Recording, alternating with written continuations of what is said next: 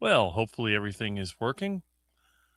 My live hasn't come up on my other computer yet, so we're going to wait on that just a second. There we go. Okay, so it is working. And as you can see, we have a slightly different background than usual.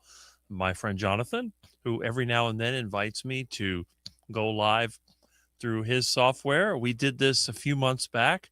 And one of the great things that happened was I got to meet somebody new, which I haven't seen lately, but his name is Lou. And he's a guy that's in his 60s, but looks like he's in his 40s and was doing the sustainable carnivore lifestyle similar to me. And we're going to see if we maybe we'll meet some more interesting people here because unlike my normal way, which is using my computer and some pretty basic open source software. We're using Jonathan's StreamYard. Now, I can't put a lot of my old fashioned stuff in here because my computer is a little bit limited. And when I try to run StreamYard at the same time that I run OBS, my computer will do some really strange things. And that's even before my assistant, Mr. Milton, comes in to help me out. And I can see that Jonathan has made a sort of Miami Vice background. There's a 68 Charger down here, and over there is what looks like Milton's tail. So things are doing quite well. But anyway, I just wanted to say good morning to everyone. And I'm looking at some of the comments here. Now, it looks like YouTube played a little game with some of the comments because I know that Wendy, I think, had made the first comment, but looks like YouTube, well, actually, yeah, it took it away. So Thomas, I believe, is going to be the first comment. Well, let me scroll down all the way. What I'm going to do, I'm going to put my comments live on my YouTube screen, which is up on the TV. And then on this one, I'm going to go through the comments like I normally do. And I guess no one has complained about the audio or any other problems. And I see my usual friends are here, which is really good. And I appreciate that. So, anyway, let me go to the comments. Now, again, this will be a little different. We won't be using the usual scenes, but the first comment that I have here is from our friend Thomas. Just wanted to say hello, everyone. I will be working until 11, so I will try to make it. Well, I'm glad that you had sort of chimed in and said hello, and I really appreciate that. And then I made this comment over here. And let's see, Brian Dish is the next comment. Good morning, Rick and Jonathan. Now, my understanding is that Jonathan is at the gym or on his way to the gym doing his workout. And when he gets back, he will drop in and he will be over there or here or wherever he wants to be. Because in my part of the carnivore world, I always default to whatever Jonathan wants to do. And that's kind of the way that I like to do things. I don't want to get Jonathan mad. Anyway, and we have Manda the carnivore has dropped in. And let's see who else we have. Yes, we have a hello from her to Thomas and to Brian. And we have retired Rick, Carnivore 69. Hi, Rick and everyone. I'm down southern Illinois running coyotes at the restaurant. Now eating breakfast is how I got Wi Fi. Thumbs up. Okay. I don't know if coyote is some type of car or some type of other vehicle, or if he's talking about the animal, but I'm sure you will explain. And during the time when everybody was, let me see, hold on a second. There we go. Okay. During the time when everyone was waiting, I encourage you to check out our friend Dan's channel, and he's over there doing a rather interesting monologue. And there is Mike Seeley Jr. from Tampa Bay. And here is Jonathan. Hello, folks. I'll be joining in when I can. Might be eating live on air. Well, if you are, you're not the only one that eats live on air. It's a bad habit of mine. I've eaten live on air many, many, many times. It's part of my, as Mitch would say, shtick. I'm eating. You might find me catch me eating raw meat or eating an iguana or eating some heart attack chicken or one of the other things that I love to eat because that's just the way that I am. My first comment got deleted as usual. You, Bart, DC, and Grandma are the few I have notifications on for. Well, I'm glad that I do. I wish that Grandma would have more daytime videos. I cannot stay up that late. I go to bed around 10:30. There's no way by the time that I have to clean up put stuff away, get ready for bed. I start the getting ready process at 9 o'clock. Make sure the tools are put away, make sure that there's nothing, make sure that the, let's say, the water heater is not burning, all the other things that go on.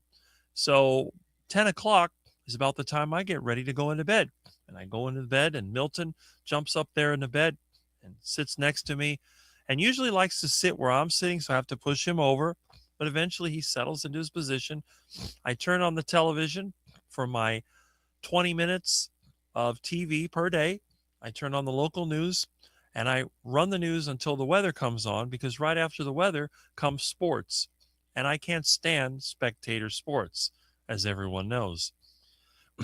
I have a reputation for being the only person who gets bored in a sports stadium. I find that I would rather sit in a church with the most boring sermon possible than sit in a sports stadium, because I always tell everybody, why would I give time to someone who doesn't know that I exist and doesn't care and makes a lot more money than I ever will? For what purpose? I'd rather spend time with my friends, with people that I know, people that I might meet, and people that are appreciative. That's just the way I am, but that's me. Okay, so let's see. A YouTube. Yep, YouTube is always messing up. I hope you like the layout, Rick. Well, there we go. I do, Jonathan. I think it's kind of cute. It's got that sort of 1980s Miami thing with the black tail that is ready, telling me the black menace is ready to attack. Yep, that is correct. All right, let's see. And there's Mike Seeley Sr. With a good morning. And I had to say good morning from Brushfire Central. And let's see who else we have. We have a good morning to Milton. Well, Milton hasn't appeared yet. There's Mannix Gaming from the Philippines. And when Milton does appear, you'll know it. And there's Bacon Runner. Hi, Rick and Jonathan. Well, hello from Rick. And Jonathan will be saying hello, I'm sure, when he arrives. And we have a good morning from Brian Airy, 258. And we have another good morning from Bacon Runner. And we have all the good mornings, which are really good because it goes to show that everybody is recognizing when others are here. Now, there's about 5 people that used to come in regularly that I haven't seen anymore. They're probably busy. They might be working. They might be hunting. They might be working out. Who knows? But there's plenty of time, and hopefully everyone will drop in. Now, today's show format, and there's Smoothie 420, is a little different than usual. On my show, it's all about comedy. Generally, I like to make fun of things, just the way that I am. And I'm very tolerant when it comes to who comes in.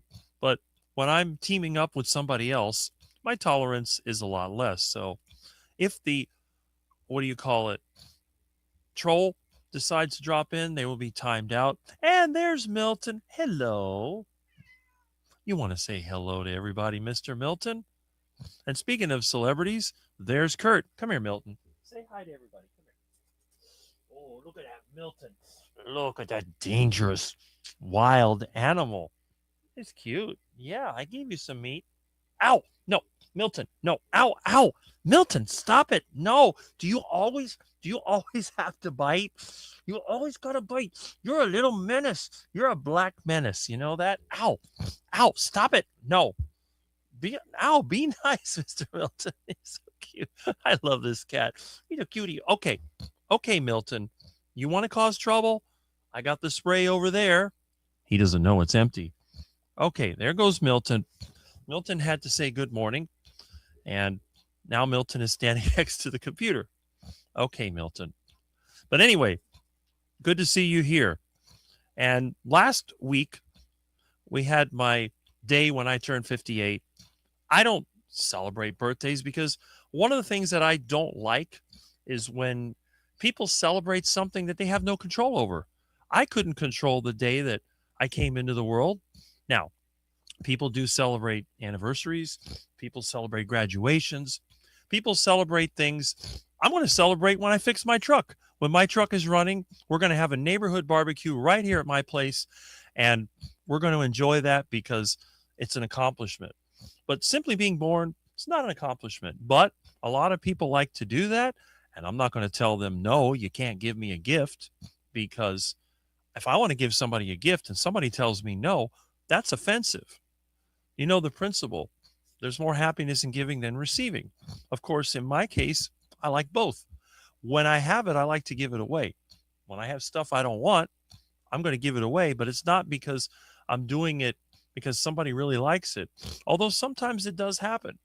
Once in a while, when I do a clean out, I'll find something, and a friend of mine wanted something, and it's right there. But it's usually not in the greatest of condition. So I'll take it apart, I'll clean it, paint it, do a restoration. I'll get it in the best condition possible. It was like a friend of mine, he wanted a telephone really badly, like the one that I have. And I found this one when I was doing a clean out. It was kind of scratched up and moldy and dirty. So I wasn't going to go, here, I found this, it's yours. I thought, you know what?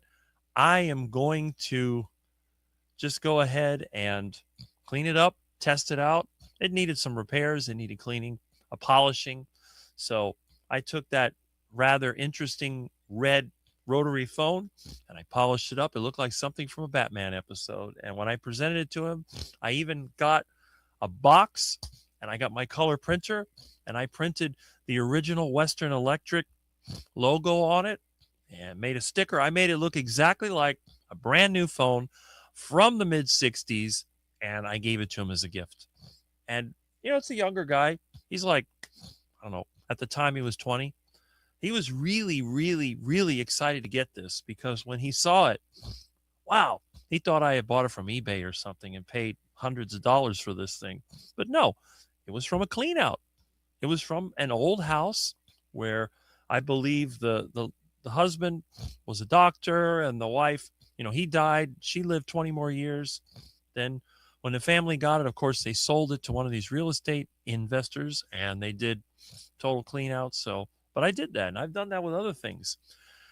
I've had various tools and equipment that I've found. I had somebody that wanted badly some cast iron cookware and we're all rusty, but I was able to clean it up and get it into good shape. Now, once in a while, you get somebody that wants something that's old. They want to have that so-called patina, or as I call it, it's falling apart and it's old, but I'll do that too. But when I can give somebody something that they really like, it makes me happy because number one, I don't have to trip over it anymore. And number two, the experience that somebody has, you can see, especially people that are younger, that are starting out, and they would love to have an opportunity to try to do something. That's a good thing. So anyway, let me go ahead and let's get back to the comments before they get away from me. It doesn't take long. And good morning to Kurt. And let's see. So we have our good mornings going on here. I'm going to try to, fixing to take four-legged fur baby for a walk. Well, there you go. Oh, what is this? There's Jonathan. Hello. Hey. How you doing? I'm good. Let me get my audio here. Hold on. Perfect. Okay. How's my audio doing? You sound great. That's right. Yeah. Just got back from workout? Yeah, just got back a few minutes ago. I'm glad I actually made it on this time. I was thinking I'd be here at like 2. So yeah, I'm bang on the schedule for me, which is good. Yeah, how's your morning going? So far, so good. I'm just doing the usual, trying to keep up with the comments, but and keeping an eye out. Chance today. Make sure that the trolls don't pop in because they do love to disrupt the live stream. Yeah, we got rid of one, I think, recently. I don't know. There was talks about someone who was a bit sexist or something, or derogatory towards women. So I think I just dealt with that. Yeah. There you go. Zooming in the camera. Yes, you can actually see me. I'll make myself the same size as you, but my chair isn't that wide, so I look a bit weird on it. I look like a giant. So. Well, the thing is, you make up for the chair because in your case, you're bigger than the chair, and I'm like skinny. So. Yeah. Well, it all works, doesn't it? Yeah. All right. We're a quarter of an hour in. We missed anything yet? Well, let's see. Let me go back to the comments. hold on. It takes me a little time to get used to this again because I'm usually doing it off of the PC. But I can't run OBS and StreamYard at the same time or my computer crashes. Yeah, that's the problem I had with my old computer. The second problem you might have is if you're running OBS and you don't pause, stop, disconnect your microphone that is running through OBS, you can't run it through StreamYard. So you have to use OBS purely as video, then have your microphone set up through its own separate link or whatever. That's right. Yeah, I discovered that too. And then the other thing is, even in OBS itself, when I switch scenes, I have to make sure that I don't go directly from one camera to the other because it'll hold on to one and I change the settings. But in StreamYard, the video will start to get choppy and then it will stop because I don't have enough memory. I'm using an integrated GPU on this computer and there's not enough horsepower to do it. Yeah, excellent. I'm going to read through the little chat, but Rick's in charge today, guys. God forbid. So he's be pressing all the buttons. I can press some buttons, but I can't really type in the chat because it's like a million miles from me. But it's nice. It's nice to see all the good mornings, and then you said you were incoming, so that's good. Yeah, we're looking through now. It's 69 people in our live. Well, 66 now. It's been going up. Remember the first time that we did a live years ago? There weren't that many. Yeah, I mean, I used to run at about 15 people for a bit. The most I've ever done in a live stream, granted not my channel mostly, but was with Dr. Chafee, and that was over 1,000. Mm-hmm. Yeah. You know, it's interesting, too. It's probably been almost 4 years since I was interviewed by Dr. Chafee. No one ever calls me back. Once they interview me once, I guess that's enough for them for life. It's like their, what do you call it, obligatory sort of like interview the 40-year-old carnivore kind of thing. But it's like, this person's still here and they're still doing it a year down the line sort of thing. So, I don't think you get enough credit. I mean, you'd obviously from our community online, like all the people saying good morning here and stuff, but in terms of like the actual numbers you see on the screen, it can be a bit, it's not an accurate representation of the following you have, I think in my opinion. I think you're right, but I know that I'm not the kind of person that appeals to everyone. I'm the opposite of what a lot of people want to be. A lot of people, they'd like to, well, the way you look, the way that you are, being muscular, a lot of people would like to be like that. I don't think they would want to face all the challenges that you have to face, which is why I respect you the most, because I know in my case, I'm kind of a softie when it comes to if I hurt myself, I'm not going to really want to do anything. It's like if I go outside and I get hit with the velvet bean and I'm itching all over, I get really, really upset and it's impossible for me to do anything constructive. But in your case, you have found a way to continue on with your life instead of just giving up, which most people would do. So that's why I have so much respect for you. Cheers, Rick. Yeah. I mean, you say that pretty much every week that you come on here, but it means equally as much every time you say that, and it keeps me motivated. So, even if I know it's obviously not just hearsay, but you saying that means an awful lot to me, honestly. I wouldn't be here if it wasn't for people like you, DC, Bart, all those people that supported me. I'm missing out names here, but if I was to make a massive list, we'll be here for hours. Yeah, certainly. I mean, like, my kind of motivation is knowing that I've got all these people betting on me to try and do well and succeed. And when I actually left university, I had a little group chat, like a discussion, like, who's the most likely here to be successful? And I'm not anything super unique in terms of I'm not a world genius at everything. I'm not Einstein. I'm not Mr. Olympia. I'm me. But everyone there said, in that group, yeah, you're the most likely to be successful. But it wasn't because of what I achieved in university. It's because of my mindset towards things. And I kind of think that you can't. It's one of my mantras. It's got a million of them, but you can't become the flame without going through the fire. So you have to understand everything in life that you want to achieve, especially if it's meaningful. or if it's something which is out of the ordinary, it doesn't just come to you. Do you think Dr. Chafee just put his video on one day and thought, oh, I'm gonna hit a record and say plants trying to kill you? No, that's taken work. It's taken him pure work to get millions of following. So you have to, you can't just take, you have to give out a bit to take a bit. And I think in life you should take what you need, and just anything else like that you want is just a bonus, really. So yeah. Well, that's the thing. And I think a lot of times people, they get into the space and then they see an opportunity where they can, let's say, enrich themselves or make themselves feel more important. And that always bothers me, because one of the things that I really hate is discrimination. And I've said it many, many times. When somebody takes advantage of a situation and then they promote themselves and then they try to make others feel bad. I don't understand the point of that, because it's like a lot of people tell me, the first thing they say, I'm a Christian. And when they say that, I get very scared, because I go, uh-oh, what is this person trying to sell me? They have to express the things that are good about them, or I've done this, or I've accomplished this, or whatever, instead of letting you decide when you see the person. That's the thing. Yeah, I think it's a tough line we all follow, because Rick, you're one of the most intelligent people I know.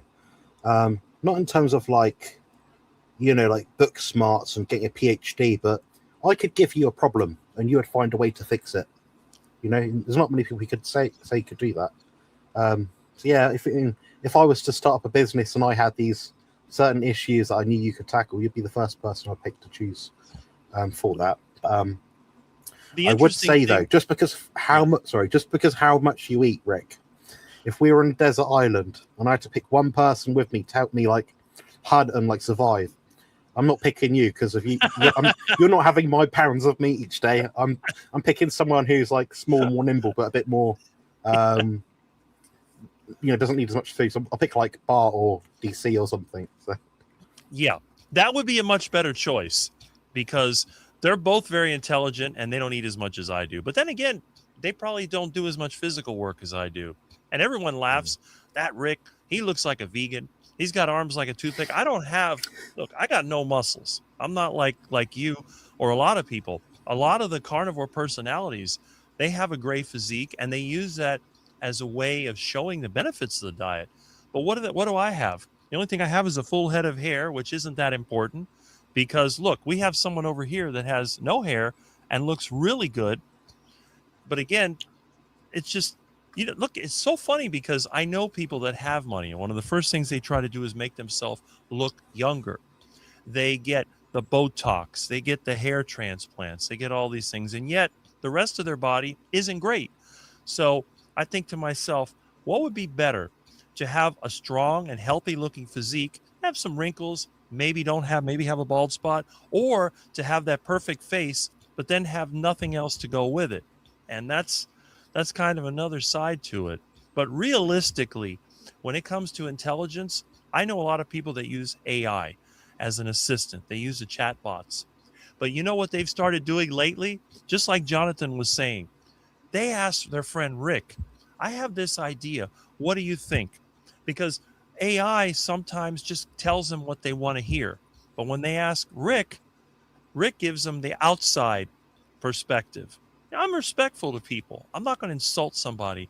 But when they think about something like, well, there's a way that I can get salt water without having to spend energy, then I tell them, well, laws of thermodynamics, they say otherwise. So they need a little dose of reality along with the perspective from a human being, because even though artificial intelligence can do a lot of things, it's a great tool. We can use it to make backgrounds, make videos. We can use it to organize our thoughts, organize data, but it can never replace what's in here. And the thing is, it takes a lot more power to do what this does. This is only 20 watts of power. But what does it take to run an AI data center? It's a lot of power. To have a conversation, it costs a bottle of water. Exactly. Every time you're sat there, you're typing in, "Oh, is meat bad for you?" and all these like low tier questions. that's just cost a bottle of water pretty much. So just to cool down the the cloud systems, the generators and stuff. And an interesting thing, I've been doing a test. I've been using the Google Lens feature with the Gemini to try to identify plants around my yard. And do you realize it's been wrong 50% of the time? So this high-tech AI infrastructure can't even identify a type of plant. And it all depends on the view that you get, which parts you get. And yet you could give me a fragment of a leaf and I have an 80% identification rate when it comes to plants. We human beings are really good at identifying persons and places, different species. We can do things that AI will never be able to do because we have that innate ability. And I think the trick is letting the AI do the things that are tedious, repetitive, and we just supervise it. I think that's the trick. And you do that a lot on your channel. You rely a lot on the AI creation, but you're the one behind it. And that's the reason why it's actually informative and beneficial. Yeah. So, for example, if I'm to create a YouTube video description, yeah, a lot of the time it's AI, but I sort of have to feed that information into it so it's relevant to what I'm trying to say. I also adjudicate and check the references within that video. So if I say pull up these studies, I might have an idea of what the study is or roughly when it was made, something like that. What's that study?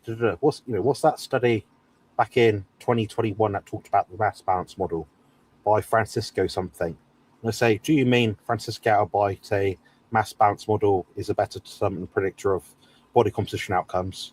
Yeah, that's it. Oh, there's the link. Okay, copy, paste, done.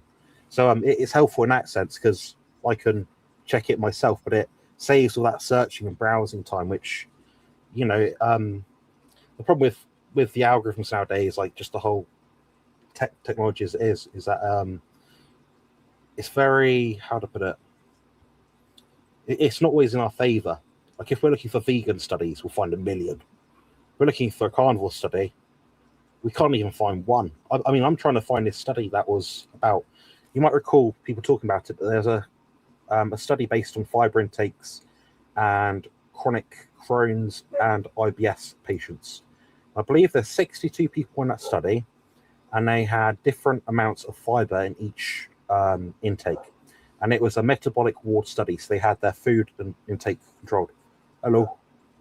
So they had the food intake sort of measured and checked, sort of things. That, yeah, they could say, oh yeah, you're eating 0, 15, 30, 45 grams of fiber a day. And you try and find that, it's hard work. Really hard work. So yeah. Well, that's true. And the thing is, the narrative, whatever the popular narrative is always going to be in the forefront. So whatever's the latest news story or whatever's the latest study, they all repeat each other. It's like parrots. One copies the other. But when you try to find an opposing view, you may have to dig through. It's like me digging through a dumpster looking for something that somebody threw out. It's a lot of work.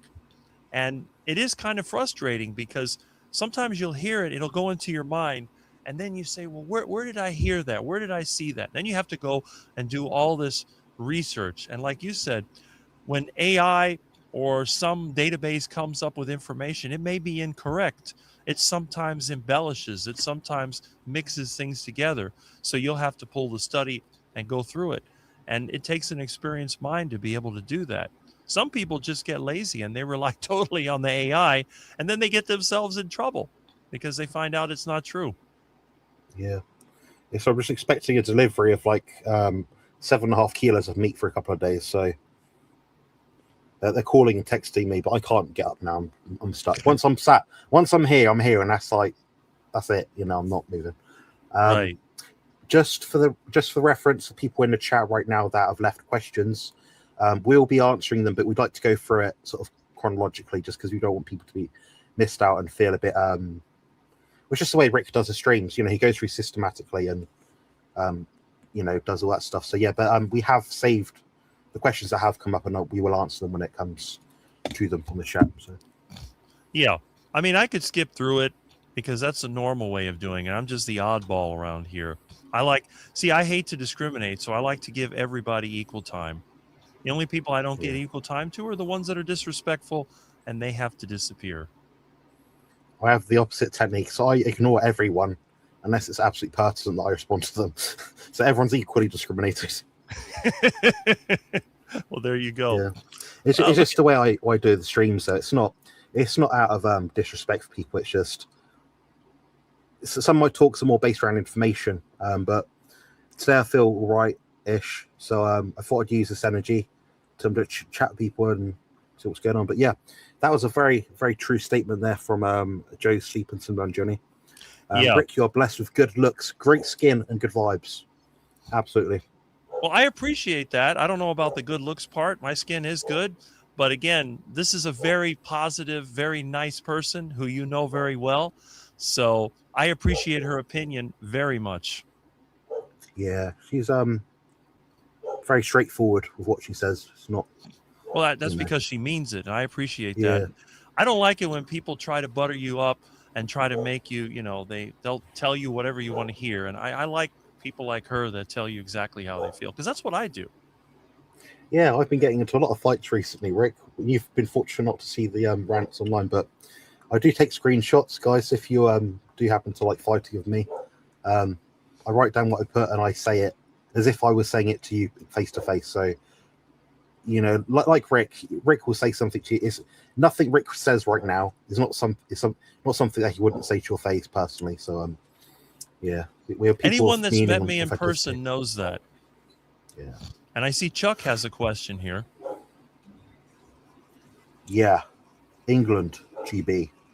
I'm in the Bournemouth, Dorset area. So if you're to look at England on the map, pretty much straight down the middle at the very bottom, above the little island, which is called the Isle of Wight. That's where I'm from.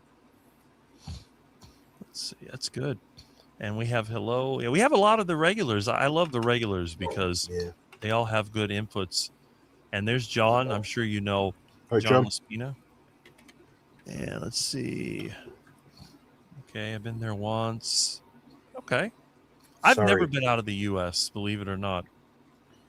Yeah, Rick, if I had a load of money, I'd import you for a bit. Help me with some stuff. If I have when I move and I have a decent place to live and I have some money, I'll bring you here to Florida. I'm sure you'll enjoy being here.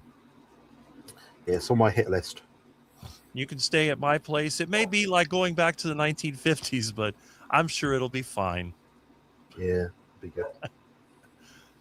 Oh, that's the other thing. You had the Great British Meetup. I know that's why I didn't see you much last week. So I hope that was a success. I hope that you had a good experience. It was everything I thought it'd be, plus more. It depends who you are, like what you're going for. The criticisms, or when I say criticisms, I don't mean like it was terrible. But what people said last year was that there wasn't much time to chat with me and the other sort of speakers throughout the event. So this event, there's like massive blocks of time where I could just sit there and I just had churns of people to chat to. So we had about an hour and a half interval in the middle. There's like an hour at the start, an hour or two at the end, or probably 3 hours at the end, and every block had about a 10-minute gap. So there's chance to ask questions if it's quite a personal sort of query. So yeah, that's great. Let's see, did I catch up or did I? No, I guess I did catch up. That's a miracle. We've got one more question you missed. Oh, I did. For me. Okay. What do I eat in a day's time? In a day's time, I'll be eating a lot less than I'm eating today because I'm doing a steep fat loss phase. We're going to push for more conditioning this next competition, which is on the 12th of July. So that means just be leaner. It changes all the time. But if I was to say what I'm eating most days, about 1.2 to 1.6 kilos of meat. At the moment, it tends to be leaner because I'm trying to lose body fat. I usually have some eggs, 4 to maybe 8 eggs a day, based on what my nutrient requirements are that day or my guidelines are that day. A supplement with bone broth, which I have as a drink with each meal, salt, butter. I make carnivore jelly sometimes. Sometimes I don't. Sometimes I make carnivore ice cream. So I'm a bit like Rick. I'll eat multiple meals per day, mixed animal foods. I do include dairy, I eat things I tolerate. If I don't like it, I don't eat it. So really simple approach, like Rick, I guess. Rick, what are you eating at the moment, like nowadays? Like what you can afford, I guess, or Well, my diet got a boost because last week I had gifts of so much delicious meats. So I'm having some beef every day, about a pound to 2 pounds, depending on. I don't want to eat it all up, and I'm still having the pork and chicken. So I generally eat about 4 to 6 pounds of some type of meat per day, and I'm eating 6 eggs a day. I have about 4 ounces of cheese, and I usually have about a cup of homemade yogurt. And that's pretty much my whole diet. And for somebody as skinny as me, everyone's like, "You're going to eat all that?" I mean, I'm having a big old bowl of heart attack chicken. My friend comes over. He said, "Oh, what is that?" I said, "That's lunch." "You eat all yeah, that for lunch?" "Yes. It's 58 cents a pound. I can't go wrong with that." "And how do you cook it?" yeah. "It's deep fried in lard, of course." The one I get is you. I know you probably get the same. Oh, Rick, you have yogurt. That's got carbs in it. You're not worried about getting diabetic. Do you think this guy's diabetic? Look at him. He needs more food altogether. Well, It's that's the thing. diabetes is the last thing you're probably worried about with your health. You know that out of all the people I know, in fact, I was actually watching. I like Joe and Rachel, the Two Crazy Ketos channel, and Rachel was talking about her dental issues. She had to have fillings and all that in her mouth, and I'm thinking to myself, I haven't been to a dentist since 1986. And people say, well, you should go for a checkup. Like, why? My teeth don't hurt. It's like all the people that they were overweight, they were metabolically damaged, and now they have to do the fasting and the one meal a day. They have to go days without eating. I don't do that because, I mean, I'm not a bodybuilder like this man over here, but I do work hard. I pick up heavy objects. I go up and down ladders. I move around a lot. I sometimes bike for 15 miles. I'm always on the move. So even though I'm 58, I'm not the typical 58-year-old. So then they tell me you should eat only one meal a day. It doesn't make sense. 3 meals a day works for me. I've tried. I tried the one meal a day. And the thing is, it made me lazy and it messed up with my mind. I just didn't have the normal motivation. It's like I didn't care anymore. I'd get a little bit, I'd work and I sit down, I'll deal with it tomorrow. It get like the mañana thing. It's like in Latin America, you have your nap in the middle of the day. And I think a lot of it's because they eat carbohydrates all the time. Plus, it's hot. So they'll work, they'll take a siesta, and then they'll work some more. And that's kind of what happens when I try to hit the one meal a day. So I like the 3 meals a day. I get up in the morning, I have my breakfast, and then when I'm working, I like to have, I don't want to load myself with food. I don't want to eat so much food that I'm going to have to fall asleep. If I try to cram 4 pounds of meat in one meal, I'm going to be dead for 2 hours. So instead, 1 or 2 pounds of meat along with maybe eggs or whatever. And that's it. It's very simple. It's easy to prepare. It's a relatively light meal. And I think for a normal person, that'd be a heavy meal. But when you're 6'6" and you only weigh 195 pounds, I think a little extra food is actually a good thing. Yeah, I've always said it's based on your meal frequency. It's obviously individual. Like you don't have to do a guideline amount that I might say, but it tends to be based on the amount of food that you have to eat. If you have to eat a lot of food, you're going to need more opportunities to eat. Or if you're a really good hunter, you just eat all the time. Just don't get fat, I guess. Exactly. Yeah. I'm going to find some photos on my phone, then I'll chuck them on the screen from the meetup, so on the competition.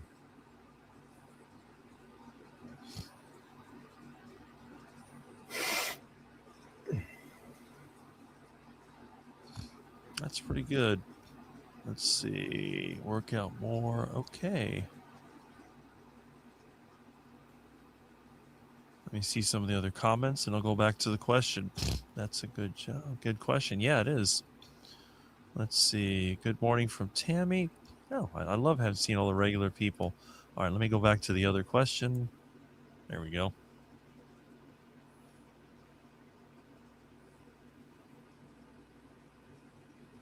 You have to work out more. No, I actually work out probably less, if anything. my thought process is that if I'm trying to build muscle, what's going to retain it when I'm trying to lose fat will be the same thing.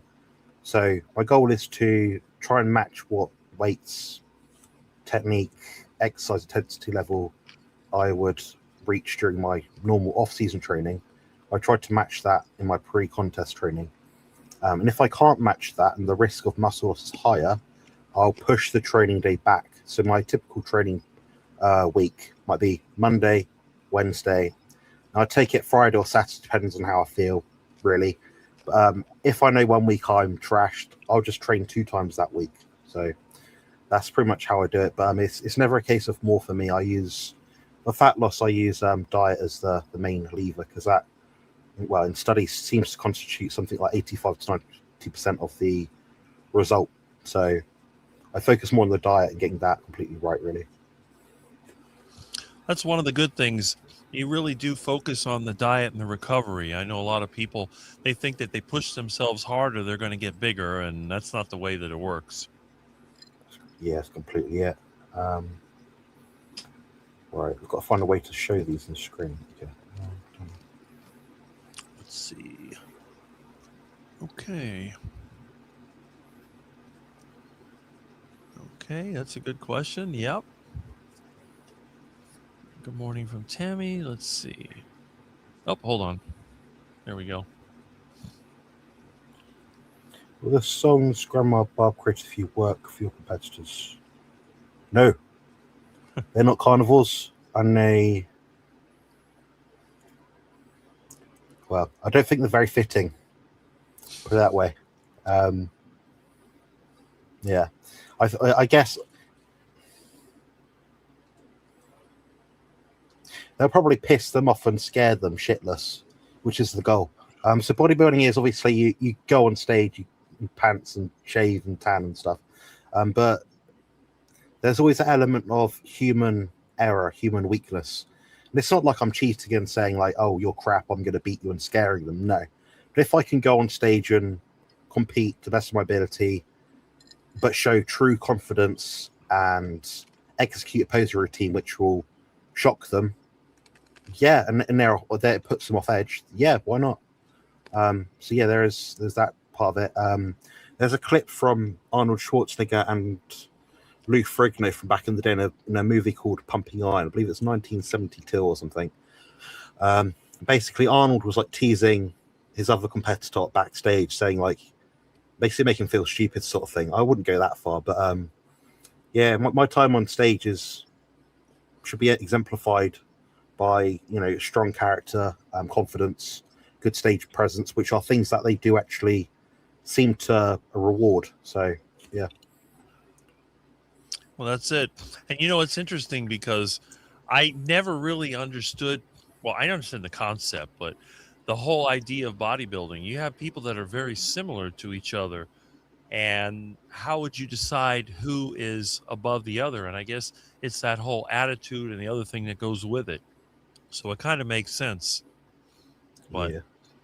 I mean, it's hard as a human. It's hard to vote for someone if they're not showing confidence, if they're not authentic, if they don't feel like they feel themselves they're a winner. But if you walk on stage and you're confident in your abilities and your physique, your preparation, then yeah, you should show it. You should be smiling and happy, and you know, hit the poses strong, stuff like that. So right. Yeah, that's human nature. Heart Attack Chicken. Yeah, Chuck, I have to say, I love Heart Attack Chicken, and I have it almost every day. My work, okay. I get some good comments here, I can tell you that. I'm listening from bed. Oh, there we go. That's a question for me. What do you know? Rick, excellent. You need to know people do fasting for other reasons. Even eating only meat and eggs, I have joint pain. When I don't eat at all for more than 24 hours, my joint pain disappears. Yeah, that's true. But you see, Amy, like most people, you've had a background where you had these problems. But for me, I've avoided all those problems. So that's like a person that, like I was saying before, had dental issues. They have to be careful what they eat. They can't just chomp in a piece of meat like I would, because they have these injuries they have to deal with. And physical injuries, they never totally go away. I'm sure it's the same thing with all the metabolic injuries. If you've got the joint pain, you have that scarring going on. You may be able to get away from it, but you never get rid of it. I think it's like a scar. Once the damage is done, it's always going to be visible somewhere, or there's some evidence of it. So you may have to modify your lifestyle to work around it. That's what I'm thinking about that. I'll give a bit of an insight of this. With every additional hour that you're fasted, i.e., not eating at all, your cortisol level will increase. And what does cortisol level do? Think back to like primary school, secondary school. It is a stress hormone. It is a hormone released in response to a stress. Now, stress doesn't always mean bad. It's when that stress becomes a distress to the human body. That's when you're sort of saying, okay, I scratched my head because it was itchy. That's a bit stressful. Now, if I keep scratching it, that's a distress because I'm going beyond what my body's desire is for a certain response. So when you're fasting, you stimulate things like AMPK and various other catabolic processes in the body. And what you'll find is your nervous system will become more attuned. So you might notice that your hearing improves, your eyesight improves, your pupils, dilate, your blood vessels will constrict, and that will have a pain inhibition effect. The same way something like caffeine might. So people drink coffee. Oh, it's a mild pain relief sort of thing, because all those things are working in tandem to allow you to keep on. And theoretically, if you're looking back to ancestral times, they allow you to pursue the hunt. Now, if you're tired and sluggish because you've eaten loads of food, you're not going to want to pursue the hunt. You're going to feel more settled and kind of in pain, sort of thing. So there's that element as well. I think fasting is a brilliant tool. I think people should worry about that when they need to use that tool. I think it's can be a distraction at times as well, because it means you're hyper focused on food, which means when you come off it, you might be more likely to sort of go off the rails, sort of thing. So it does depend. It's useful. That's why there's a built-in intermittent fasting process within most people's or carnivores' diets. That's why a carnivore isn't eating a standard 6 or 3 meals and 3 snacks per day. They're eating 2, maybe 3 meals. They've got a longer time between each feeding to relax the body and calm the central nervous system. Shall I chuck on some pictures? I think I found a way to do it. Yeah.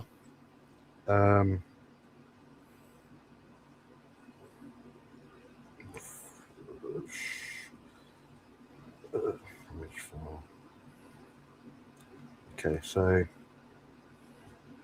when it loads, might take a minute. No, it's not letting me do it. Fuck you. Okay, I'm going to share screen so it'll be easier.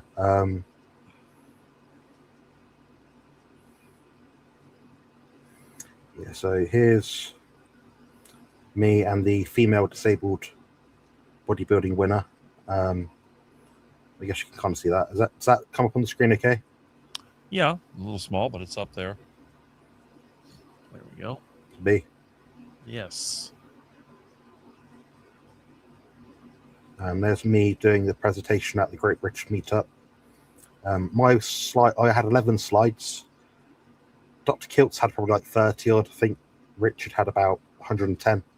I was just rambling the whole time. Rick, you would have loved it. I don't really know what I was saying. I think I just went autopilot. Here we've got this one. I won the gold trophy. Might be a way to full screen this. There probably is a button somewhere, but I wouldn't stress too much.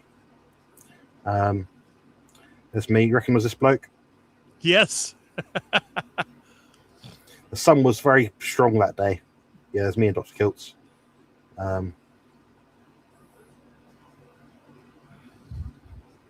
Yeah, me again. Mm-hmm. Oh, a bit too close there. And this one is a new client of mine, Wendy.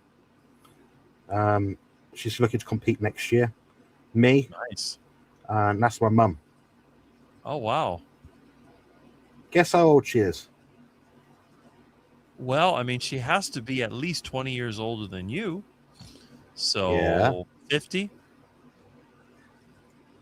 She'll like that.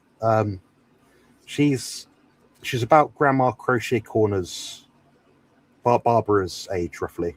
No, really? Yeah. Why does she look so good? She's been an aesthetician and beautician for like her whole life, pretty much. She's always Okay. taking care of herself. She's never been really overweight or anything. She's not like you. She's not like an exercise person. Right. She just just doesn't overeat. Yeah, there's some photos anyway. So Well, that also proves you don't have to be extreme. You don't have to be out there constantly working out and trying to eat the optimal diet and then using all of these so-called health hacks and all of these supplements and all this other stuff and still look healthy. I think that they have conditioned us to accept that when you're over 50, you start falling apart. And really, I think it would be more like in your 70s when you would really start to aging if you were a healthy person. yeah, it's what I do isn't longevity promoting. It's I want to do what I want to do, and I want to do it really well promoting. So, yeah, I mean, what I promote to other people, you'll notice on my channel, I don't say this is how you do bodybuilding stuff, and these are the things you need to take. And I say, I'll say, this is the blood work you need to do. These are some useful supplements you might find help you if you're exercising. This is safe training principles, stuff like that. So I don't promote what I do, but if someone does approach me and they want to know how I'm doing it, I'll be open and transparent and say at least how they might be able to do something similar. So. Mm-hmm. Well, that's the thing. But I do know that there's a lot of YouTube channels and they use clickbait. And the first thing they try to do, they say, oh, you have to, this special vegetable or this special supplement or this special exercise will do this. And I go, oh, not that again. But clickbait is popular. Yeah. I guess Amy's question.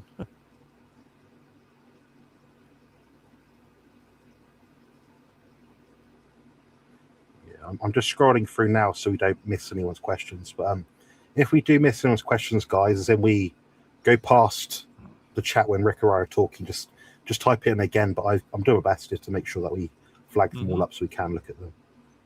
Yeah.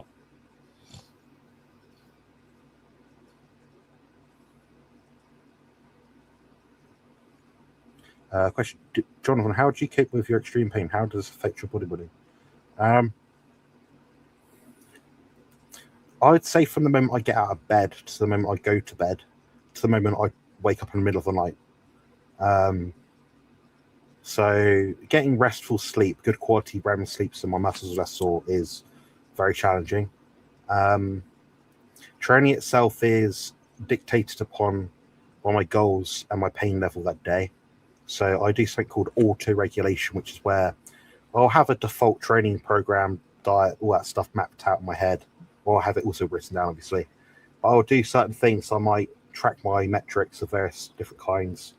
I'll take blood work regularly every 8 to 10, 12 weeks, roughly.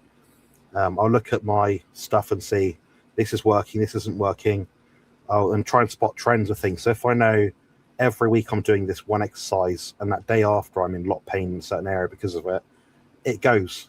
So everything I do is managed based on pain. My whole life is dictated upon by pain. If I was... My friend Liz, she's also a stick wielder. She'll take me to and from the gym most sessions, which I'm very grateful for. So we'll train, not necessarily together, but we'll train at the same sort of time. That's a great help. So it means I'm not sat in an Uber or a taxi or a bus, for example. They drive like lunatics around here, and they're quite disrespectful often, especially of young disabled people that look like me. So it's quite a mental torment at times. I do biphasic sleep, so I know for myself I can't sleep a full 8 hours straight. I often take naps throughout the day, and that's how I find a way to recover. It might not be optimal, but I'm not of the opinion that it's detrimental as long as you get enough recoverable sleep during that time. I eat a very specific focused diet that maximizes my recovery, reduces inflammation, take a bunch of supplements, which I'm open about, which are helpful to me. But if they're not helpful, they go out and I'll stop taking them. Yeah, I mean, if you had any more specific questions about that, let me know. I'll be happy to answer if I can. That's good. Let's see. Okay. Yeah, I mean, everybody has their challenges. Yeah, it's cortisol related. That's true. But that's why our experiences are so important. There's no way somebody like me could offer any help to somebody that has these issues because I haven't experienced them and I'm not trained in these issues. Now, if your Bobcat broke down or your 69 Charger is giving you trouble, then yes, I consider myself to be the most qualified to answer those questions. But with other Yeah. subjects, I defer that to other people that are in a much better position than I am. Yeah, I mean, Rick, you're one of the few people I take advice from for things that aren't necessarily in your field, just because I think you would have an idea of how to understand it at least. I know you do your due diligence to make sure it's not just off the cuff sort of advice. And if you don't know, you'd say, I don't know. That's right. So, yeah, I mean, what else? What else were they saying?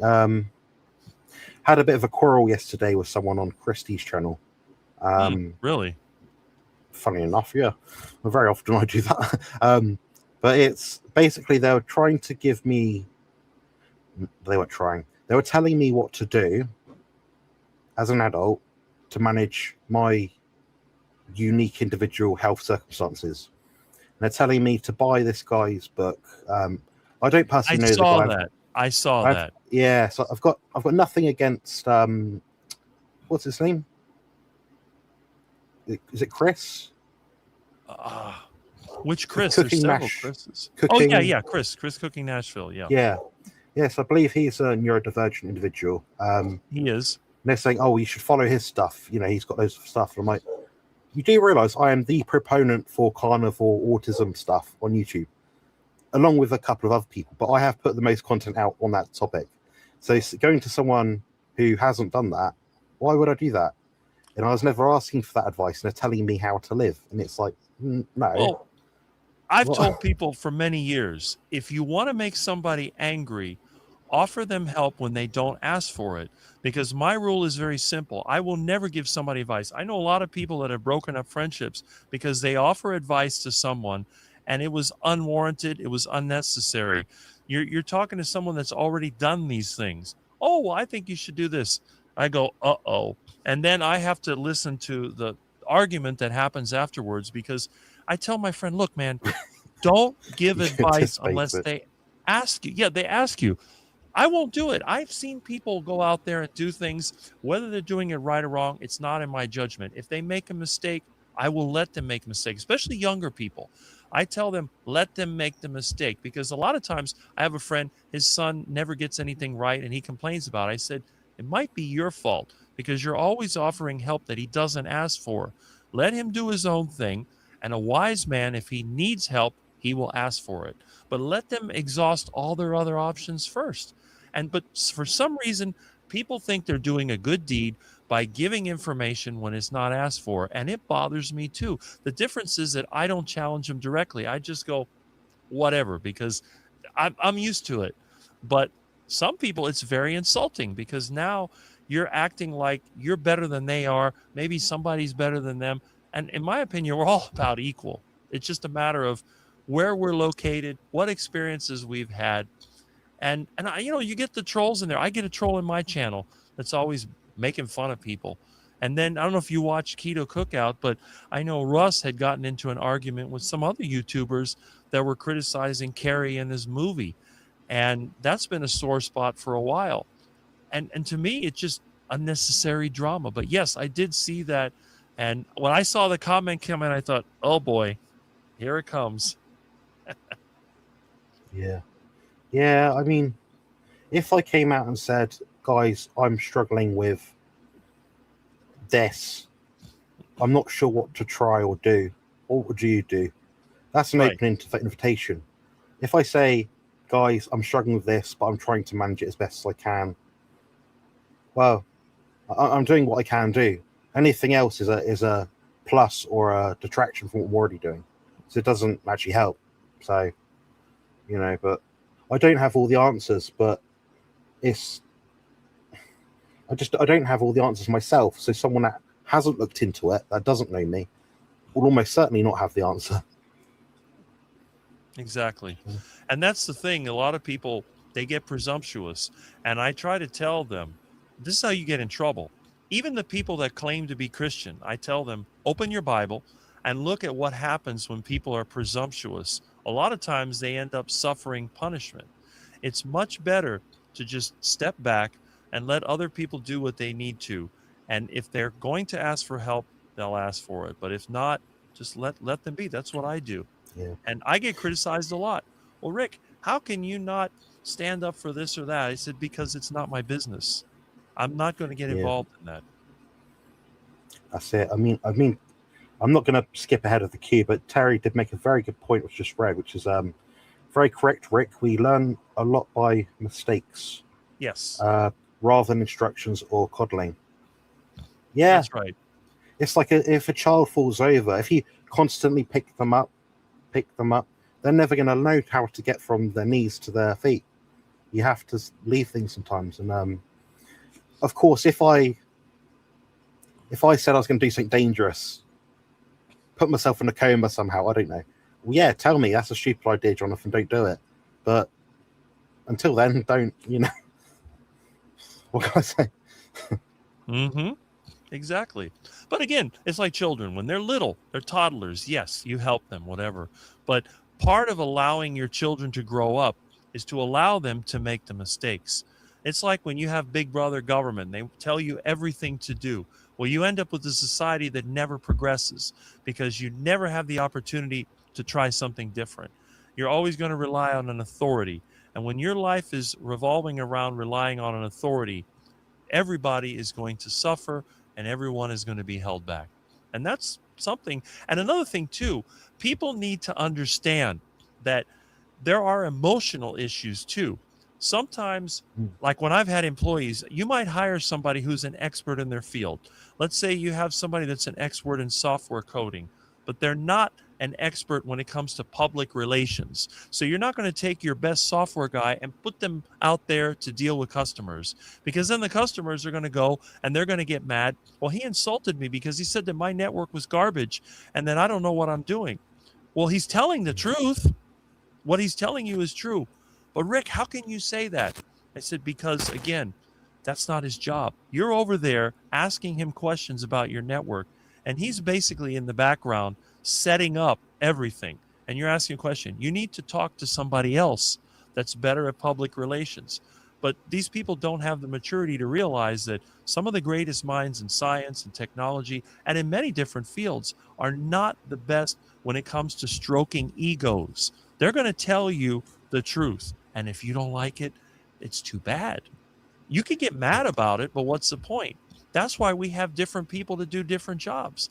That's why we don't have a one-man show in a successful business. It's true of everything. I just wish I could get that through to more people, because then they blame me for it. Well, Rick, you hired the guy and he insulted me. I want you to fire him. I'm like, no, I'm not going to fire him. He does a very good job. I can fire you as a customer. You can go to the guy down the street. Well, how can you say that? You're insulting me.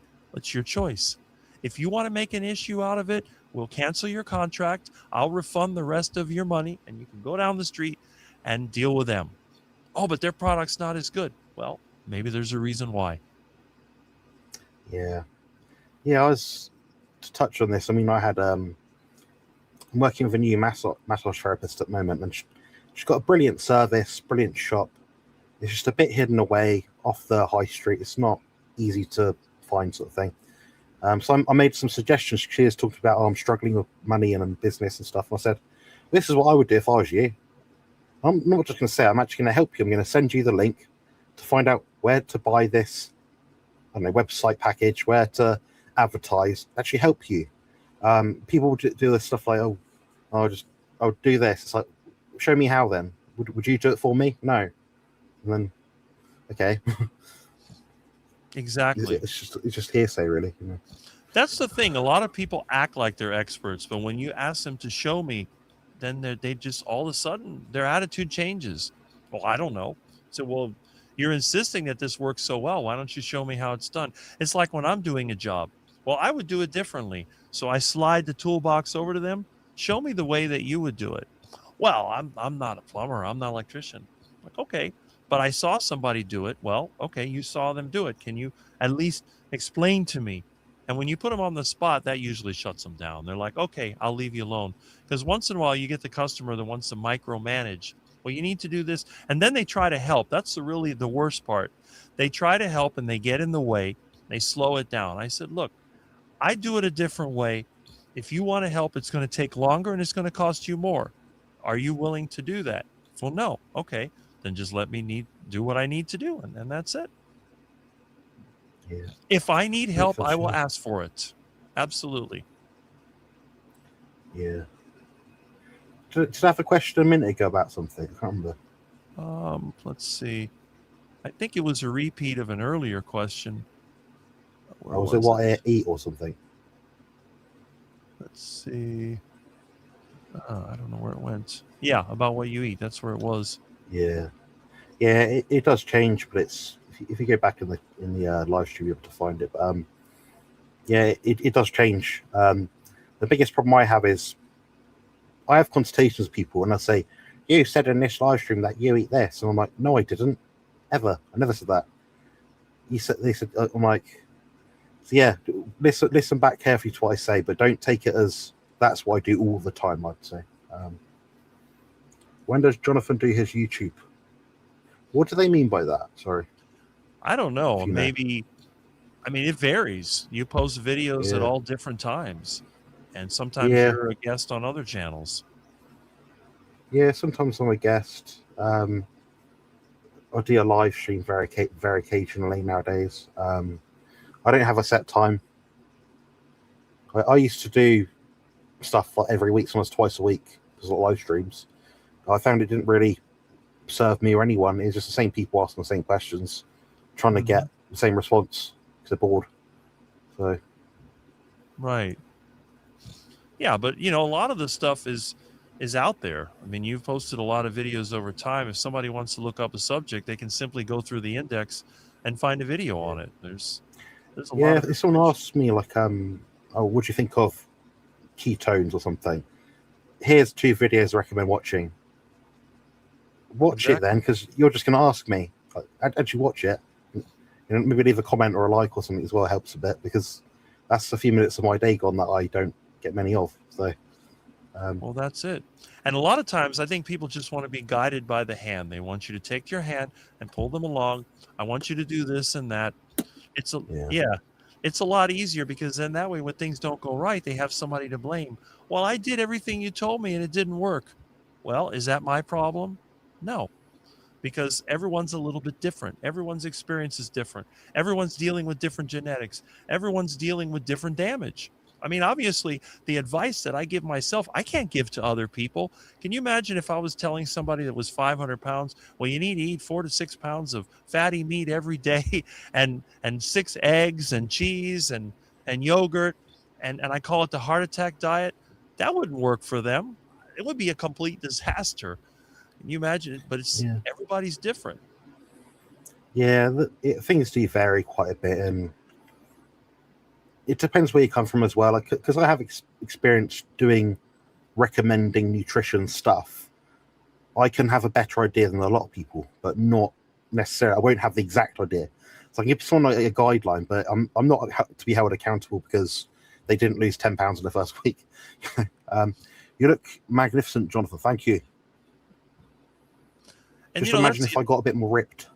Well, the thing is that ripped or not, you still look good. You look better than me. But then again, you're a bodybuilder and you're 28 years younger or something like that. So it's natural. You're not 54. Huh? You 54. 58.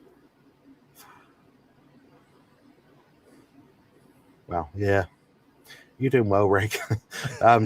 27. I'm 31 in 9 days. There you go. The 29th. So. Well, I think, for somebody that's going to be 60 in a couple of years, I think I'm doing pretty good. How many people do you know my age that don't wear glasses and don't have any chronic health issues? I'm the only person I know that's never had back pain and joint pain How many people still have all their teeth and haven't been to a dentist in 40 years? The more I look at the list, it's like it keeps getting more and more benefits.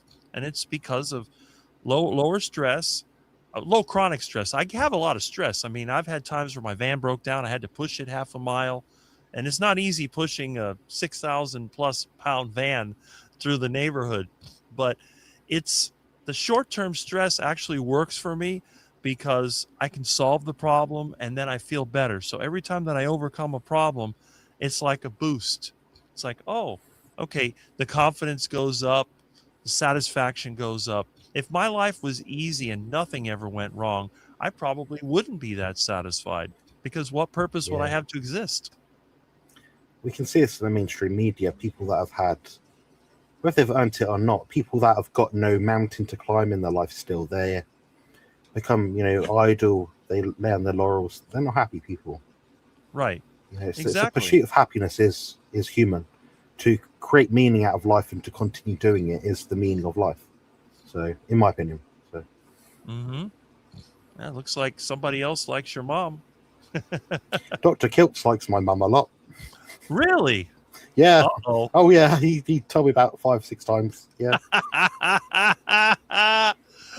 Oh, I thought, okay. Dr. Kiltz is a little rascal, I think.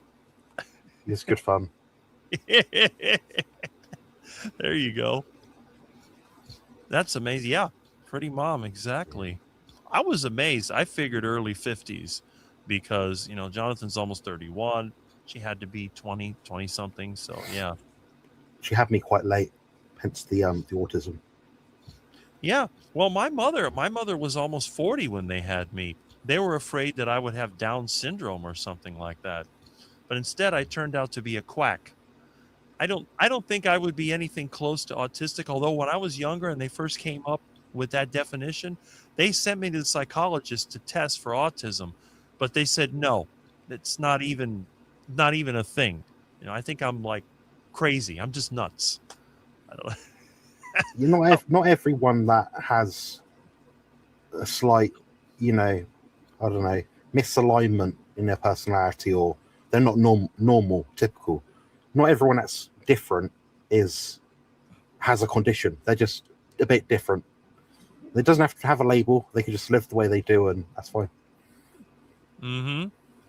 Yeah, I'm not sure what they would label me. I call myself a quack because Quack. that seems like the most logical, because I'm not even close to normal. I've never met anybody in the world that was like me. Although Dr. Kiltz, he calls me the Mr. Rogers of the carnivore space. Yeah. Yeah.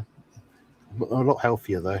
Yeah, my dad's. You've seen a picture of him before. He's 63, I believe. He looks pretty young and healthy for his age. Like, he's not overweight. He's quite slim. He looks a bit like you, if I was to say similar.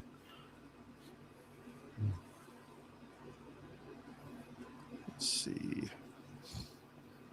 Good morning from Linda. I see all the usual faces. There's, Juliet, right? Yeah. I mentioned it to a lot of our groups, online huddles of people. So I tried to promote it as best as I can. So I'm glad there's a good amount of people here. Mm-hmm. We have a lot of really good people in the carnivore space, and I've had the pleasure of meeting a few of them in person, and they're definitely in person the same way that they would be online, just like you were saying about me. Oh, there's Peter. I got to meet him too. He's a lot taller than I thought he was. I'm the same, of course, but anyone that sees me knows that you'll see me standing up with a stick or whatever, hunched over or whatever. But if you see me for a whole day, you'll see about 80% of me will be lying down. I'll be flat. So like at the meetup, I was lying down for most of it, or a lot of it. So yeah, I know Peter had gained some weight, but he's cut back and now he's losing weight again. Oh, there we go. A question. Yeah. I take it most days, maybe 5 grams. I've heard all the arguments for and against. You got one lot of people saying, it's the most studied sports performance supplement. Other people say, it's poison made from chemicals. Another lot of saying people saying, oh, you can get enough from beef. Another lot of people saying, oh, it's helpful to supplement with it. I don't notice a difference. I think for the cost of it, if you're worried, take it. You're not going to die. I've not died. Millions of bodybuilders around the world that take it haven't died from taking it, and they don't seem to be having issues because of it. So, yeah. Yeah, it's been around for a while. If there would have been problems, it would have been out by now. Yeah, we're talking 30 odd years of use in sports or more.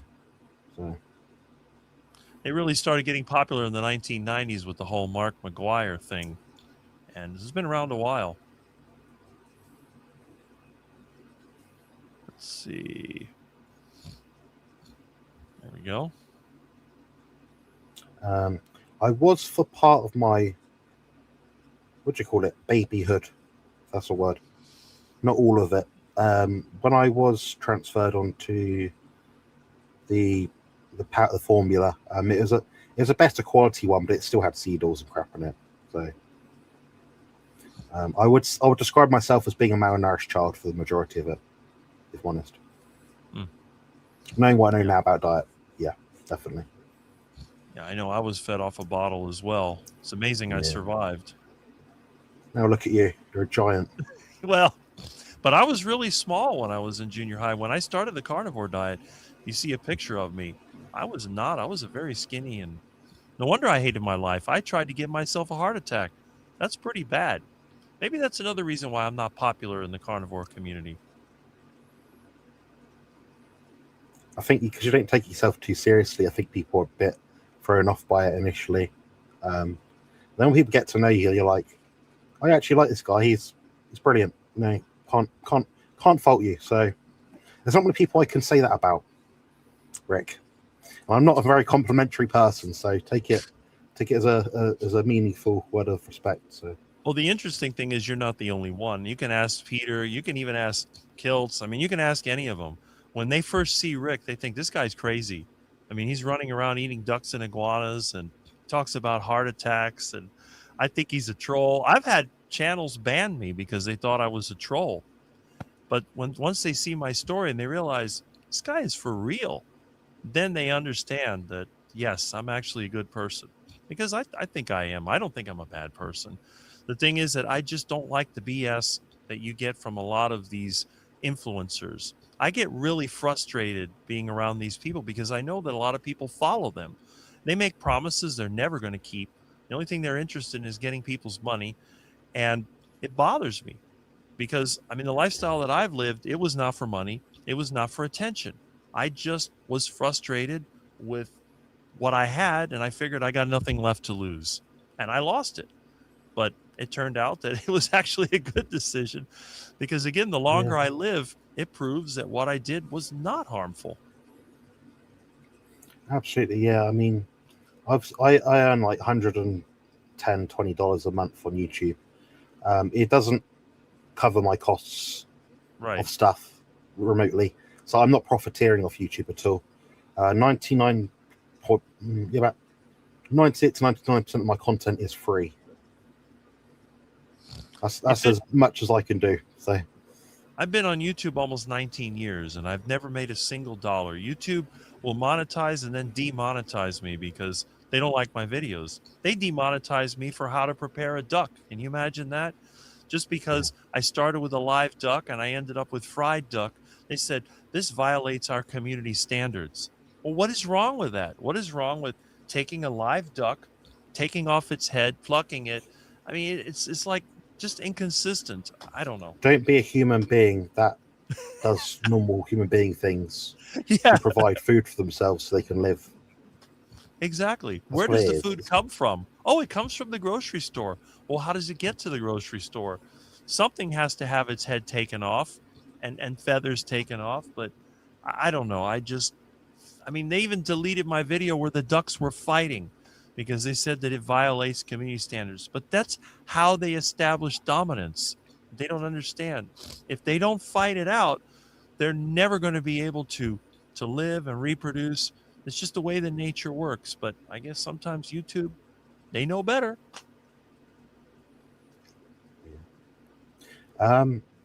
please post buy me a coffee link in the chat if you got it, Rick, or anyone else that's a moderator on either of our channel or whatever. Yeah, I'll look for it. It's here somewhere.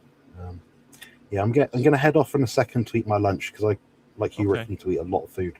But I will be back on after as quick as I can. All right. I'm just gonna whiz through and answer any questions I've got at the moment. So Terry asked, Jonathan, how old were you when you started competing? I believe I was 16 years old. So over half my lifetime ago. About half my lifetime ago. Yeah. I've won a lot of trophies. I want to win a few more though. I'm gonna need a bit more space. I've got I might take a photo, upload it at some point. But yeah, I've got 1, 2, 3. Got at least 9 trophies and about 10 medals somewhere, I think. So yeah, I want to get a few more this year, hopefully. And other than that,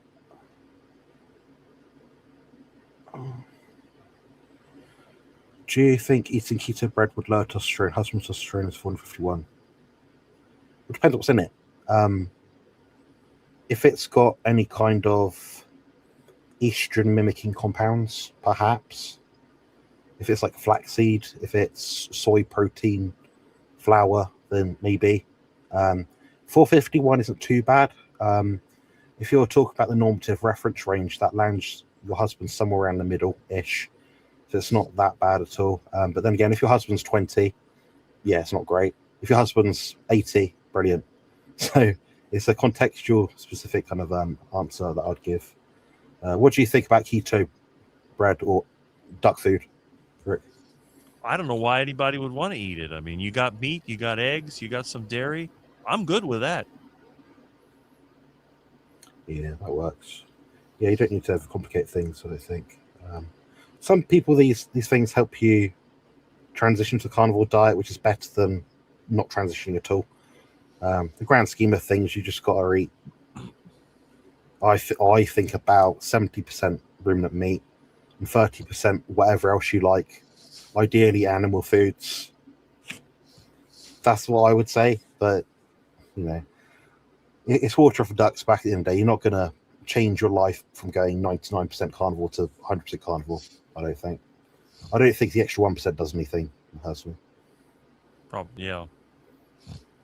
But you're right. I mean, a lot of people come from a different background, but somebody like me, I don't even like bread. To me, bread is like paper towels. I have no use for them. I use a cloth.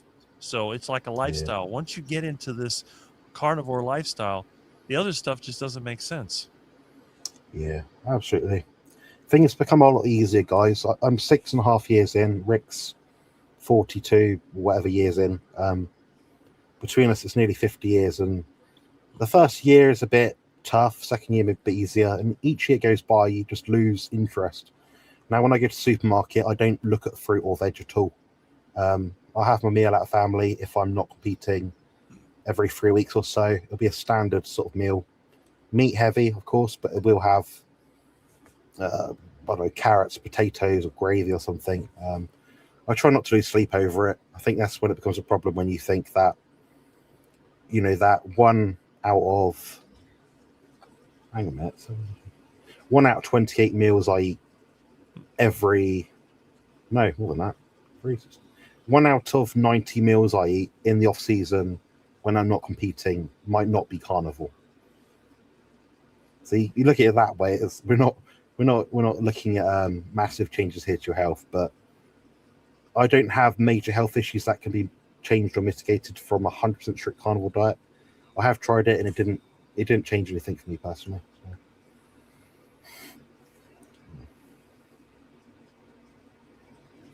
And we got I'm going to put this up as well. Thank you very much. Yeah, appreciate that. 29th of June. It's going to be a good day. Celebrating with George and everyone else on the 27th. I would invite Rick, but Rick wouldn't be able to get here unless he took a really big step over the Atlantic. So, yeah. All right. There's a lot of people that are born in June. That's the amazing thing. Yeah, this time of year is incredibly busy. So getting people together is a real pain in the backside, to be honest. I'm so glad George will be there. It means a lot to me. Yeah, I'm gonna head off and have lunch now. But anyone's welcome to join the chat as long as they're respectful and not mean to Rick at all or anything. Other than that, yeah, I'll be back in probably an hour or less. All right. All right. Cheers, guys. Take care. And if you have any questions, Rick will probably flag them up or something, and I'll answer them when I get back. So see you soon. All right. Okay. So let's go ahead and let's get back to the comments and questions from our friends. Now, let's see. Let me go back in here. And we have a good morning from Linda. So we'll start from there. And Juliet. And okay, Amy doesn't take melatonin. So I'm going to go through every one of these, see if I missed anything. I know that Jonathan did find the questions. My Carnivore Chronicles. Oh, okay. And Peter returned. There you go. I guess either working or taking some time off. My cat wakes me up for his first meal of the day. My cat doesn't wake me up. He goes to the kitchen and waits in there. He's a good kitty most of the time. But, Milton does have his attack moments. All right. So I got that one. And Jonathan got the question. And let me see. And don't let the pants fall off. Like Butter Bob always said, butter makes your pants fall off. And DS111. Yeah, we haven't seen him too much. And there was a question that Jonathan got. And there's Wendy. Well, hello. Good to see you again. Ryan. Yeah, okay. So we have a hello from Bill Cook to everybody. And we have a hello from Wendy. Okay. Went on melatonin. All right. I guess everybody's talking about melatonin and the benefits of melatonin. As you know, I don't use any supplements. I'm too cheap. And that's the question that we skip. How do you motivate yourself when you just don't want to work out or work? Well, I got news for you. If I don't do it, it doesn't get done. And my motivation is thinking, hey, I need to get this done. So that's what I do. I just make myself do it. Even when it's hot, even when it's difficult, I have no choice. If I want to see results, I've got to do it. You have a chance to see Hank Williams Jr. in concert? Oh, okay. Hank Williams Jr. is still alive. Interesting. That's great. Biscuit, magnesium. All right. Unless you don't like country. Well, I'm not a big fan of country today. I like country and western in the old days, but not so much today. I won't drop my pants in the store. That would be a good thing. That is very true. Concert. Okay. Thanks, Carnivore Chronicles. We have a hello to Amy. On unwarranted advice, the moral of that story is tell your own story. Do not try to ghost write the lives of others. Yes, Liz, I agree with that. And beware of Milton, because Milton will rip your lips off. Okay, so Josephine is off. Good to have you here, I guess with a time difference. And there's North Dakota Carnivore Lance. Good morning, Rick and Jonathan. And again, 11 o'clock, he has a live. So if this is still going and you get bored, why not check out his channel? Saw so many people sadly out of shape last night. Even Hank looks like he's got fatty liver. Well, that is a shame. It's like when you look at the old farmers, they're all overweight. Hello, BBW. Wonder who that's referencing. Okay. Morning to Lance. Yep. Very correct, Rick. We learn a lot by mistakes rather than instructions or coddling. That is correct. You have to let people make mistakes so they can get reset to the point. When you get to the point when you realize you don't know everything, that's when the wisdom really starts to kick in. And it's the same thing when you make assumptions about people. It's right there. Make an ass out of you and me. You do not want to go by hearsay. You always want to go by real world evidence. So we have hello from Lance and a hello to Peter, and I'm catching up. And that was a question that Jonathan had looked at before. And let's see. All the Father's Day. Yep, I hit that one. Okay, I've been taking peptides. It's helping out my bones and injuries. So that's good. Peter is not fat anymore. That is good. What I hate in particular are the demands for YouTubers to disavow some person or thing. That's a good point. I don't know why anybody would make such a silly statement. Advice I don't ask for. Yeah, my mom always does this. Gives me advice I don't ask for. I can definitely get me crazy upset, but I understand it's coming from a good place. It's only telling me I have to eat fruits and veg. Yes. And Kurt says, unfortunately, a lot of people keep touching that hot burner, hoping something's changed. Yes. Isn't it funny how they do that and they keep getting burned? But they never learn. Yep. Patty likes salted garlic flavored leftover gizzard water. Okay. That's reassuring. Birds did too. Okay. My daughter, happy Father's Day. Nice. I guess that's tomorrow, isn't it? That's one thing I don't have to worry about. I'm not a father. Rick, that is an excellent point. Very well stated. Well, thank you. That's the way that I feel. People need to do what they need to do and set the example for others and not tell other people what to do. Unless, of course, they're working for you. In which case, since they're your employee, uh-oh, my phone is ringing. I bet I know who it is. I know exactly who it is. Anyway, I'll answer that. Hello? Hello? Yeah, good. Okay. Oh, okay.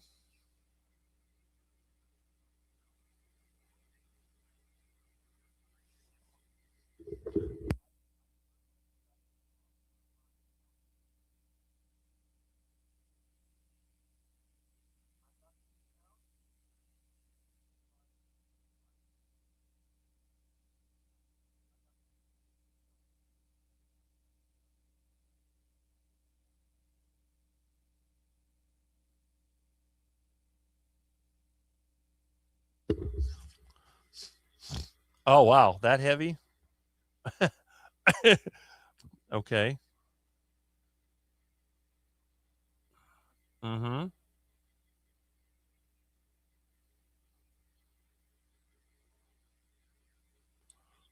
The brush the brush fire, yeah.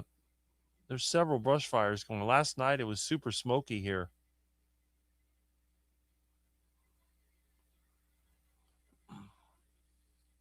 Yeah. Yeah, it's just the rainy season just refuses to start. Hopefully it'll rain today. Mm-hmm. Right. Right.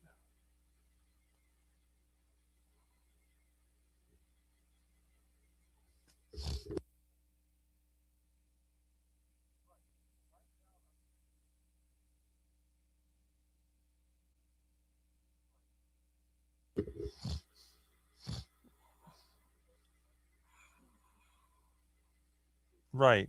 Okay.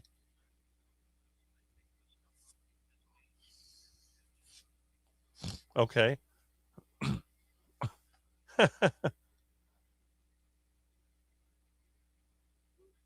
Well, that's good.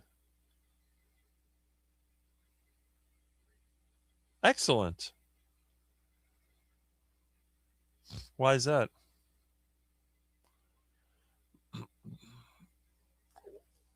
Well, that's a good point, but you know what? At this point, it's your decision, not his.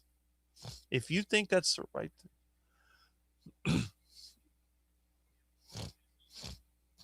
forget it. You'd be better off with a native plant nursery. Forget about affordable housing. That's a dream. It's a very complicated one. If you could trade it, trade it. That sounds like a plan. What? Right. That's fine. But if you can do that, that'd be great because then You can, but the thing is, you got to promise Albert you're not going to get any more junk. That's the thing. Yeah, if you promise Albert you won't get any more junk, he'll get behind you. That's what I think. What do you mean? That's the problem. Well, if you're going to trade for that land, you need to start on the agricultural immediately after trading. Don't put it off like you did with your lot.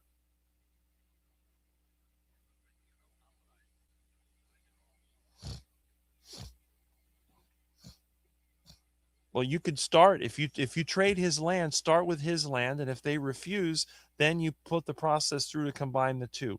You can do that. You can absolutely do it, but you have to resist the urge to load it up with more crap. And that's it.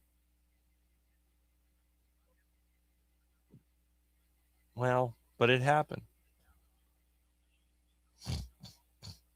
It happened because you kept bringing more and more and more stuff. That's what it was.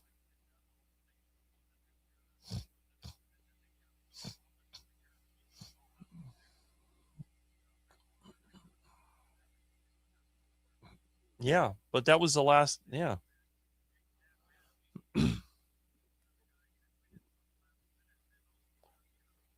Mm-hmm. Right. But the thing is, now you know you can get rid of at least half of what you got there because it's all garbage. If you do decide, look, I'll help you with a native plant nursery. If you trade it, and you know me, I get accused of being negative, but you could do that. That's a stroke of genius. If he decides to trade the place, I will help you get the native plant nursery started, and you can follow through. But you have to promise me you won't put any crap on the lot. That's all.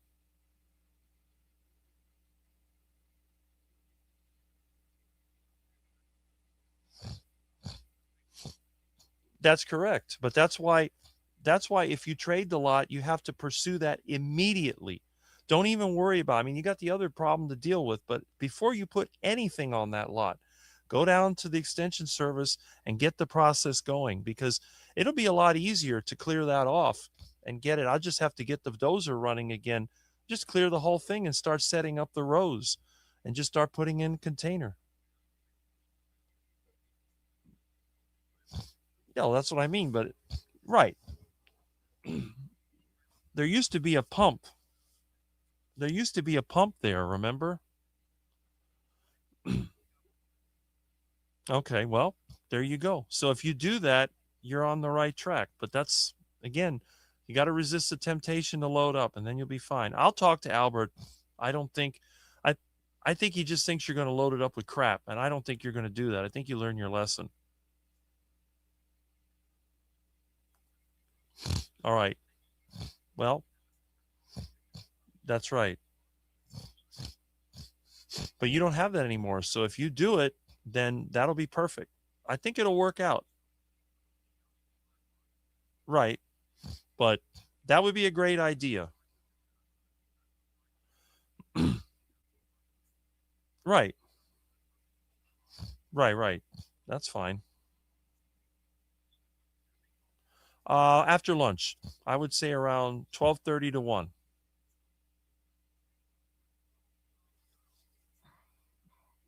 Okay. Okay. Yeah. All right. Well, let me know after then. Okay. Well, let me know after then. Make sure I'm available and then we'll get that done, no problem. Yeah. Yeah. I mean, it worked before. See what they do. That's it. Right. Well, write it up otherwise and we'll try to look it up and it'll be fine. Okay. All right. Yeah. Okay. Why is this not working? Come on. Ugh.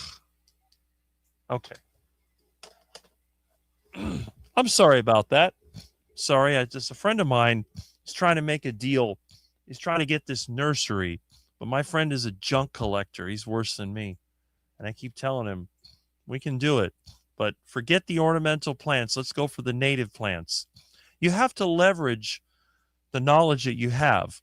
And one of the things about me, I'm very direct and I tend to be very forward with the advice that I give. And I'm not going to, as they say, sugarcoat. I'm a carnivore. We don't sugarcoat anything.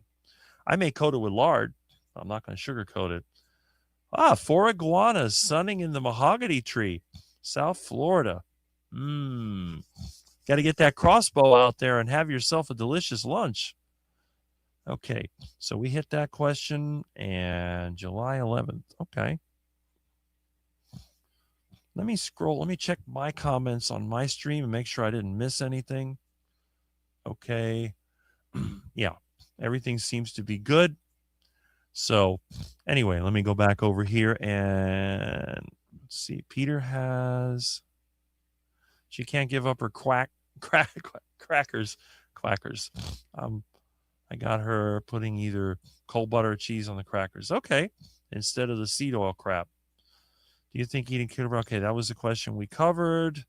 Jonathan is a beast. Yes, he is. Happy early birthday to Jonathan. There we go. Keto marketed stuff is pure BS. Yes, Kurt, I agree with that. You're going to find people who enjoy your personality, others that don't. We have to stay authentic to ourselves and hope to find our viewers. Yes, that's why my channel is not that popular, because I only have the best of the best that subscribe to my channel. All the sort of ho-hum popularity following subscribers, they don't come to my channel. But all the people on my channel, there's a lot of participants. I have 70 people right now participating, and I have only like 4,300 subscribers. That's really quite good. All right. Let's see. Jonathan and Rick, Derbyshire, England. Okay, hello from England. All right. Well, there you go. You're from Jonathan's part of the world. Got to run. I'll have a coaching client in a few minutes. I'll be back if you're still on. Well, thanks for being here, Amy. And hopefully you'll have a successful coaching session. All right. And Kurt says, see you later to Amy. He just knows good people. Yes, I agree with that. Okay. And bye to Amy. See you later, Amy. I avoid all the keto food products, which are made in a factory by big food companies. Keto bread, pies, treats, etc. They are poison. Dr. Ken Berry talks about all the time. Well, there you go. If it comes out of a factory, it's not food, in my opinion. Same weekend as Jonathan's next competition. All right. Yeah, the birthday. Okay. Hi, Rick and Jonathan. I didn't know when you were going to be on, but I found you. I am an old woman, but like a sponge, gather the information, then sift through. Think about it, keep some, trash some. That comes with wisdom and experience, and we appreciate that here. Normal is so overrated. Well, normal doesn't exist here. Why would you want to lower your husband's testosterone? 451 is excellent. Mine is 650, and I'm 64. Carnivore 3.5 years. I don't even know if I have any testosterone. My libido is 0. Normal is boring. Yes, it is. And we have amen to Juliet. And we have, what is normal? That is a very good question. Kurt's asking the hard-hitting questions, as usual. A neighbor to the one from England. And there's Jonathan's Nightbot. A lot of people use that. Rick is anything but normal. Yes. And Peter is the only one in the carnivore community that has ever seen my home. So he knows better than anyone. Rick is John Q. Public. Well, there you go. Or the opposite. Oh, yeah. And Rick is a quack, too. Yes, I am a total quack. Rick, Jonathan, and friends, good morning from Jemet. Well, good morning. Good morning from Rick. And Jonathan will return. And Rick calls me Quack Jr. Yes, because you are a quack. And unlike a real duck, you can't eat pretzels. And we have a good morning, Jemet. Speaking of ducks, I think the ducks are outside. I heard them doing their little quacky sounds. Hopefully they didn't run away. And yes, Peter had to show the pretzels. Yes, I am always lurking. Yes, you are. And that's why we have so many subscribers. And there's Jonathan's link for his consultations. And let's see what else we have here. We have some more hellos. And a good morning to Bill Cook. I side sleep on 5 inches of gel foam, top of my mattress, also with a nearly pancake flat pillow. So I have no neck issues. Awesome. Back stays pretty good if I adhere to carnivore. Well, that's great. I sleep on a mattress with springs that were sticking out. So I put little carpet pieces over the springs that stick out. But I have no problems. I always wake up in the morning with no pain whatsoever. To make a nearly flat pillow, open up and throw away half the stuffing, sew it back up. My pillow is full of duck feathers. Question. Rick, brother from another mother, you're a threat to those who ostracize you in carnivore community. Yes, I seem to be. And anyone that would ban me from their channel definitely has something to hide. So if you don't see me chatting in a carnivore channel, that means that they have blocked me from their channel, just like on the Dante Ferrigno channel, for some reason had blocked me. And it makes me wonder, is that channel going rogue? Is it something that we really should be watching? I don't know. But I don't seem to be blocked from any of the others. So I think the carnivore community in general is pretty good. And we have a good morning, Julie. And we have a question for me. I've seen Mother Duck and her ducklings enjoying your garden. Are they safe from your plate? Yes, they are too small. First of all, I don't eat female ducks generally. They're not that big and they lay eggs, so I eat their eggs instead. And the ducklings, I won't eat them until they're at least a year old. I want them to get as big as possible because I generally eat the drakes or the male ducks because those are the ones that fight. If you have more than one drake in your flock, you're going to have a lot of fighting. You're going to have a lot of ducklings killed. So you want to keep the drake to one, maybe two. If you get a gay one, they're usually okay because they don't fight as much. The gay ones usually just kind of hang out. They do their own thing. Although they will fight when they have to, they generally don't initiate it. And they're great for protecting the ducklings because the gay ducks, they sit with the females. They don't mate with them. And when other animals come to bother the ducklings, they will attack. So they do serve a purpose. But generally, one drake, any others, they have to go to the kitchen. So I select the most aggressive of the bunch, the ones that cause the most trouble. I move them to the executive suite for a 2 to 4 week fattening process. And then when they're fat enough, I activate the duck guillotine. I did show the whole process a couple of years ago, but YouTube deleted the video and demonetized my channel. So I guess I won't be doing that anymore. But then again, maybe I'll do a live stream with a duck preparation, starting with a fat duck, the duck guillotine. I won't show the guillotine, but the bell and light will come on to tell me when the duck is ready. I will show the process of removing the feathers, gutting out the bird, and preparing it for dinner. So that's really very, very tasty. So anyway, that's what happens with the quackers. And we have some more hellos. And furniture store, we sell tons of different types of pillows, low, medium, and high. Okay. Yeah, of course. People have all kinds of demands. Around here, we're primitive. I just use what I can find. I've never bought any furniture in my life. As you can see, everything I have is basically a discard. Please post buy me a coffee. I keep forgetting to do that. I will do it. Let me see. We have Bill. Mine is Walmart. Can't get furniture at Walmart. Yeah, I'd rather go to the dump for furniture. Find comfortability harder. Pick fine. Usually I'll reupholster my own. In fact, when I get some money, I'm going to get some material and reupholster this couch. It's pretty ratty with strings sticking out and springs coming out of the base. Rick, did you change your deep fat fryer every time you use it if the meat is different? No, I do not. I use the same lard or tallow for chicken or for duck or shrimp. I don't really change it. I only change it when it starts to break down, and then I just turn it into hand cleaner or soap. Oh, let's see. Grant's Faithful GLP Journey. Good morning. I guess you changed your channel name. Well, good morning. Glad to have you here. Let's see. Hi, Joe. How have you been? I missed you. Did you know 30% of your comfort when sleeping is from the neck up? Meaning your pillow, not the mattress. Interesting. Now, Peter's in the furniture business. Excuse me. So he knows what he's talking about. That's definitely a selling point. How have you been? Olive Campbell. There's Jerry. Good date, everyone. Well, good date. And we'll be checking out your live at 1. I asked AI for ideas how to dispatch rats. It told me that it couldn't help with cruelty to animals. See what I mean? And rats, you just get the rat trap and I got a lot of rat traps, but I haven't had to use a rat trap in 2 years now.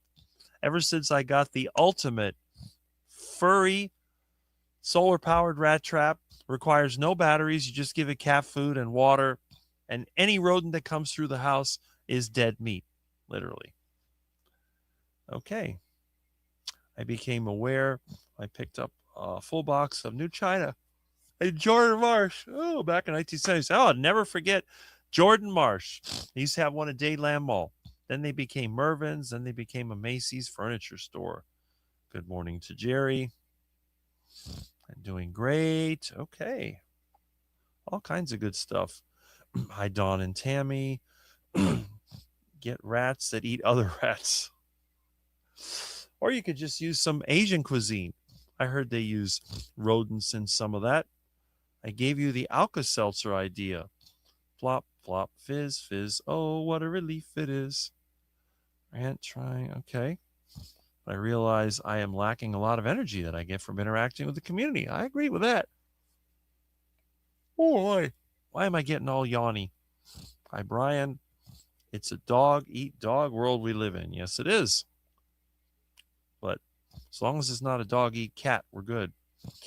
Good morning to Jerry. Sad but true. Yes. My broken-in mattress is a keeper, too. Yes, it is. Especially with the cost of a new mattress is more than another truck. It cost me more mattress to replace my car. It cost me more money to replace my mattress than to replace my truck. Okay, and only the strong and smart survive. Yeah, well, sometimes those that are not that strong or smart survive because they have rich parents. Hi again. Hello, Jerry. Yes. And we have the hellos going back and forth. Glad you're here to work again. Hope to see you live again soon. You always brighten my day. And let's see. Okay. All right. I'm going to hop in the shower and head into work. I'll be listening on my way to work and also as I can at work. Well, thank you, Peter. And keep avoiding those pretzels because we know how dangerous they can be. I've been making baking soda treats. I didn't see any yesterday. Now I'm waiting for aroma. Okay. Do not shower before work. Try to look like you just woke up and sell more mattresses that way. Rick can catapult to the UK. Well, they were talking about that comments earlier. Goes to show how far behind I am, but I'll catch up eventually. Jonathan, have a great lunch. Okay. We're getting closer. If I've got any energy, I might do one later today. Oh, live stream or video. Yes. Bye, Jonathan. Lovely to see you. Yes, he'll be back. He'll be back. And Kelly's still here. That's awesome. All right. We will get caught up. Haven't seen you in a while. Michael Pregler just got back from Farmer's Market. Hope everyone is having a great day. Yes, and glad to have you here. Usually you're at the gym, but Farmer's Market, that's good. Loving the background in neon. Cool. Well, thank Jonathan for that. Jonathan did that for me. My channel is primitive. You see, when I go to Jonathan's channel, it's like I've gone to the 2020s. When I go to my channel, it's like the 1970s. That's kind of the difference. So we have that here, and please hit like, leave a comment after the video. That's Jonathan's message. There we go. And let's see. We have a hello from Kelly to Lance. There we are. And Lance will be on in about an hour. So, although Jonathan will have returned. Thanks very much, everyone, for being here. I'll be back later. Yes, you will. Okay. And let's see. Got a good morning to Kelly. And all right. Looks like it repeated it. Okay. Still here, just lurking because I'm working too. Well, Christy has to work on the weekend. Hopefully you're working from home, which is good. Have a great lunch. All right. And there is Jonathan's link for his coaching and consulting services. Highly recommended if you need someone who specializes in carnivore and bodybuilding. Rick is a revolving door morning hangout. That's what's fun about it. Also, guillotine stories. Yes. I wish I could post some of the videos, but they don't seem to like turning a duck into dinner. Rick, you are a father to Milton, Miss Kitty, and kittens. Well, that might be true, but I'm not the one that made it with him. And there's Larry Ryan. Good morning, Rick and carnivores. Well, good morning. And yeah, we have some good hellos. It's supposed to rain today. It's a little bit dark. Maybe we'll get some rain. If it does, I may have to take a break to check the trays to see how much water is leaking in the shop. Thankfully, the house doesn't leak water because it's got 2 tarps and a few patches on it. Hey, there's Christy. Christy's been here for a while. Got to go.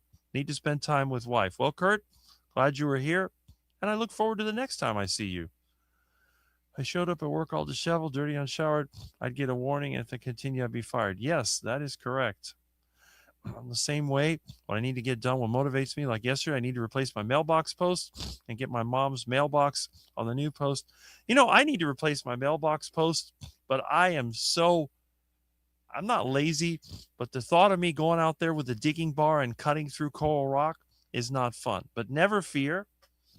Now that hopefully by today or tomorrow it'll be running, I'm going to take Bob out there and I'm going to drill a hole. And I know I'm not going to hit the gas pipe because I know where it is. I should call 811. Yes, I may do it, but I'm going to use Bob. So I'm going to be like Tim Taylor in Tool Time, and I'm going to use the biggest machine possible to do the job. Instead of going out there with a Cuban toothpick digging bar and a clamshell, I'm going to put my auger bit on there, and I'm going to drive Bob out there and auger that thing down 3 or 4 feet in the ground and put in the new mailbox post.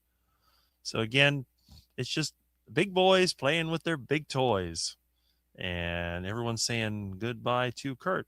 I shower with my natural towel soap before I work and feel great clean as a whistle. Rick showers 2 times a day or more. Yes, I do.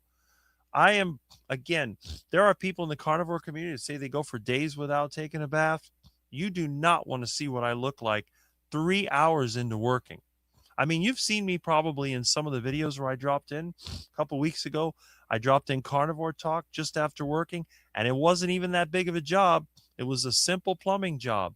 And I look like, someone said, a chimney sweep. When you work physically for a living, you have to take a bath. And think about it. Most animals, they go in the water to wash themselves off. Chickens, they use dust to try to wash themselves off. And cats, they lick themselves, which I'm not going to do that. So that's one of those things. Anyway, let's see. Let's keep going. I might be able to finish this by the time Jonathan returns, which would be great.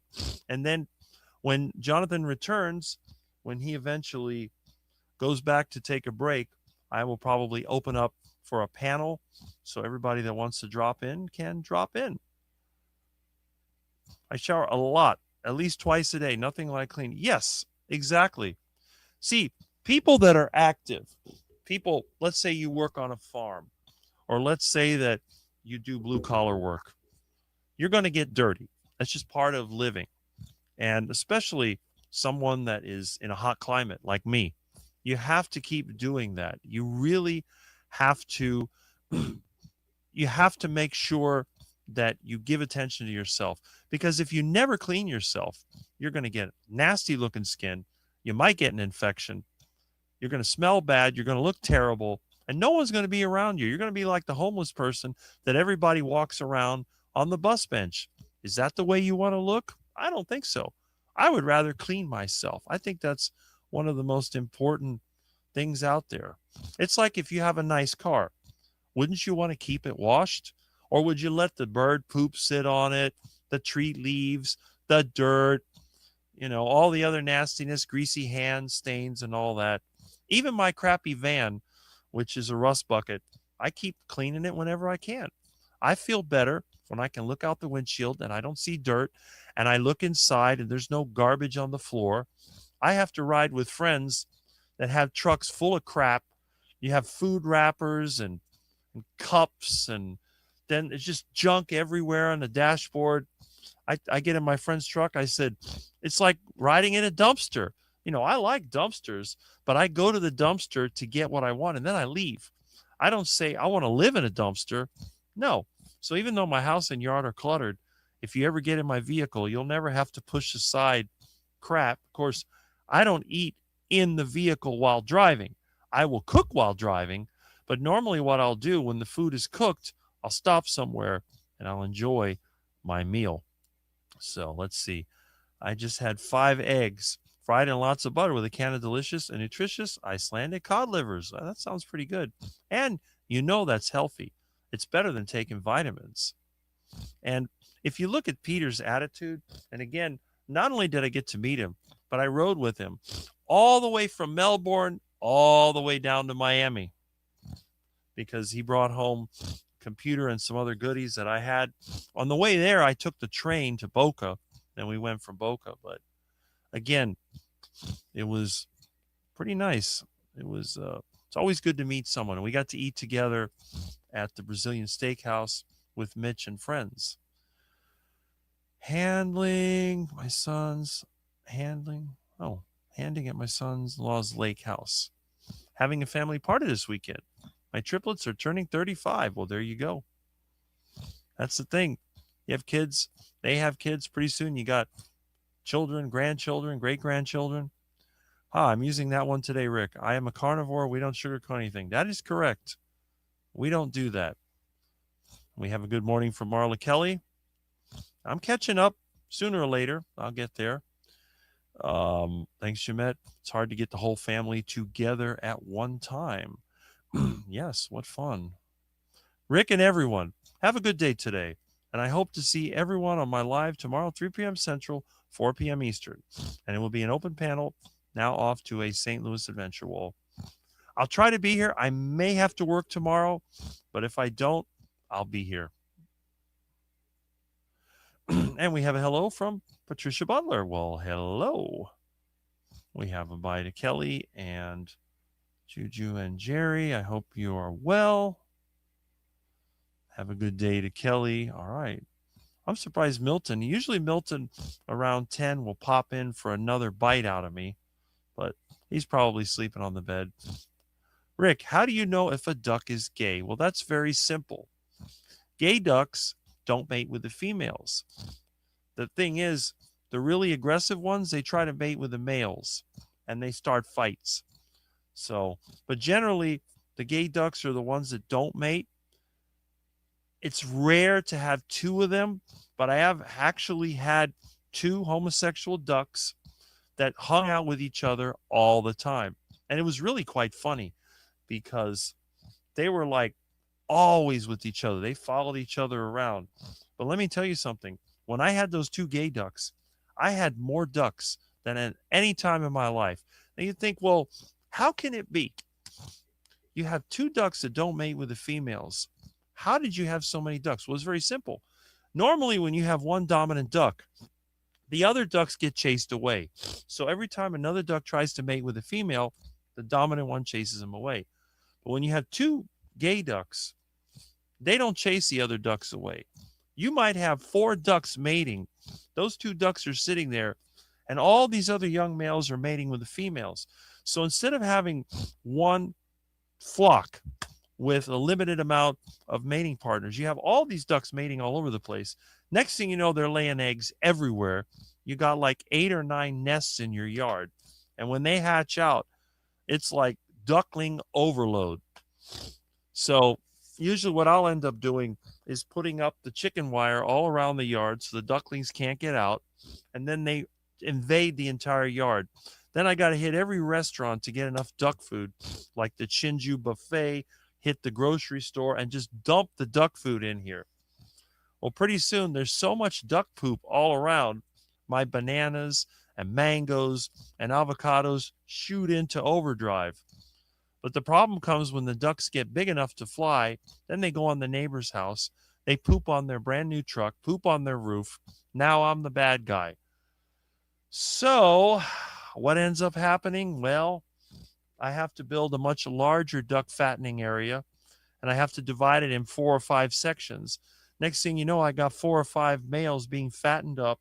I'm eating eggs like it's going out of style, and I'm cooking constantly. So it's actually not all bad. It's a lot of work, but a lot of good flavor comes out of that. But that's how I know. Rick has duck gaydar. You're right. And it's really funny when you think about it, because a lot of the super religious people think that it's a choice, but with the animals, I don't think it's a choice. I think it's just some kind of genetic mix up. And Jonathan says, feel free to subscribe to Rick. And he gives the link to my channel.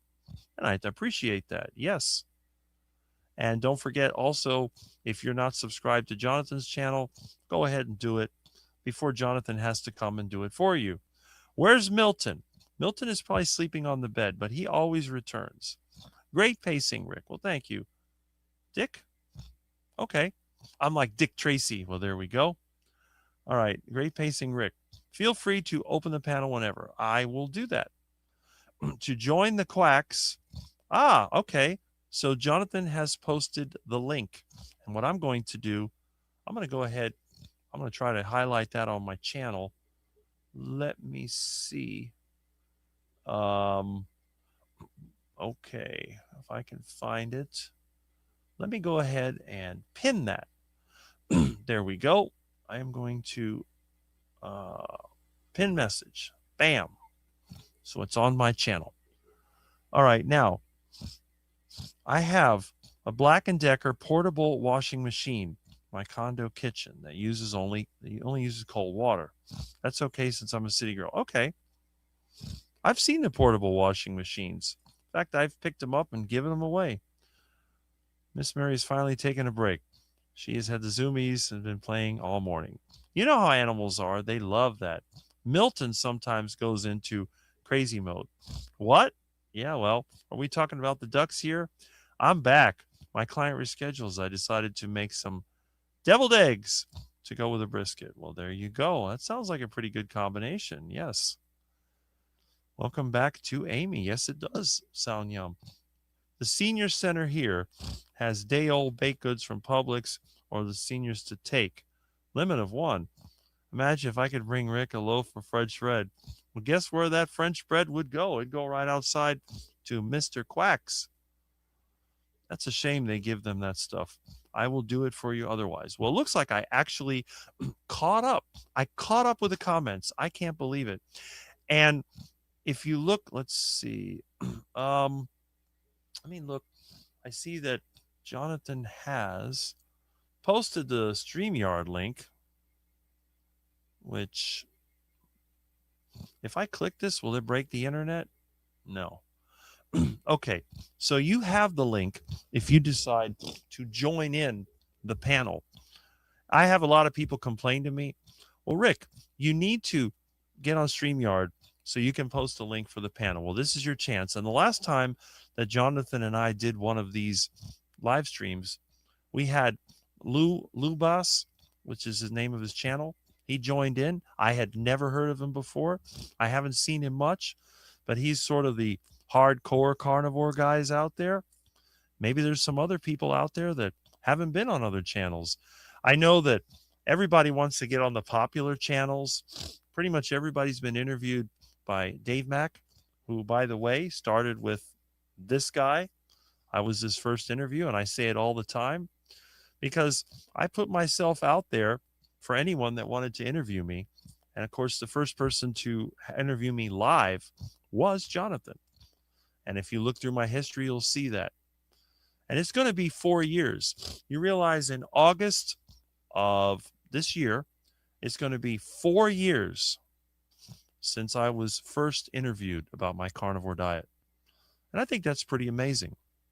So anyway, that is what's going on here. Yes, and there is his channel. Jonathan has posted it there, Lubas channel. Jonathan is my one and only moderator on my channel. So it goes to show Jonathan is on point as always. He's good at posting the links. If I try to do it, I'll sit here and look around and try to find the links, but most of the time I mess it up. It's just one of those things. So, what else do we have going on? Well, today, as you probably heard, a part of the conversation, I muted out part of it. I have a friend that he's got county problems and trying to clean up his lot, but he might be getting the lot next to him. And if he does that, he'll have 5 acres. And I'm telling him, you need to rezone that lot as agricultural. That'll get the county off of your back. And you can actually make money selling native plants. You might even do some landscaping. I mean, think about it. You have a friend who's an amateur botanist, this guy, who knows more about plants than anybody else I know. Oh, I heard the door open to my room. So that means the Black Menace is on the prowl. So don't be surprised if my arm gets attacked again by Mr. Monster. All right. Can you put it by me? Yes, I can. I will do that. Let me see. Let me go ahead. This is my chance. I forget the technique for popping up websites, but I'll just do it on my other display. So let me do that. And okay, let me get my keyboard out. Of course, mine is wired and it's old. Yes, there we go. Oh boy. Okay.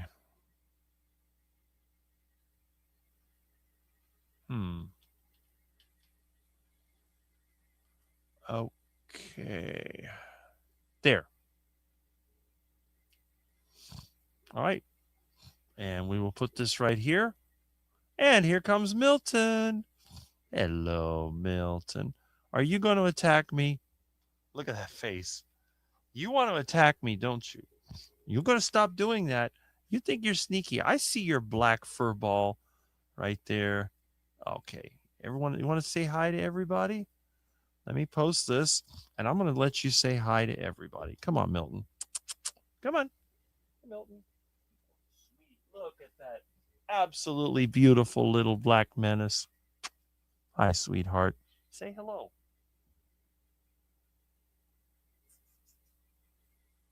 Look at that face.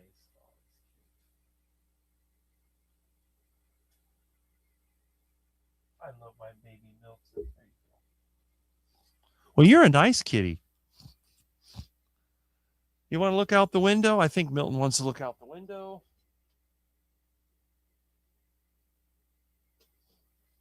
Let me open the Venetian blind for you. Here we go. All right. How's that? There you go. I had pulled the blind down because sometimes people come here unexpectedly. My yard is always open, although I did put a padlock and chain on the gate so I don't get any more of those unexpected Mr. McFeely visits like you get in the real Mr. Rogers. And by the way, I've had people tell me that I do remind them of Mr. Rogers, but I think I'm sort of the carnivore version of Mr. Rogers. If you look at Fred Rogers when he was 58, he actually looked older than I do. And I think in many ways, it's going to be interesting to see how long I live before I have my heart attack and see how I age. And I hope that this material will become sort of a public record. So long after I kick the bucket, people can look back in the carnivore space and they'll be able to see what happened. And Liz has a comment. Your live stream is the it place to be. There we go. No one like Rick Hollis. Well, there we go. And again, I seem to appeal to a very unique sector of the YouTube community, not just the carnivores. There are other YouTubers out there that like me. I mention all the time some of the farming channels. Our local farmer, Tom, the, Sleepy Lizard Avocado Farm. He mentions me quite a bit. So it's not just the carnivores, it's all the unique people. And there are a lot of unique people out there, which I really do like getting to know them. It takes two to get the production right. Yes, it does. One person cannot do it all. I have to do it all because I have no choice. But whenever I have a business, one of the most important things is building those relationships with people. And one of the reasons why my businesses initially thrive is because I don't put myself as being some kind of expert or a rich man. I admit that I'm poor. And people are willing to work a little harder, even when they're not getting paid as much as other companies, when they realize that the owner of the company is not taking advantage of them. But when they start to see the owner of the company or the co-owners buying new cars and fancy homes and going on trips, then they go, wait a minute, you're getting all this money and you're only paying me this much? No, no, no, no. And that's when the problem starts. And you know what? I agree, because I don't like it either. And that's usually when I start causing problems in the company and I get thrown out, because I don't like seeing people taking advantage of others. And there's my link. I put it there as requested.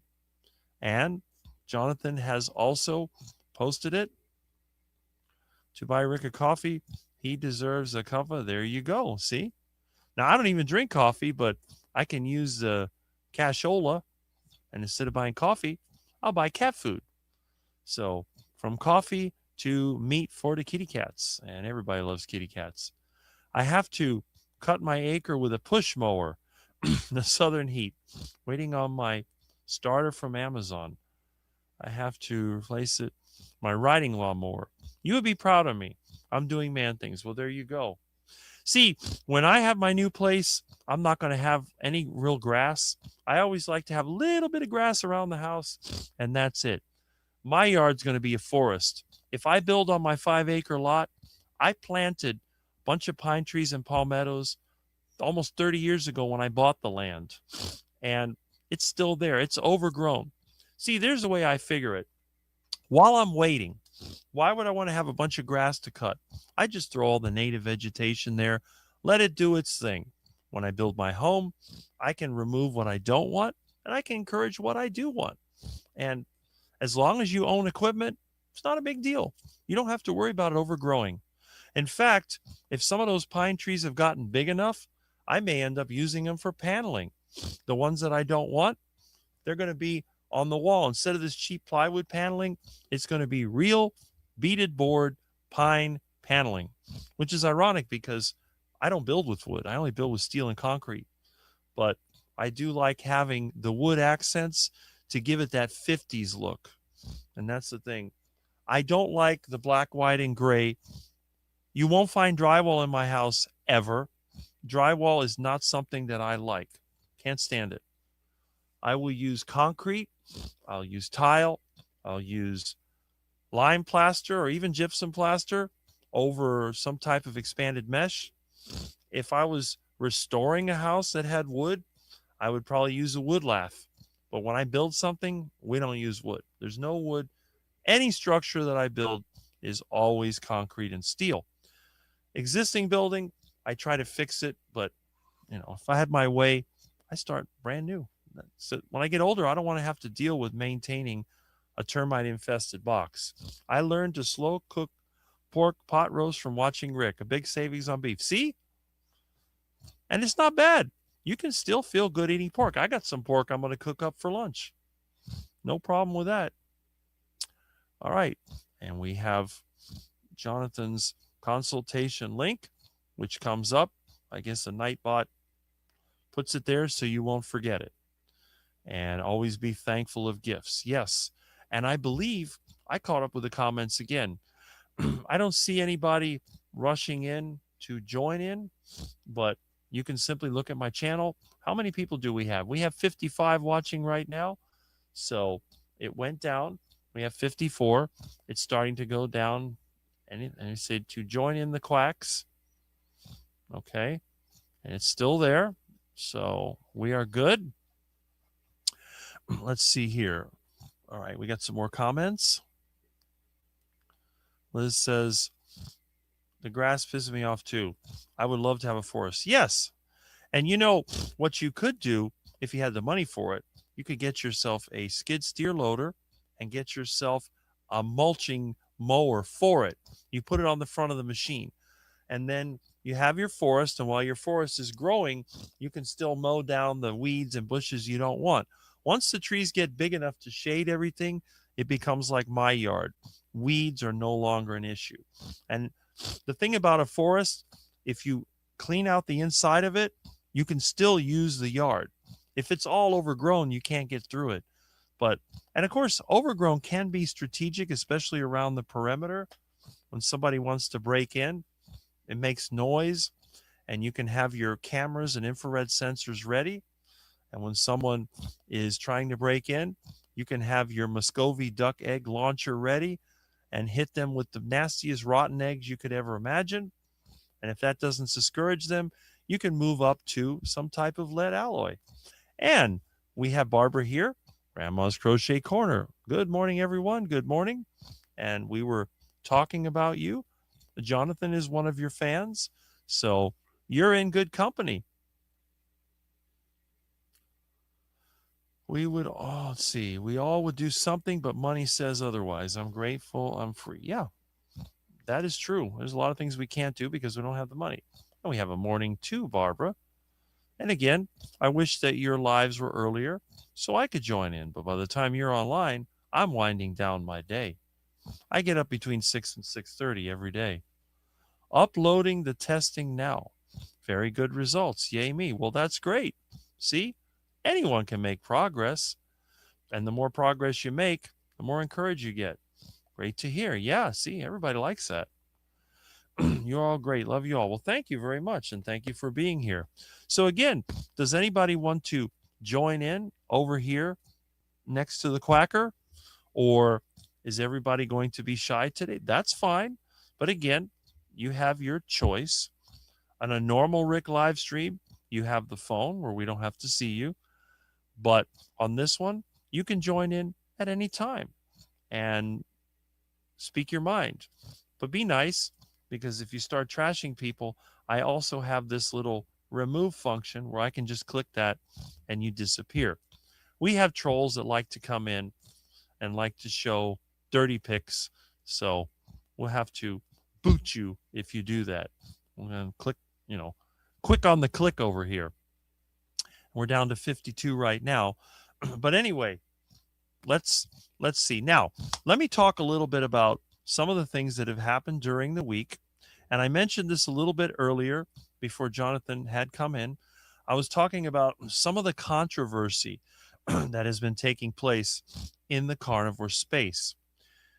Now, on top of that, there's also events that take place in the carnivore space.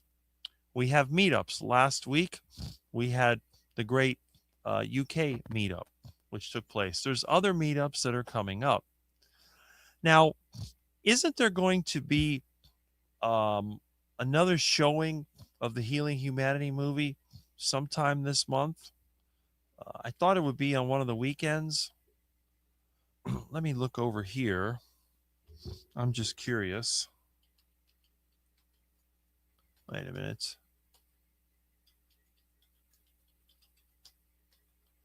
Okay. All right. Healing Humanity. Okay, June 27th, screening. So next week, there's one in Orlando on June 29th. Okay. Well, that's good. Okay, good. So I think next week they're going to have a screening. The one part of the world that they don't have any at this point is the most populated part of Florida. And you know where that is. Between the Florida Keys and the end of Palm Beach County, there are more people here than in the entire rest of the state. So, but they don't, I guess this is sort of a carbohydrate dominated zone. But anyway, that's something that's coming up. And what else? Well, there's been some controversy going on. I don't know if anyone was watching the Keto Cookout last Tuesday with Russ Mitchell. And maybe Russ is awakened by now. He might actually be listening to it as well. So let me go back over here. Where is my... Uh-oh. Okay.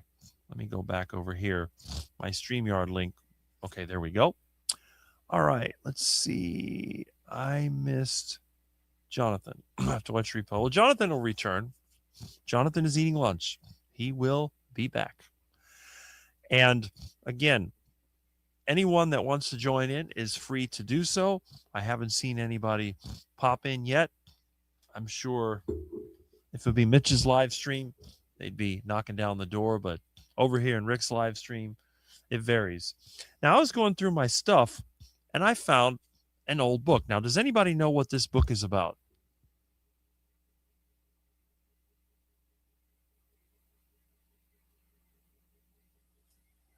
It's called The Merck Manual, 17th edition. Now, this room is so dark you can't really see anything, but I have a very powerful light. So we will put the light on here, and I will read to you. Let's see. It says 1999. Let me just double check with a magnifier. Yes, it is 1999. The first edition was 1889. They had a veterinary manual in 1955, a manual of geriatrics in 1990, and a manual of medical information home edition started in 1997. Now, anyway, what exactly is a Merck manual? Well, what is a Merck? Isn't that the name of a company? And they call this the Centennial Edition. Let me turn this off here. Centennial Edition, because it was 100 years after they published the first one. This is a manual which talks about different medical conditions. And of course, it makes sense because Merck is a drug company. So it makes sense that a drug company would want to publish a list of medical conditions because it means that they can sell more drugs. Now, I've had people tell me, well, Rick, you're against medical care. You must be one of those Christian scientists that thinks that medicine is not a good thing. Well, I got news for you. I have nothing against medical care. I do believe that modern medicine and modern treatments are a great thing. They've saved a lot of lives. I personally know people that would not be alive if they didn't have a medical intervention for things like heart disease, cancer, even a simple infection. How many people died of simple infections? They got cut, they got a bacterial infection, it became septic. In other words, it went into their blood, and they died. When all it would have taken is a diagnosis and a little bit of chemistry, like an antibiotic, and they would have lived. My own parents, they lived additional years because of medical interventions. So when people go out there and they say that all medicine is bad, you should never take any prescription medicine, you should never use any hormones, you should never do this or that, they are making a blanket statement which is short-sighted and selfish. Because just because one person has been able to go their whole life without having any kind of critical medical crisis doesn't mean that every human being is built exactly the same. So a balanced view of medicine is important. Where I tend to draw the line is the whole concept that there's the gatekeeper effect. In other words, in order to give so-called medical advice, you have to join a club. You have to go to school for 8 to 10 years. You have to spend money you don't have. You have to know the right people so they can give you permission or license so you can put 2 letters next to your name, like MD. And that's really what it is. Even if you understood the basics that would be in literature like this, unless you have permission from the gatekeepers, you don't know anything. And this is why a lot of times people become sort of self-promoting. They believe that they have some type of advanced privilege. And the thing is, they don't. They have a privilege from the gatekeepers of the system. But just because they have gone through this process, it's like when people go to college and they want to join a fraternity or sorority. They make them do stupid things to humiliate them so they feel like they've accomplished something. And I do believe a lot of what is taught in colleges and medical schools is just there as a way of separating out certain people. You can get them, well, this person got through this program. Now they're certified to know this. Okay, fine. I understand that. But then you just discount everybody else. So really what it comes down to is only the people that have been approved by the gatekeepers are allowed to give advice. Everybody else, you don't exist. You don't mean anything. It's like, it's a little different in the technology world. You have people that go to school to learn computer science. And then you have people in their 20s that figured out how to program and write code on their own. And sometimes the people that figured out how to do it on their own are actually better than the ones that have gone through the formal training. Sadly, though, when it comes to things like medicine and law, that's not the way that it works. Now, the beauty is, if you can put all this data into a book that you have to thumb through, what happens if I took this data and I put it into computer memory? Let's say it was all on a hard drive. Now, I don't know where my hard drive is, but it's somewhere around here. There it is. Okay, where's my hard drive? Here it is. All right. I have a 2 terabyte drive with a USB interface, and if I took all the medical information that would fit on one of these drives, and then instead of me having to thumb through a book full of dust, I could simply type in my question and let the hard drive tell me the information. Which method is more efficient? Which method would you use? Well, if I didn't have any power, I would use this moldy book and do that. Now, you'll notice the book is here. It's got some mold on it. Why does it have mold on it? Because the roof started to leak over where the bookcase was. I had to disassemble the bookcase and put a temporary catch to catch all the water. This is probably why I have sinus issues, because there's a lot of mold in the house. But although the book did get water damage, it was still salvageable, and I decided not to throw it away. Now, some of the books that got really wet went in the garbage. But I find stuff like this when I do cleanouts. And back when I used to work at Miami-Dade College, I made friends with a lot of different professors and even students, and they would have access to stuff like this. And they'd throw it out when it got old, and I'd keep it just because I like to use books as an acoustical barrier. But the real world data would be kept in electronic form. Now, the computer that we use to search for it, it basically, you set up a database and then use search queries. For example, if you use SQL, you can do search queries and look through the database and find the information. But the information ultimately is being stored on a mechanical or simply electronic device. This is a mechanical drive. It has disk in it. But you've also got SSDs and so on. But when you're poor, you use what you got. And the reality is, and it doesn't really matter what source you get it from, there's a Latin saying that means knowledge is power. And I think it's scientia est potentia or something like that.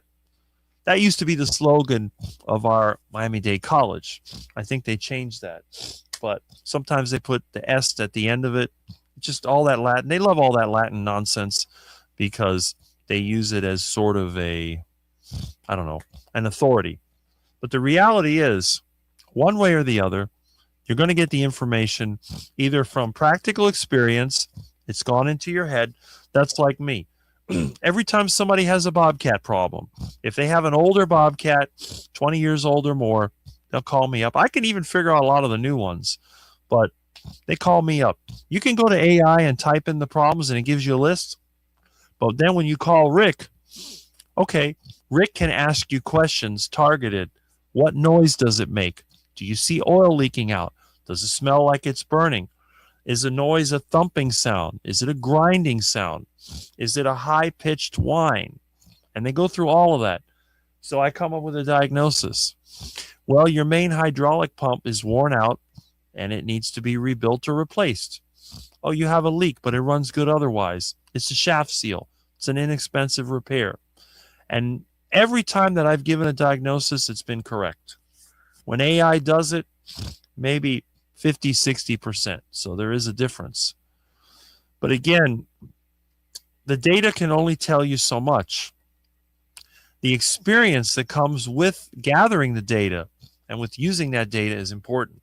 Now, here's a little thing that I've noticed in my case. People always talk about positive thinking and optimism. That is like kryptonite to me. Every time that I tell somebody that a job's going to be easy, it turns out to be a disaster. My own Bobcat. I told my friend, I'll have that fixed by Tuesday. The part was supposed to be here on Monday, and I'll get that pin out of it. I still haven't fixed it. The part hasn't got here. I've gotten some of the parts, but not all of them. Hopefully that other part will come. It says it's out for delivery between 12:30 and 4. We'll see. But again, in my case, being positive always leads to disaster. Being realistic, that's what makes the difference. Because when things don't work, you can always have a reason. And Jonathan will be coming back shortly. That's good. And we have a good morning to Barbara. I respect the position. You went to class, you paid your fees, you got your degree, you're coaching, whatever.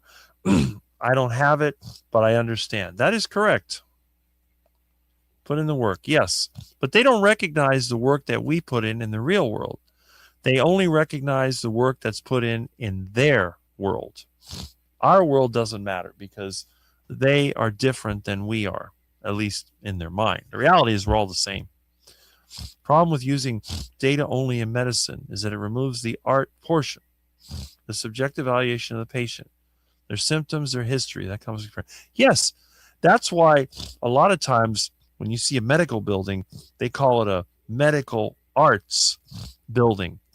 And art is something that can't be defined by computer code.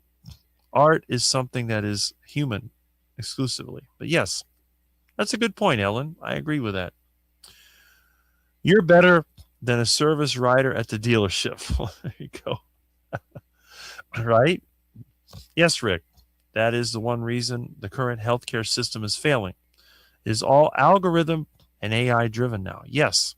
But again, the healthcare system at its core is designed to identify and solve problems. The problem is it only identifies problems after they've happened. It doesn't try to avoid them.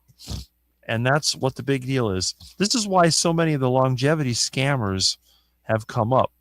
People have made fortunes by promising that they can help avoid problems through longevity medicine. But you ever notice something? None of these longevity gurus ever outlive anyone.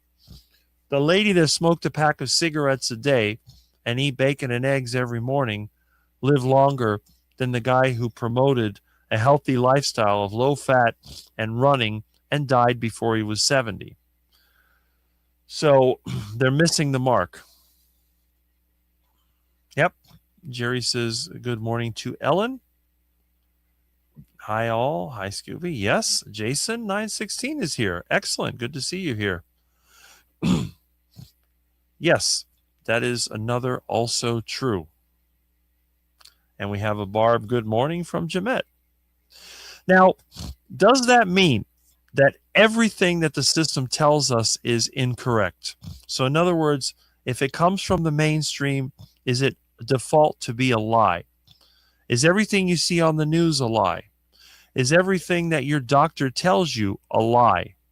Is everything that your local politician tells you a lie? Well, that may be a bad question because it might be. But the reality is, most of the information that we get from the system is actually truth. The problem is, mixed in with the truth, you have things that are not so truthful. The lies are mixed in. If you want to color something other than, let's say you had a glass of water, any food coloring you put in the water, even the tiniest little amount is going to change the color from clear. The more drops you put in, the darker it gets. And when you mix colors, let's say you put a little yellow and you put a little blue in there, it may turn greenish.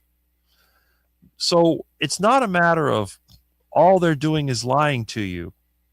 It's a matter of they are giving you information to steer you to the narrative that they want you to concentrate on. And the way the system works, it's always from one narrative to another. There's going to be something that dominates the news. Then the next week it's something else. And the next week it's something else. And after a few weeks, you don't even remember what they were talking about a month ago. That's the whole idea. It's sort of like 1984 and Brave New World combined. We have a good morning from Jason. Did any of your kids get it? Yes. The black and white kitten, and I haven't asked her what they're going to name. Some of us had called it Oreo and Holstein and whatever. It was adopted because my cat lady friend wanted to see if her vet could do something about that kitten's condition. So I said, look, and I told her this 2 weeks ago, you can choose any of the kittens you want at any time. I know that you're a cat person and you're welcome to them. So she decided to pick her up. It's a female, and we'll see what happens. So she took her to her vet, and I'm sure that I will get some information as to what is going on. I haven't called her, but I've been busy. Maybe I will talk to her later today or maybe tomorrow. I'll try to get a video of how she's doing. Just popped in. I'll be popping out. Okay, there we go. All right. Good morning to Ellen. Okay, so we've caught up. And we've gone up to 60 viewers right now. So it's kind of, there's always, the peak seems to be between 9 and 10. Then it goes down a little bit. Then it starts to come up again. And then after 11:30, it drops off. So I usually end up with a 4 to 5 hour stream. I try to keep it at 4 hours so you have plenty of time to hit the other streams. Plus, we're very, very busy. Oh, there's Stephen. Coach Stephen. Where's Jonathan? Jonathan was here earlier, and he will return.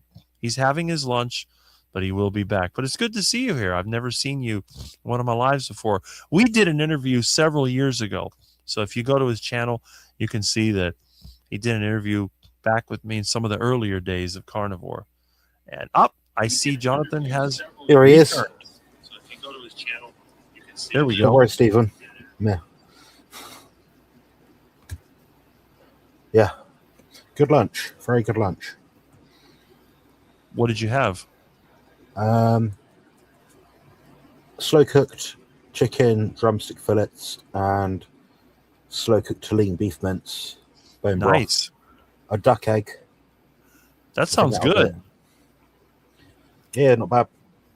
Hi, Stephen. You're right. Yeah. We've had a few deliveries come in. That's why it took me so long, because I was doing the live stream. They don't put your deliveries nowadays over here in like a bag outside your door. They'll put it like singular, itemized in front of you on your doorstep. And I'm like trying to save back on recycling or something. It's I don't know. It's annoying. So yeah, to do each individual item. That is strange. Yeah.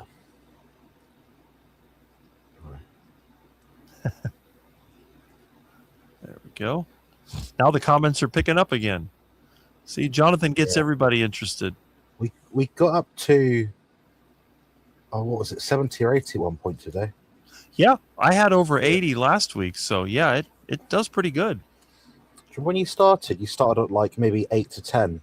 Yeah. At the very start. Now your channel's not grown by 10 times the amount, but your I guess your familiarity has. So Well, what it is just the quality of subscribers. I have an extremely high quality of subscribers compared to the larger channels because, I mean, you think about channels with 50,000 people, they may have 100 in the live stream.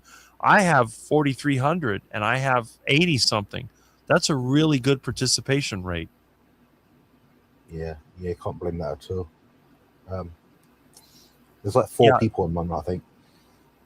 I'm going to try do to these keep... often enough. People are like, oh, it's live. When it comes to the kittens, it depends on how many are left after everybody adopts them. I'll keep any that are not adopted. All right. Let's see. Yeah. Oh, Ivy, she's here. She has her own community of free thinkers. But yeah, we get a lot of, we get like an up and down. I seem to get my most viewers between 9 and 10, and then it drops off. Then it picks up around this time, around 11. So it's kind of interesting. Yeah. It makes sense.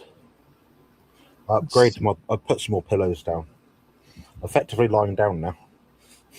That's good. So how much time before you have to have another break? Probably just about around the time we wrap up. Probably maybe about an hour and a half, 2 hours. Okay, good.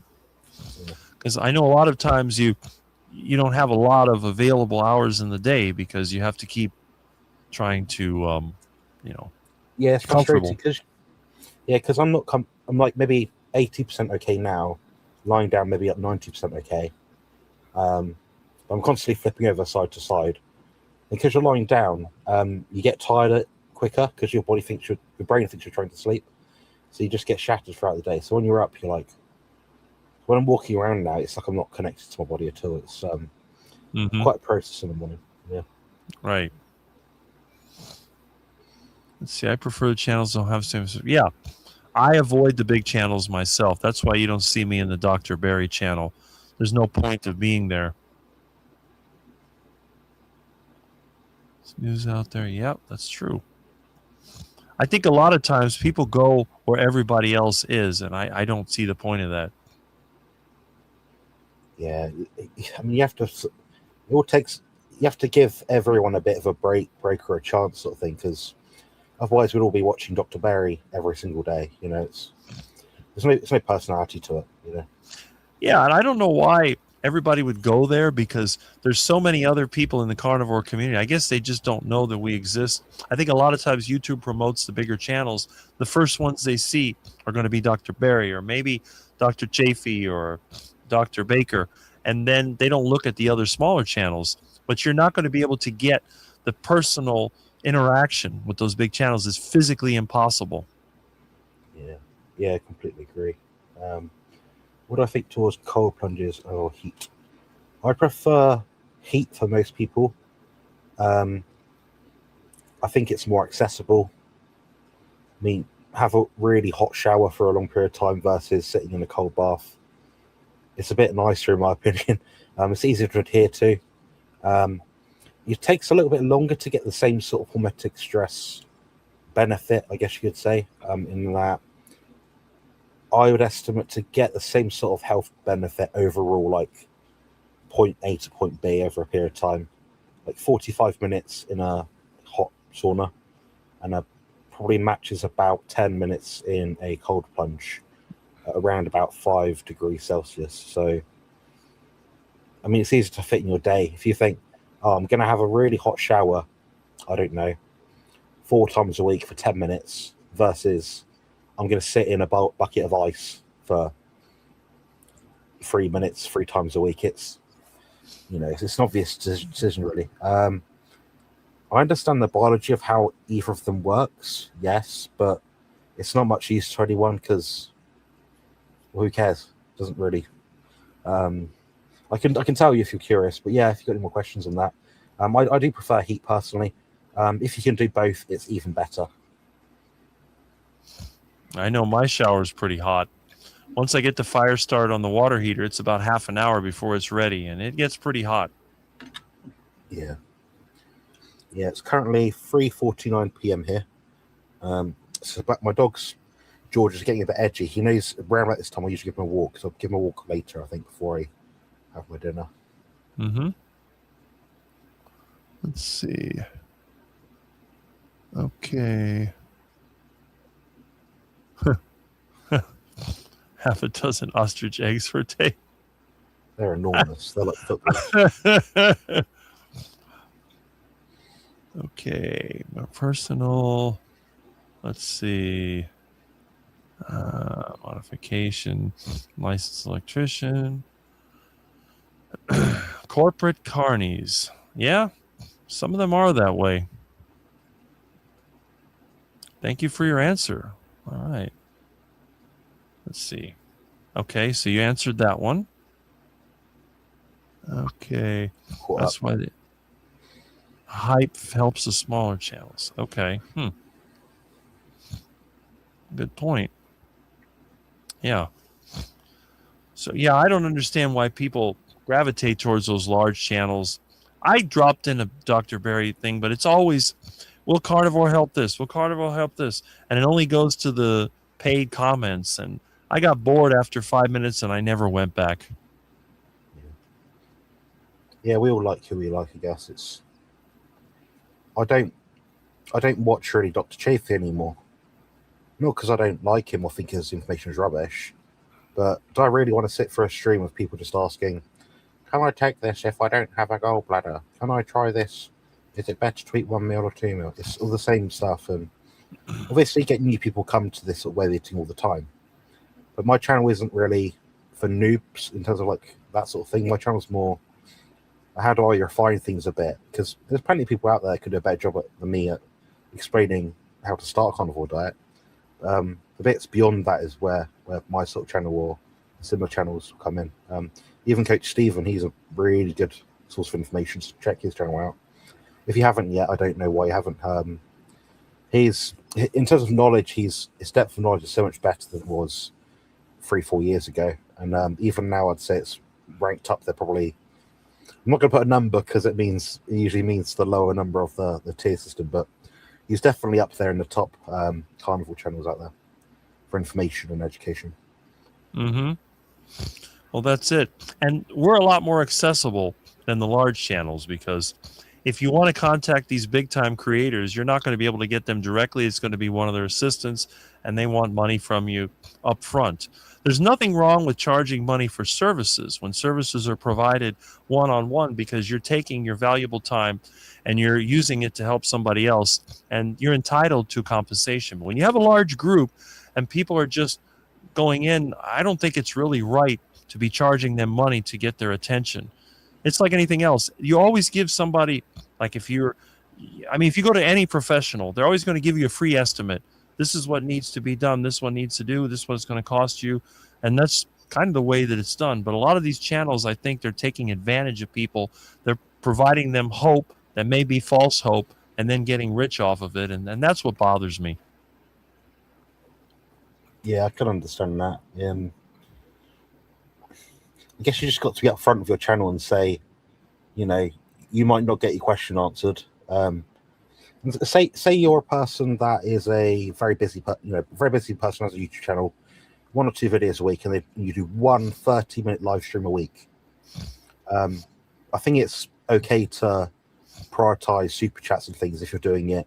You're clearly saying, this is a way to access me for a bit cheaper than consultation. But if you're doing like a hangout chat like this, or just two mates having fun, having a laugh, then I'm not going to ask someone to pay me for answering their question. Like Jeanette asked earlier about cold plungers and hot, stuff.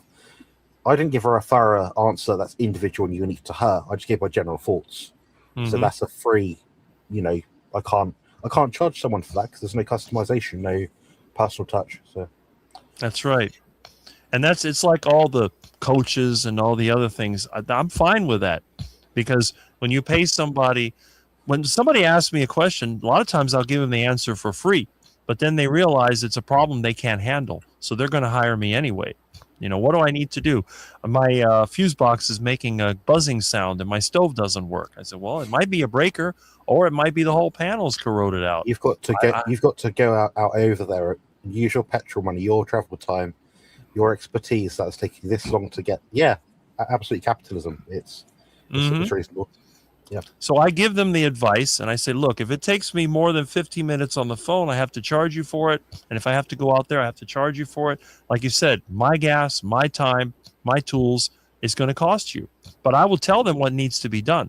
This is what needs to be done. We need to take I said, look, you could do it yourself. Get a screwdriver and take the cover off, see what it looks like. But if you don't have the right experience, you may end up going to the hospital because you shocked yourself. So it's like anything else. And this is what I try to tell people. I don't have a problem with someone charging for services, but when you have a group, I call it pay to play. They charge you $30 a month to belong to a group so that people can talk to each other. I don't think that's right. I really don't. But I get in a lot of trouble for saying that. Well, what do they say? So, races for races. There's a expression or a phrase for it. Something for something, basically. It depends how much your time's worth at the end of the day. I think that's probably the leading thing which can justify if you charge something. But who's this? They know you're busy. Yeah, I told them not to bother me at this time. I have a live stream. I don't know why they call me. That's a customer. I told them already, you have to wait till after 12:30. Yeah. And if they knock at my door, I have a booby trap waiting. There's some rotten duck eggs out there, and there's a chain around the gate. Yeah. That's it. Horses for courses. Cheers, Stephen. Yeah, there's always a funny sort of British colloquialism or phrase for everything. But, when I started on YouTube, one of the first things I made videos on was scammers, especially the air conditioning scammers. And they're still out there. They're still sending me ads for an air conditioner that you just put on the table. And I explained in a very detailed video the laws of thermodynamics. You can't do that.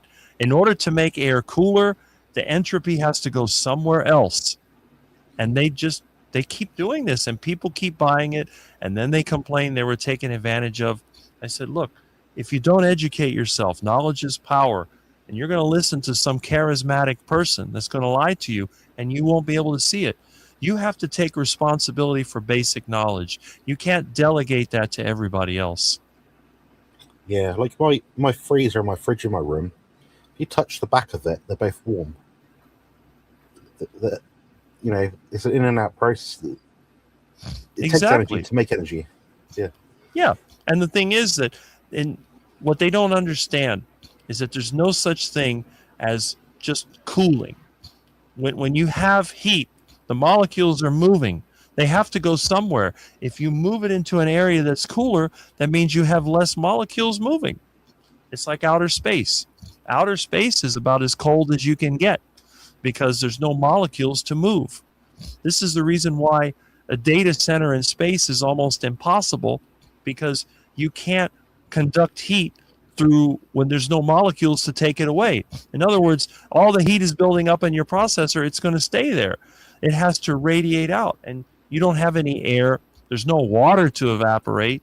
So how are you going to dissipate the heat? It's not simple. You would have to radiate directly through a metal surface. It's less efficient. But again, people come up with these stories. They tell me, well, you can get energy out of a vacuum. I said, well, explain it to me. But they can't explain it. Oh, I saw it in a video. Okay, well, you saw it in a video, but you can't explain the process. Probably believe in calories in, calories out as well. That's another one. If calories in and calories out was correct, I would be the biggest guy here. I'd be 600 pounds.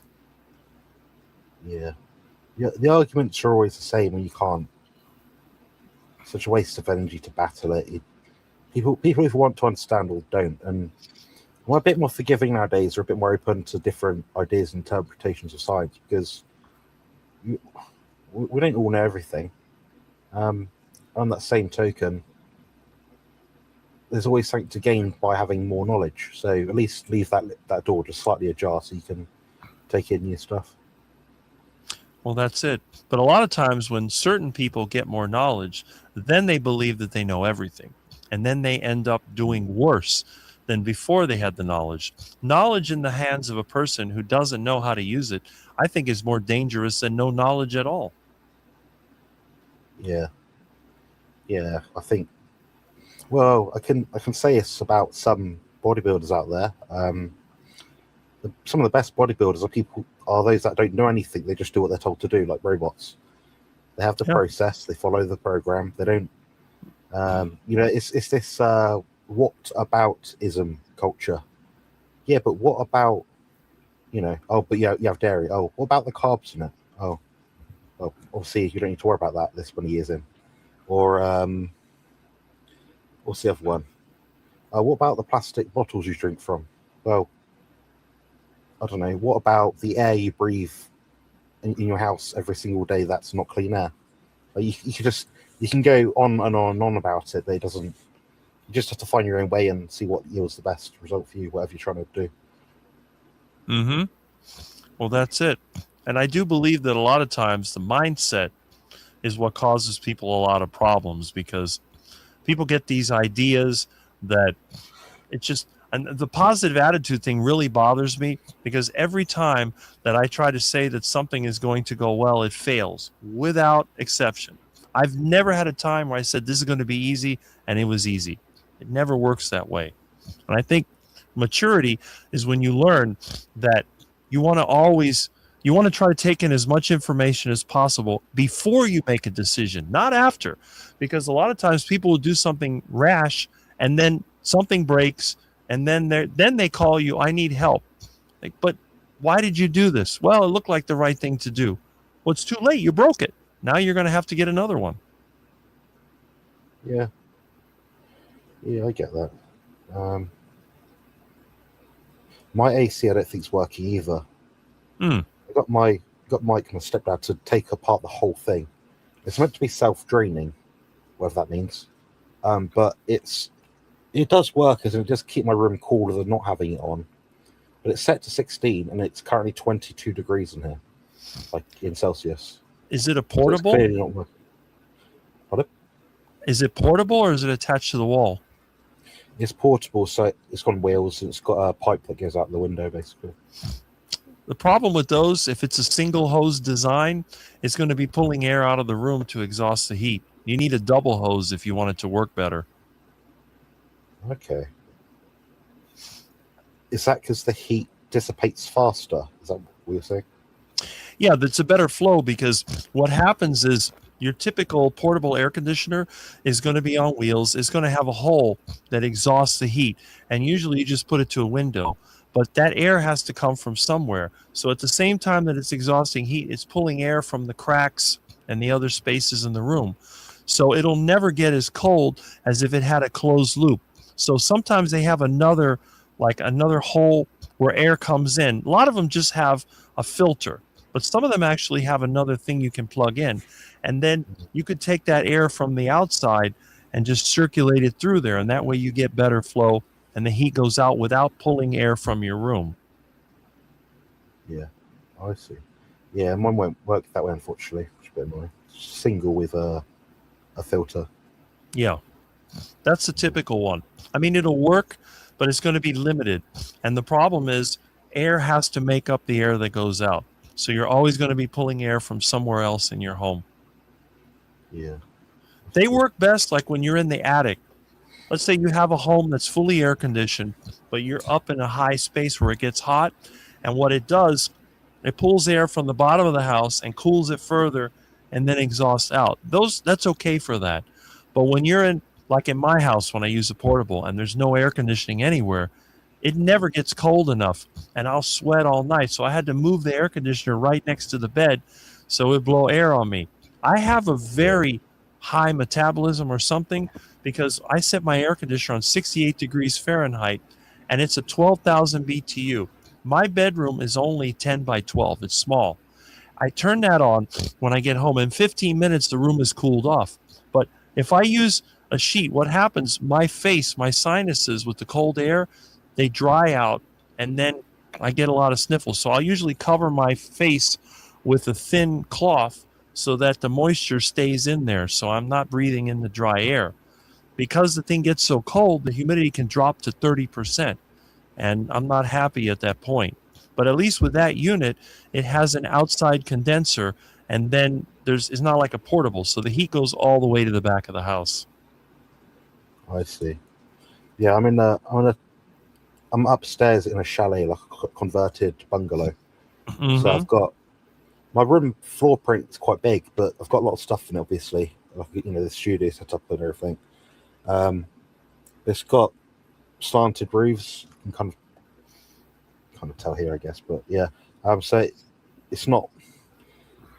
It gets very hot, especially from downstairs. If you know what I mean. Now, I don't know. You're probably like me. You're one of those people that gets hot. All my bodybuilder friends, they always got hot. And this is one of the reasons why. See, I always wear an undershirt, and the reason I do that, I tend to sweat a lot around here, and I just look terrible because I'm always, my back and arms and all that are full of sweat.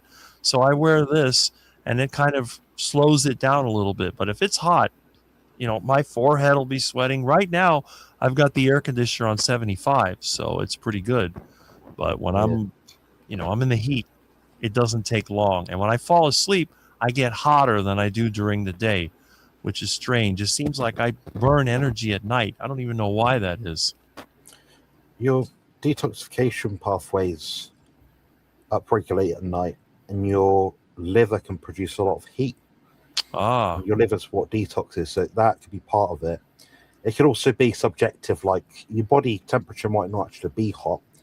You might think, because you're not doing stuff with streaming, chatting with me or whatever, you're sat there at night just doing nothing.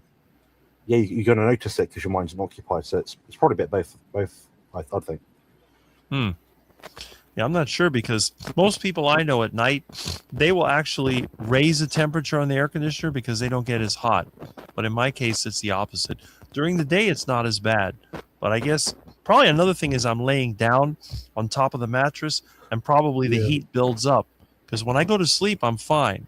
But after I've been there a while, it gets hot. Yeah, I've looked at two things.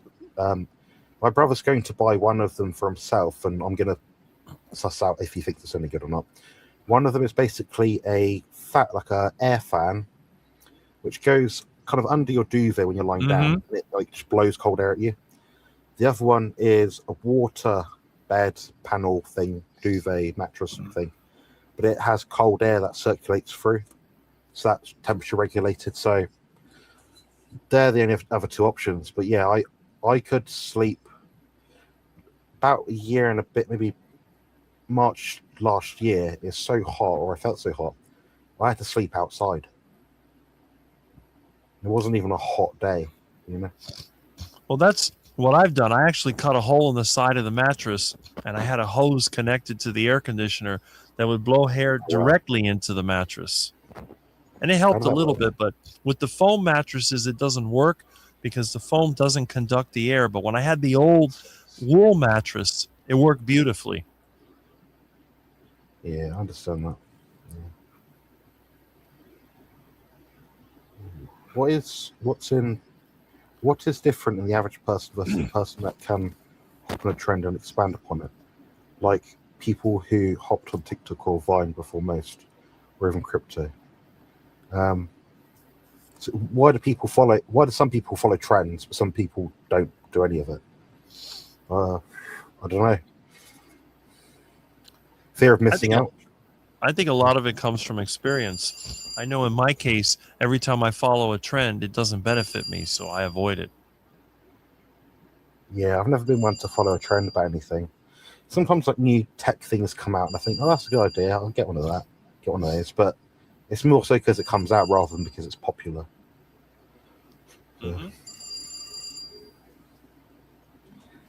Yeah, I see we've got no takers to come on the live stream panel yet. I think I scared them away. That's got to be what it is. They always complain they don't have a live stream link, but they never come on. So, yeah, I know that I've scared two of them away. I know that. So I don't know. You can't please everybody. Let's put it that way. No, that's right.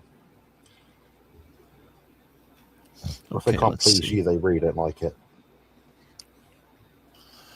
Let's see. Basically, so what makes a trendsetter versus a consumer? I think most people are consumers simply because they like to be they want to be accepted. I think most people, they don't want to stand out because then you're left behind is what they think. But I tell everybody the time something becomes a trend, it's already been taken over. There's no sense to go onto a trend by the time it becomes mainstream. You need to catch it before it becomes mainstream. It's like me, carnivore diet, all these energy things that are going on, recycling, reusing, all the things that I do. And I even messed with Bitcoin when it was $10 a Bitcoin. I won't touch it now because it's rigged. There's always the big money, the big powers are looking for a way to control. Once they find the trend, they take it over, and then they use it as a way of taking advantage of people. That's the way that I see it. Yeah, I can get behind that. Anything good has been exploited by the time it's come out, in my opinion. Exactly. There's Spanky. not going to be something new which comes out which people are like, oh, I've made loads of money on this. It doesn't exist. There's too much powers that be that higher up, I think. Well, I've always said the only reason why somebody comes out to share their wealth secrets is because they don't work anymore and they can use it as a way to make money. Because that's always what it is. They're selling a product or service. It's marketing. Yeah, absolutely.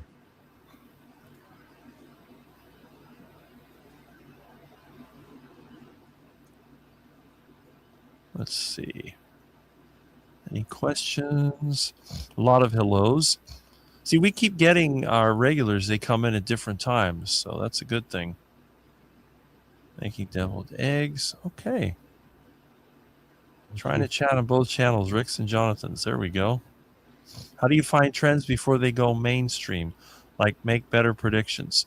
I don't think you can make predictions. I think you just have to go with what interests you. Yeah. Yeah. I mean, at the end of the day, you have to be interested in it. Otherwise, you wouldn't have an inclination to look at it. So it sounds like a very obvious sort of answer, but yeah, that's my opinion. I think a lot of it is just people feel like they're missing out. Like you said, the fear. I tell everybody that the only way that people are motivated is by fear. They're either fear of harm or fear of missing out. And I've said that many times in my videos. That's how you get people to do things they wouldn't otherwise do. Oh, the offer's running out. You have only 5 minutes left, or you have to do it now before somebody else does it. Buy that gold now before it goes up. You have to buy that real estate. It may be expensive, but it's going to be higher. It's always the same thing. And then when nobody wants it, they don't get it. So it's like, let's say the market crashed, and now that stock that was $100 is now 50 cents. Well, why don't you buy it? Oh, I don't want it. But the company's still in business.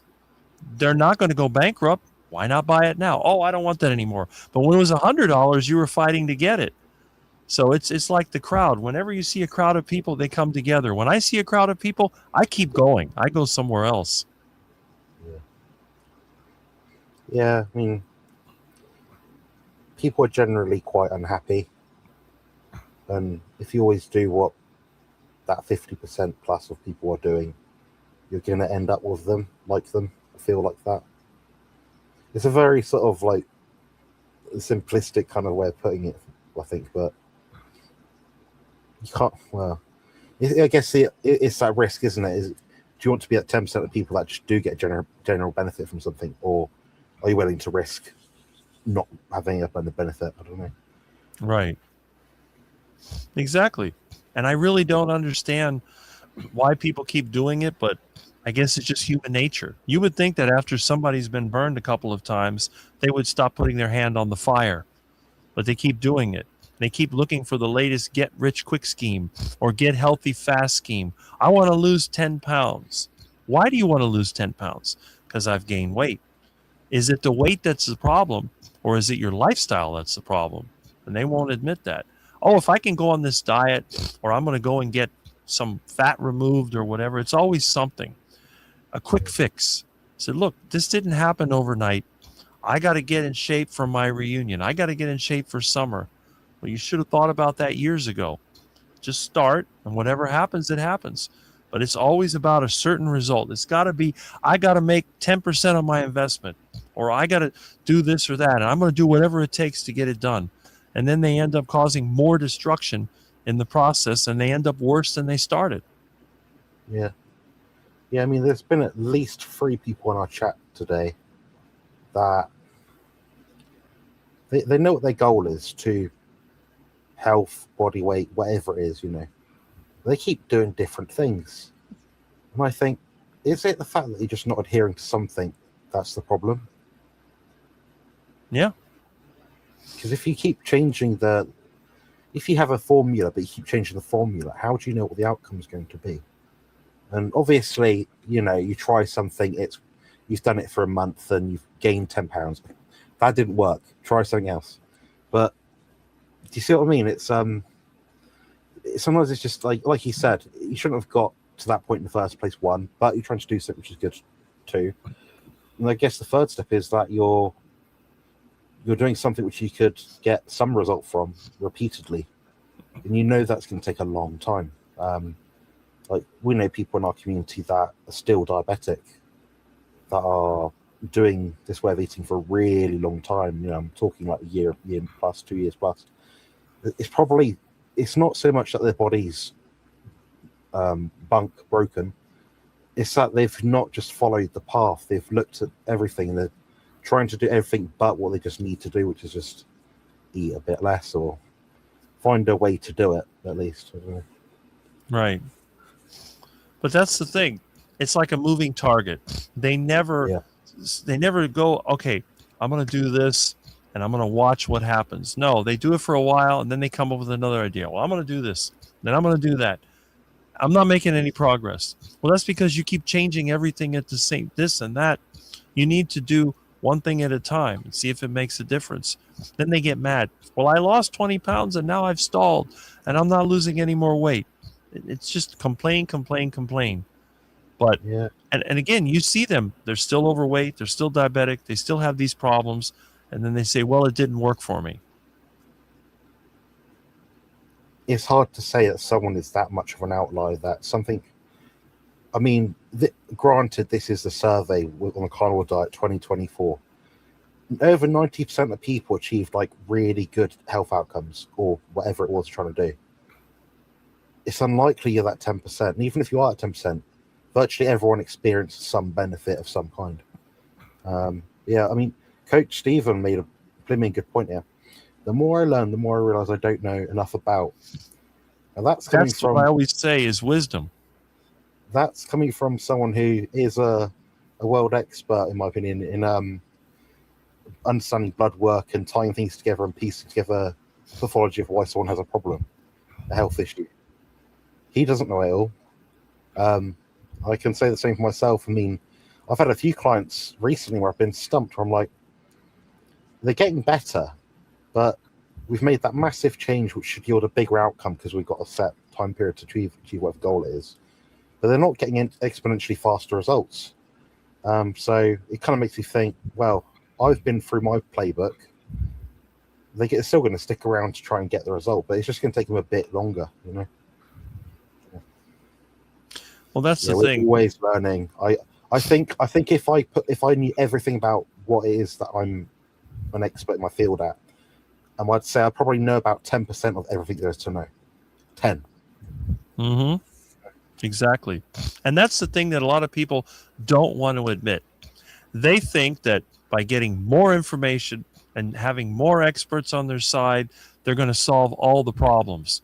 And I try to explain to them, whether you're growing a garden or whether you're building a home or whether you're trying to reverse health conditions, there's more than one way to do it. And a lot of it depends on the location and the materials you have to work with. A person like me is not the average American. What I do doesn't work for most people. And I know that.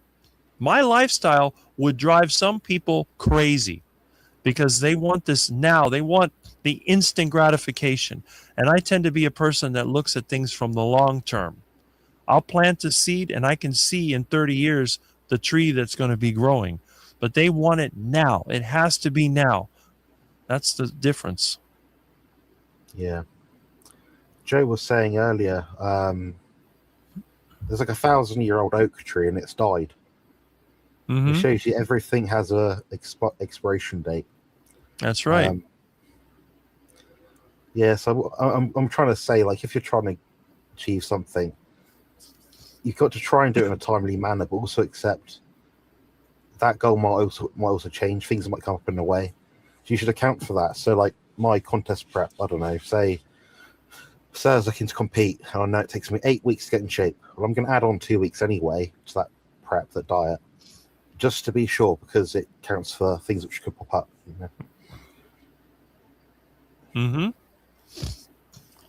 But again, everybody wants that expert.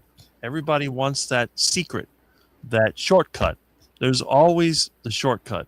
And the shortcuts never work because they're only good for a short time. They always end up causing more problems in the future. And I just, whether you're eating duck food from a gas station or whether you're trying to cut yourself up to lose weight, I mean, it doesn't work. Look at how many people have tried to lose weight and failed, and they end up going for surgery as a way of trying to solve the problem. I mean, look in the carnivore community. There's one person that we've probably talked about several times, that he was on the carnivore diet and he got fat again. And now he's over there getting gastric bypass to try to lose weight. That's unnecessary. See, I see surgery as a last resort.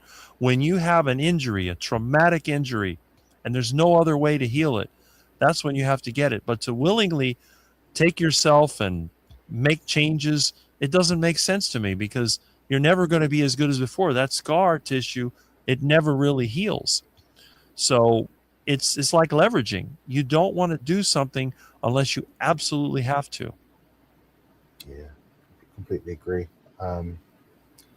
We can talk about, I mean, I keep bringing up weight loss just because of stuff I know about, but like people who do a calorie controlled diet, you know, that sort of thing.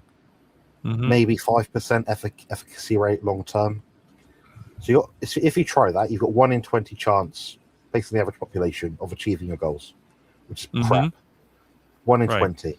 So if it took you 20 years to gain weight, whatever weight it was, then you think, okay, I've got a 1 in 20 chance of achieving my goal.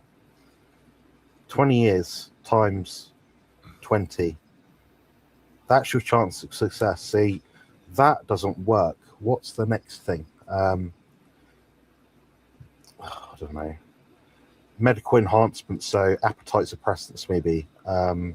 Supplements, I don't know. Doing macro tracking, maybe a 10% benefit, efficacy rate long term. Joining a weight loss group, a support system group, you know. You've got GLP-1 drugs. They're actually the most efficacious things we have right now on the planet that have been studied and measured. Whether people like it or not, that is the empirical data that we have. Now, what happened? But I agree with you, Rick, in that you should use like the least abrasive thing first. So, you know, try tracking your food. Does it work? No. You try tracking your food, but choosing better foods, i.e., carnivore diet. Does that work? Yeah, for a lot of people, it does. It does seem to work. So that's kind of my stance on it. But we all have to fill the gap or plug the gap in different ways. And for a lot of people, it'll be the same thing. For others, you have to be a bit more meticulous, I guess. So. You know, it's frustrating too because some people actually do very well. Maybe they're trying to lose weight. Maybe they're trying to get in good shape. And they will do it for a period of time. You'll see them a year or two in. They look absolutely great, have a great physique. They're lost weight. They're healthy and happy. And then they disappear. And then a few months later, they're all fat again, big and fat and sick. And then they're telling a sad story. And it makes you wonder, you went through this process. You had success. Why did you go back to what gave you the problems in the first place? Did you become too confident or did you just don't care? And then to me, I never understood that because I guess to me, the thought of being unhealthy and overweight is so foreign. I can't see it because if I was starting to get tired and I had aches and all that, I wouldn't be able to work as much as I do. And I would say, Rick, you got to do something. Something's wrong. Maybe you need to make adjustments. But somehow people manage to live like this. I guess they get used to it, or they're conditioned that way, and they get less and less healthy, and it becomes normal for them. And then when they finally have a crisis, then they try to go and reverse it very quickly, and they don't realize that it was years in the making of this breakdown. And they think, well, I can just do something now and reverse it. It doesn't work that way. Yeah. Or their subscribership on social media plateaus. So they need to up the ante and do something else that's a bit stupid because they keep falling off the rails. That's true. Actually. Some people do live their life, guys, to... I theorize a lot of people out there do live their lives on social media to create more following based on what they do, but they'll detract from what they would be doing to create road bumps, I guess you could say. Mm-hmm. It's frustrating. That's it. Maybe they just want attention. Like you said, they're trying to get attention so that they'll get more people to follow them. I don't care. I don't care. I don't even ask people to subscribe to my channel. You never see me say like and subscribe. I don't care. That's your choice. You want to like my video? Go ahead. You want to subscribe? More power to you. But I'm not going to ask you to do it because it doesn't benefit me in any way. Whether I have 1 subscriber or 1 million, I'm still going to put out the videos. I'm still going to be here. I may not be here as much, but I'll still be here because I'm not trying to get attention. I don't want the attention of myself. I'm just putting myself out there so that people have something they can look at. So, you know, I saw this guy on YouTube and he made sense, or I don't want to be a celebrity because I know I never will be. I definitely don't want to be a celebrity. I mean, exactly. That's obvious by how I limit my social interaction quite a lot. Mm-hmm. If I was trying to do that, you'd be seeing me posting loads of shorts and reels and stuff all day, every day. But I don't. I really, like I said before, like I devote my attention and interest towards people I'm interested in, friends, stuff like that, and anything else is noise. But by default of having a channel, I can share information, hopefully help other people who might be in my situation or coming towards my situation. Gives them a bit of hindsight, so it's a lot of value in that sense. I take pride in that for sure. Yeah, exactly. I mean, to me, just being able to share the information and put it out there. If I didn't do that, I'd feel bad because then I'd feel like, well, I've had these experiences and I'm not telling anybody about them. So it makes me feel like I'm being selfish. I'm not sharing what I've learned. But on the other hand, I'm not trying to get attention. I'm not trying to get people to either look up to me or feel sorry for me. I just want to give them another example they can look at, somebody they may never meet. They may never meet me physically, but at least they can see this is what the guy did. And it's just something they can think about. Yeah. Yeah, I definitely get behind that. Definitely. Rick, you're 1 in a million. We are lucky to have you in our community. Appreciated. You know, it's Agreed. just, yeah, you're 1 in a million. That's right. I mean, to me, it just, I don't know why so many people don't try different things. I guess they get locked into a certain lifestyle, but if things are not going well, my advice has always been, you might want to make a change, because I've known people and all they do is complain about all the bad things that other people have done to them. And I try to explain to them, well, there's 2 sides to that, because you allow that to happen. Maybe if you weren't around those people all the time, maybe if you found different associates, you wouldn't have that problem. I mean, it's even in the Bible, bad associations spoil useful habits. So when you associate with people like that, it's like if you have a drinking problem, would you associate with people who drink all the time? It's not a good idea. If you're eating bad food, is it a good idea to associate with people that eat that food and cook that food? Sounds like a bad idea to me. But I guess a lot of times they just don't understand that. It's hard to get through. Yeah, without going into detail, because I don't want this person to feel singled out or recognised, picked on. There's someone in our community. So for the last 2 years, I've known them, and they insist that high-fat carnivore is what's giving them the results. They're still over fat. They're still always ill. Still always inflamed. Not happy. They're always depressed. But the fat is healing them, because at the start of their little intervention, when they start the carnivore diet, it worked great. That's a good point. The target, like you said, the target always changes. Yeah. My diet to get into shape, like I said earlier, what do you eat? You know, well, at the moment I'm eating this. 4 days time, I'll have a check-in, maybe 3 days time. My coach, that might change because the goalpost has changed, because the situation, the environment of the body has changed. Well, you can see there's actually some people in the carnivore community that have said that they've had to cut back on their fat because the body fat was not coming off.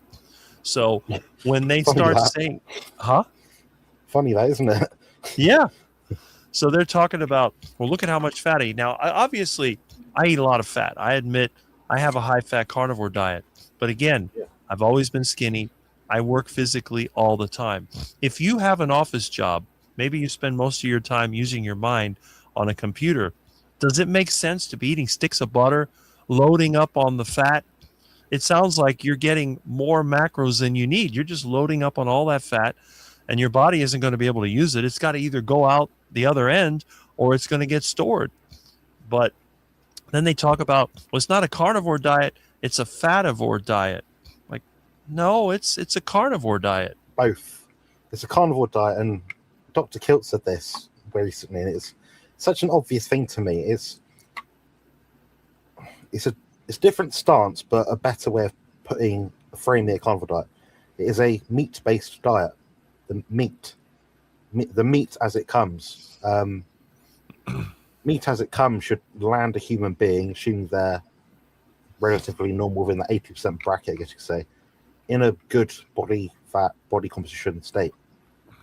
Yet, I've heard people that are diabetic in our space online, and they've been told by experts to eat 305 grams of fat per day from butter alone. So they're probably eating 400 plus grams of fat per day. I'm eating, as of tomorrow, 105 grams of fat to get leaner. Now, people don't need to get as lean as me. That's not what I'm saying. But I'm saying I'm eating 4 times less fat than them per day to get lean. So to get even half as lean as me, you're probably looking at about half of, whatever you're currently eating. So it's exactly. the other one that people do is they sort of try to talk mechanistically. Well, if you measure the amount of fat that comes out of your stool, it's only this much. And fat cannot turn into body fat. It can. If you just eat fat all day, say you ate 2 kilos of fat every day, but no protein, your body is going to burn or utilize some of that to create energy to do your day-to-day things. Anything in excess will turn into body fat, or you will get diarrhea to some degrees and your guts will be runny, but you'll still gain an amount of body fat that you don't want. That's right. And the other thing too is the person's natural composition. Someone like Jonathan over here has a lot more muscle than somebody like Rick, who doesn't have a lot of muscle. So you could have the same body fat percentage. Let's say I'm usually somewhere around 12% to 14% my whole life. But I'm very thin because I don't have a lot of muscle. But then you could have Jonathan with maybe 10% body fat and would still be larger. It's all subjective. And I think a lot of times people just don't see that. They're more concerned about the numbers on the scale or maybe their waist size or something like that. And again, waist size, what is it? It's supposed to be half of your height. My waist size is about 35 inches, but my height, I'm 6'6". So I'm in that range. Yeah. But a normal person with a 35-inch waist could be quite large. They could have a good sized gut sticking out and they would have a higher body fat percentage. Really, if you want to be serious, in my opinion, just keeping track of what you eat, not so much calories, because we know that's silliness, Because Just if the food, calories were a the thing, drinking meat, hot liquids would make meats. us fatter. Yeah, yeah. Just the animal food source. If you're on a carnivore diet, meat, fish, eggs, dairy, grams. Oh, I had a cup. I had a tablespoon. I had Right. a pound. You know, it's like just do that for a week. Mm-hmm. If you're too hungry, it's probably too little food or something's off in your lifestyle. Right. Okay, look at those checkpoints. Is that okay? No. Okay, address that. Run it for another week. Any change in scale, weight, inflammation, whatever you're trying to track. Yes. Okay, just do the same thing again. Mm-hmm. That's it. It's not. It That's doesn't it. have to be more complicated. It's very simple. It's all in the amount of food that you're eating. It has nothing to do with high-end net carbs and macros and fat. And I mean, who knows really how much fat is in, let's say, ground or minced beef, as you call it. It varies. It's not always the same. So you just say, well, I ate this many grams or this many ounces or whatever measurement you use. And then if you're not getting the results you want, adjust it. And like Jonathan said, if you're feeling hungry, you're lacking something. You may need to do a little bit more research. And if you're smart, well, obviously you could go online and estimate it. But if you need somebody to give you more actual real world experience, you find someone like Jonathan over here, and then you get the benefit, because someone like Jonathan can save you time, which actually saves you money, and you're not going to be as frustrated. So that's why it's worth it to have people like that. There's several carnivore coaches and carnivore people out there, but again, finding the right one, it's great to have a reference. It's like when my friends have a problem, they call me. I give them some free time, and I'll explain what the problem is. And they may decide, well, you know what? I don't want to deal with that. When can you come over here and do this for me? And we make an arrangement. So it's actually, in my opinion, it's good marketing, because if you offer that service and then you answer the brief questions generally, they say, you know what? I realize the smart person says, I'm going to need some help. I'm going to hire this person over here to help me. But the person that's foolish is going to go, well, you should tell me everything for free. Well, that's nice, but somebody's got to pay the bills, don't they? I give you the information on my videos on my website. You can look it up. It's there. But would you rather...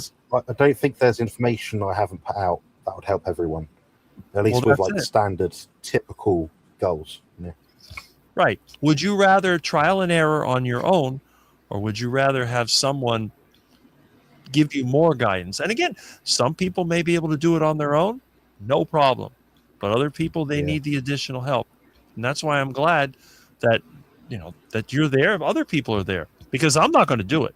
I'm not going to charge people money to help them with a carnivore diet, because that's not my field. Now, on the other hand, if you have a problem with your equipment, your vehicles, maybe even electronics, plumbing, yes. Light bulb need changing. Exactly. Anything that involves any kind of machinery, whatever it happens to be, I can help you with that. But when it comes to diet, when it comes to psychology, when it comes to all those things, that is not my field. I don't want anything to do with it. And again, I've said that from the beginning. Some of those people need a different touch as well. You get people like me who'll provide the guidance, the plan, the information, the empathy, the understanding, accountability. You get people like perhaps Professor Bart Kay, have the consultation with him. You've got a very complex health history. He'll go through it and give you the dot-to-dot plan, what best practice is. Then you get people who might be less educated in terms of information, but they're excellent people's people. Got the gift of gab. They've got a way of encouraging you that no one else does. They're very motivating. Right. So you have to just go for who provides you what you need. And you don't always get it right, and sometimes you waste a bit of money, but that's just life, isn't it? That's the thing. I've said that many times. Some people, they're the people pleasers. They're the public relations. Those are the people that do that very well. But on the other hand, like when I had a business, you always have the expert that can solve the problems, but they're generally not the people person.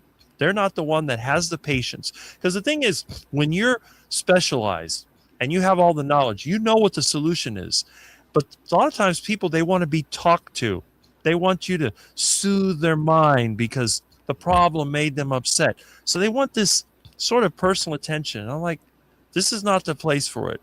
Here's the problem. You give it to the guy. He types it in there. Problem solved. It's done. And then you hand it back to him. That's why a lot of times I was a go-between. I would talk to the customer. I would listen to all the complaints and all the problems, and I'd make notes. I would tell my guy, hey, they got this problem. But if I would have sent the customer directly to him, there would have been a fight going on there because he gets mad. That's not what I told you. You're supposed to do this. So I would be the go-between. I would talk to customer. I had the patience to listen, but I knew what the problems were, so I could write them down. I said, okay, I talked to the customer. They can't access these files. They want to make this easier. Can you do that? Yes. And it's done. And there's no conflict. But some people are just not a good fit. And then they say, well, your guy is no good. I said, well, that's your judgment. That's because you didn't relate to him. But he does the work for me exactly the way that it needs to be done, and I don't have a problem. Yeah, that's definitely sensible. I've had a few clients that have chimed in the live chat today, actually, and if you looked at my feedback to each of them in the check-ins each week, you wouldn't think it's the same person writing it, honestly, because what they need is different. Kimberly, for example, she's not the same, but like similar background to me with like health issues. She's very diligent. She's on point. She doesn't miss a beat. She doesn't need the hand holding someone else needs. She needs a bit of encouragement like anyone, but she doesn't need a 20-page long description of, exactly what she needs to do and how she's going to do it and all this mindset stuff. Because I'm working with someone that's just starting up on a carnivore diet. They don't need to be overburdened with fasting and tracking ketones and God knows what. They just need a way to stick to the diet the best they can and find out roughly what works best for them so they can navigate it themselves over time with the tools that I teach them. But yeah, I've kind of pigeonholed myself into like the body composition space, which is funny because I've got as much expertise in medical science as I do in body composition. More of my training is around that, but what I enjoy doing is the body composition stuff mostly, but that's just me. Well, that's it. And a lot of times that's one of the things that people, they're not really, they can't really master it because I think they concentrate too much on trying to make the customers come back. They're not really into solving the problem. They want to make people feel good, so they keep subscribing to their service. And the thing is, a good service is when you have it for a period of time and then you don't need it anymore. It's not like a lifetime subscription. A lot of people, they want to make it a lifestyle where they sign up for their group and they pay a certain amount every month. That way they have a recurring income. But the real expert, he or she says, okay, I'm going to do this for you. I'm going to charge you this much. And then when the job is done, they don't need them anymore. Unless another problem comes up. Yeah, I'm working with someone for about 3 years now. So, he's a big name often in my chat. Yes. So he probably knows everything there is to know. I'd say he's, in regards to biohacking, nutrition understanding, body composition training, he's probably one of the best in the carnivore space online. He doesn't have a social channel or anything. He's not a content creator. I've taught him pretty much everything I know, near enough anyway. But he still pays to work with me because, one, he likes the accountability and stuff, but he knows if he has a problem or something he needs to sort of work around with his health, he knows I'll give him the best possible tools to do it.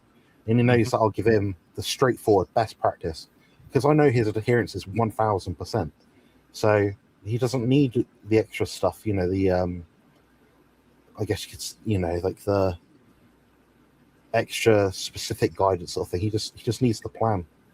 So yeah, I'm grateful to work with every single one of my clients. They're all good, brilliant, hardworking people, and that's why they stick around. Like very few people ever leave my programs. To be honest. Mm-hmm. That's right. I do intend to teach them everything they need to know, so they can like leave the nest sort of thing over time. But yeah, when they do leave the nest, within 3 months, I get an email back saying, "How are you doing, Jonathan? You all right? Can we start back up again? I want to do this." Exactly. But again, you're not trying to market a subscription service.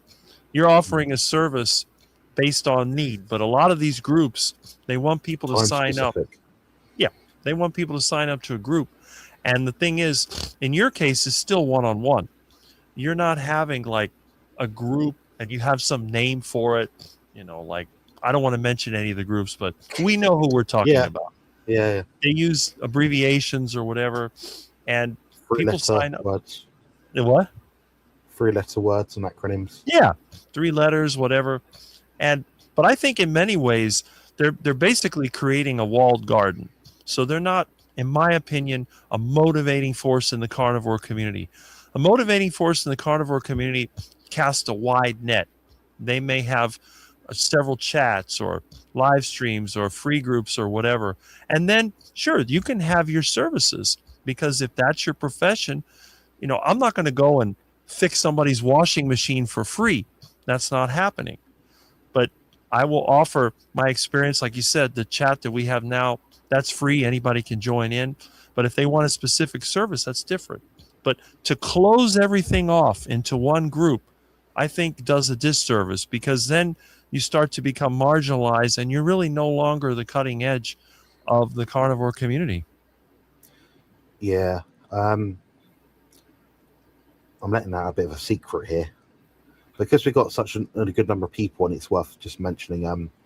So DC and I are looking to do something together, a bit like group coaching, but not in the same way. It's going to be done and formatted in the right way, So it will be a walled garden in a sense, as in a private group, but it's not going to be impersonal. It's all going to be very specific. Mm-hmm. But it's not going to be that we only produce content there, and if you're not part of it, you don't get access to anything. It'll be a bit of a mix of both of our thing. So it'll be the same thing I'm currently doing, just in a more group setting, but not to the degree that you're talking about, with hundreds of people sat on the screen going, "Oh, I should do a sardine fast, ketones." It's not going to be like that. So, well, again, it all depends on the number. If you have a small group of people, it's still almost a one-on-one service. But when you have hundreds of people that are just signing up, I think there's just something that bothers me about that. Now, again, I'm not saying people can't donate. I mean, if somebody wants to donate to the cause, I encourage that.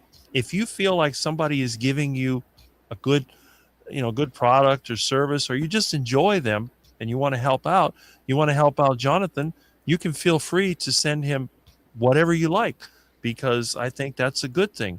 If you have that ability, it does say that there's more happiness in giving than receiving, and that's a good thing. But to put up the block and said, like, here's my website and this is it. You want to see what's in here? Pay me this much a month. That's where I draw the line. If you're going to continue to do the free videos and offer the paid group, I'm 100% behind that. I think that's a good, valuable service. And really, you can kind of try before you buy, because you can see who you're dealing with. Well, this is the person that I'm dealing with. I like what he's putting out there or she's putting out there. I want to sign up for the program. And you do that willingly, that's a good thing. So I hope that goes well. Thank you. Yeah, I got scammed by 2 clients in this year already, and I'm annoyed by it, to be honest. It's the time perspective of it. It's a disrespect of someone's time is more discouraging than the money side of it, I think. Mm-hmm. Yeah. Let's talk about something else, because I think we're going on off a bit and people are getting fed up. Mm-hmm. Let's see. We have any more questions? Let me double check. This is the opportune time, guys, to collaborate. Come on screen, both of us. Mm-hmm. Opportune. You can't get better than that. I think we scared them off. That's got to be what it is. Yeah. Let's see. Okay. I'm really surprised that I figured somebody would join, but I guess. Yeah, I'd thought even for half an hour. It is open, guys. I don't care if I've never met you before, or Rick, or vice versa, or anything. if you just wanted to say hello and put your face on the screen, go for it. Yeah. I mean, if you turn out to be a troll, it'll just turn you off. That's all. Yeah. You got Jonathan and I here keeping an eye on you. So if you misbehave, you'll be gone. Yeah, Rick's a bit more open with trolls than I am. I'm a bit more militant. Well, again, that's the style. I have fun with them. Style, But yeah. when other people are on the stream, I'm strict too. I make them disappear. In fact, I've been a moderator. I'm still one, I guess, technically on Chafee's channel. When the trolls come in, I knock them out immediately. And on Butter Bob's channel as well, I've knocked out several trolls. On my channel, I draw the line. You can make fun of me all you want, but you make fun of my friends, and you're out of here. Yeah, it's a matter of respect. One of the people that have commented today that have left the chat already, they're disrespectful to my friend Bart K.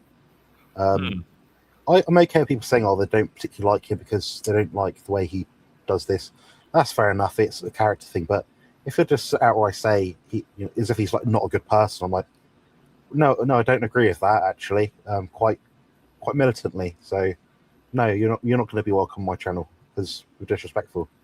But Right. I'm open to opinion. If someone doesn't like me on your channel, that's completely fine as well. All the person might do is they might just tune out when I'm here. That's fair enough. Right.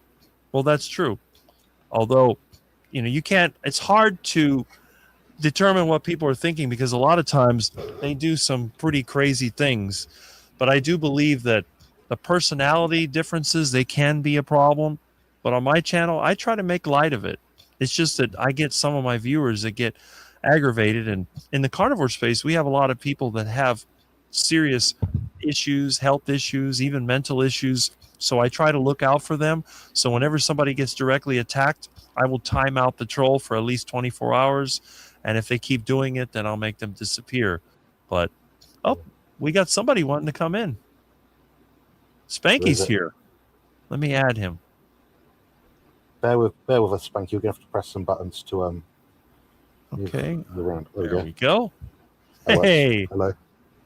Hi guys, how you doing? Good. Good, you? Good. Been listening. A lot of good advice. Not too bad. That's what we're here I for. think it'll be good. I'm just trying to figure out how to set my screen up here now. Spanky, I think this is the first time we've ever really spoke, kind of. Yeah, we've had comments back and forth, but that's about it. Yeah, glad you're here. I was hoping you'd come on, actually. Yeah, you gotta have some eye candy on here, eh? That definitely adds to it. Definitely helps. That's true. But you got it over there. It's not here, that's for sure. It's funny, we're saying, Spanky, I've got some screenshots of it on my phone, but we're saying, we're talking about good-looking people. I think it was on Grandma's Crochet Corner either last night or the night before. But, Spanky, I said, Spanky's a good-looking guy. He's got a great smile and stuff like that. And everyone's like, yeah, he's a good-looking guy. So, you're much loved, admired. Oh, thank you. I appreciate that. Mm-hmm. No worries. Yeah, I got Debbie's blanket on my shoulders. I haven't parted with it at all. Huh. Yeah. Is it cool there? I mean, it's too hot here for blankets. Well, where I sit in my office, I got a register. I probably should shut it, but I got the air conditioner on, so it blows down on me. So I got my air conditioner right over my head. I love cold air. I mean, look at how close this is. Wait a minute. oh yeah, oh smokes.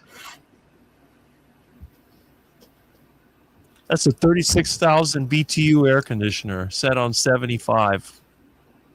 That'll do some damage for cooling. Oh, yeah. Well, again, I'm always hot. That's the one thing about me. I'm always hot. Yeah. I think Wendy's unwell, the feral grandma. Get well, Wendy. Oh, really? Best wishes to you. Hold on. Still sick, yeah. Yes, yeah. What she has. Hopefully it's not that flu that's going around. Should be right. Knock on wood, that's something I haven't had probably in about 7 years is a flu. Wow. I get it about 3 times out of the year. But it's a 3-day thing. Headache, sniffles, nothing. I haven't had a serious flu since 1993. That's pretty good. That's I'm a trying to couple think years. the last time I had a jab. My 2000 last one was a tetanus shot.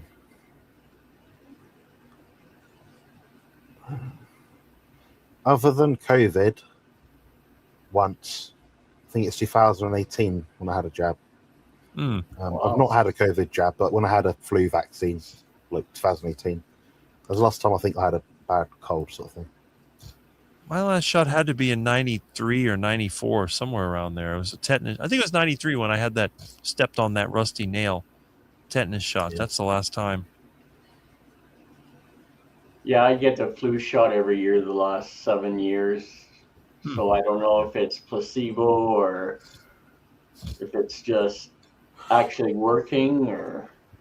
Yeah, maybe that's why you haven't got the flu. Maybe, yeah.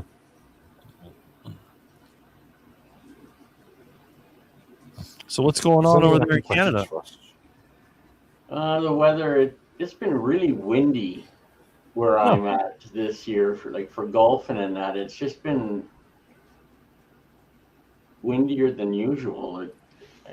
Hard to explain it, but you're out there in 40-mile-an-hour wind trying to sink a, even affects the ball on the putting greens. But our leadership up here sucks, so everyone's unhappy with the politicians up here, just like it is down there. That seems to be true everywhere. Yeah. Kakistocracy, ruled by the least qualified. It seems that way. You got to think that why can't good people go into politics because they don't want to put up with the baloney, right? Well, they don't let them in anyway. Exactly. The good people can't get the financing. It's the bad people that get all the money because the bad people want them in there. Yeah. Ooh, we're getting some Everybody's interesting going out chat. to a car show.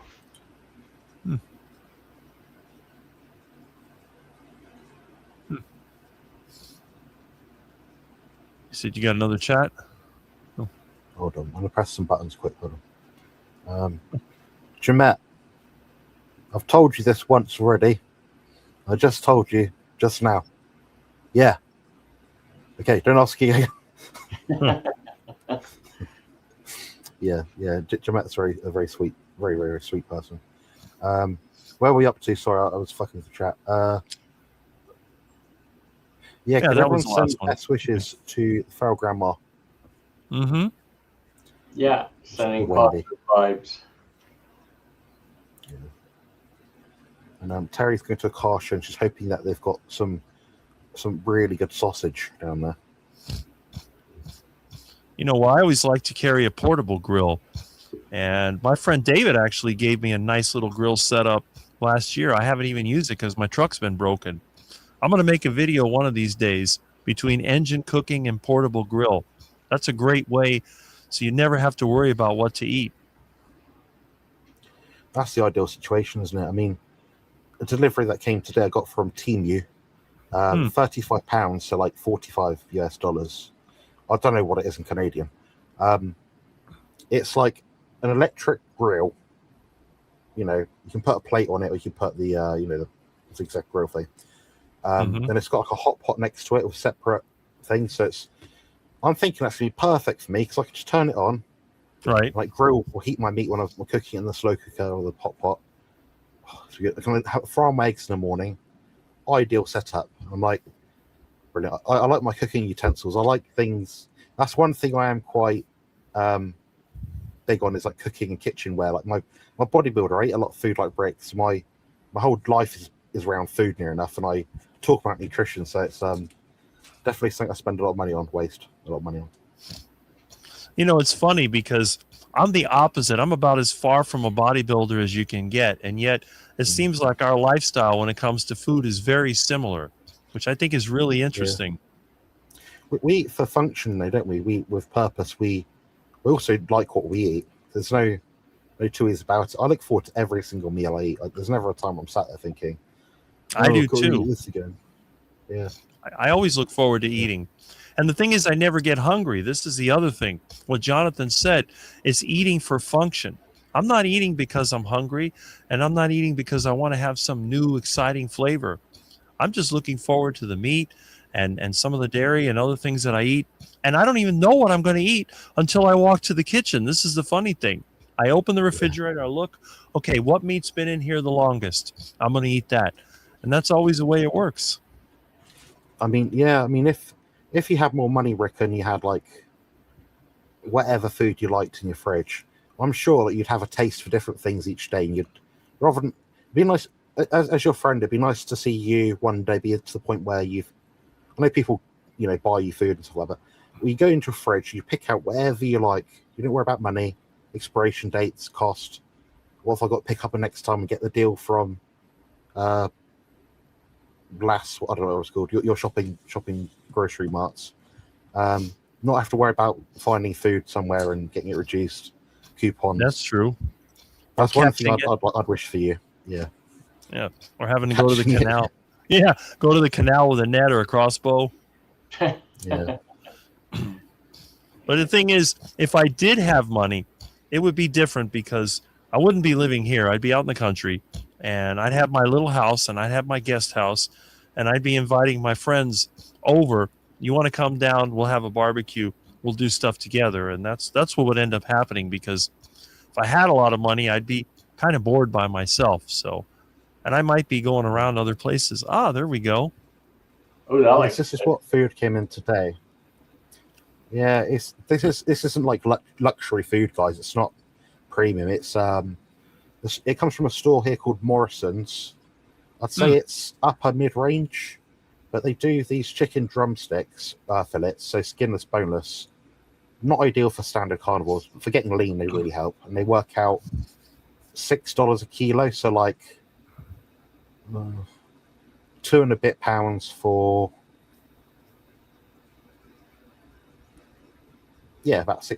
Yeah, 2 and a bit pounds, about $6. Just quite cheap. These are chicken thigh skinless boneless fillets on the right. They're a bit more pricey, but maybe $7. These just lean ground beef, 95%, 500-gram pack, so just over £1. And they're about $12 a pack.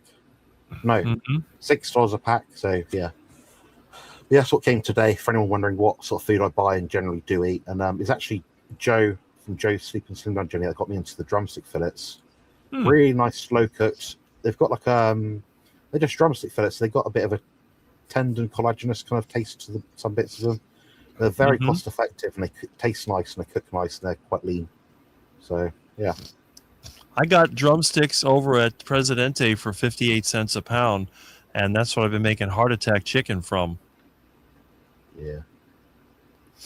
And sometimes I get them from the dumpster. I've eaten food from the dumpster more than once. Beef, chicken, pork, whatever. If it looks good and it doesn't smell bad, I mean, the worst case scenario, I give it to the ducks. But if it's edible, I eat it myself. I'm not ashamed to eat out of the dumpster. Yeah. I personally don't or haven't that I know of. But my priority in life is, like, above all, obviously paying my rent, but food. If I can't eat, everything goes to crap. So in terms of like hierarchy of needs, it's paying rent, food, medication. If you watch I know you watch my bike rides. What are the normal places I go to? Home Depot, Harbor Freight Tools, and the grocery stores. I never go anywhere else. My whole life is tools and parts for my customers, food for me, and that's really it. There's nothing else to it. I don't have anything trendy. Yeah, for me, gym, swim, sauna, about 3 times a week. See family whenever I do. Online food shopping most of the time. Care assistant comes around on a Thursday. I've got a very simple life, but it is very structured because it has to be. So, yeah, we're quite similar. What about you, Spanky? What's your sort of like average week like? For food? Food, lifestyle, stuff you enjoy, like things that you are miss, things you don't like want to miss. I don't know. Well, obviously it's in my name. I golf probably 6, 7 times a week. I thought you said you like to be spanked daily. No. I just saw the spanky bit and I was like, oh, spank. Well, if the right lady comes along, I don't know, whatever. I'm open to ideas. Yeah. No, right now when it's nice out, it's all about golfing for me, and the camaraderie with a lot of the guys I golf with. A lot of them are older gentlemen in their 70s and some 80s, and some of them still got some really good game in that, but it's the friendships, and the only problem with that is every year I seem to lose one or two of them, and it's kind of sad, but That comes with life. yeah. Hey, bowling is my game. I got some bowling lanes. If they're still good, I get my house. I'm going to put my pin setters, and it's going to be bowling time. I used to do that. I used to have my own bowling balls and all that stuff there, but when I was younger. Yeah, but believe it or not, I have the whole setup. When they closed the bowling alley, I got 2 of the lanes. I had to keep them. Yeah, I got them in storage. I got the machines in here. Maybe one day you'll see me over there and bowling at my new place. It's almost like, what don't you have? Yeah, that's true. What don't I have? Well, I'm not rich, but I have a lot of stuff. That's why I live in a storage container, basically. Yeah, and food-wise, I'm ketovore. Like I'm probably 80%, 85% meat, and I'll add the odd salad and or yogurt with blueberries and stuff like that. And then I cheat the odd time. I'm like a lot of people. You have a craving, and I sub whatever the word is I'm looking for. Mm-hmm. Oh, what happened to Jonathan there? Maybe his camera, maybe his internet went out for a little bit. He'll be back. The circle of doubt. Yeah, you know, technology. Sometimes it up. Okay, I guess he'll come back in. Let's see here. Get these comments. That's been a pretty interesting stream so far. I forgot Jonathan said about it. Okay, yeah. Oh, there he goes. Jonathan has returned. There he is. So, internet went a bit nuts. There you go. I actually had I got hit, what was it, last week when I was on Mitch's live stream. I had a DDoS attack. I couldn't believe it. Why would they attack my IP? I'm a nobody. What is that exactly? Well, they start pinging or trace route or whatever. They send you so much internet traffic that it's your transmit is just blocked. So you keep receiving and receiving and receiving and receiving. And it knocked my router. Basically, it overloaded the modem and it knocked the router out. And I had to restart everything.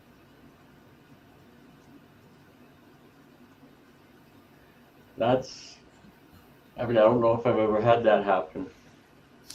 It's rare. I've had it happen a lot with corporate clients, but I never had it happen at my home. It was very strange because I was getting, the internet was lagging. I'm running, what is that open source? I keep forgetting what it's called. It's a Linux based. And I got in there and I kept getting all these trace route and pings. They were coming from IP addresses all over the world. And it just shut down everything.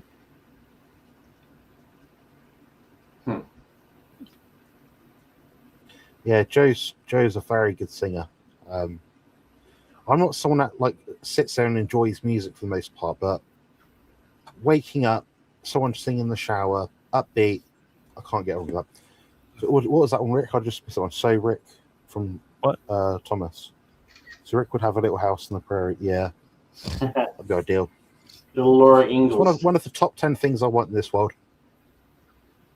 Definitely. Mm-hmm. Yep. Car shows. Yep. Maybe one day my car will be in drivable, good condition instead of rusting with a possum living in it. Thank you. Loves golf. Yep.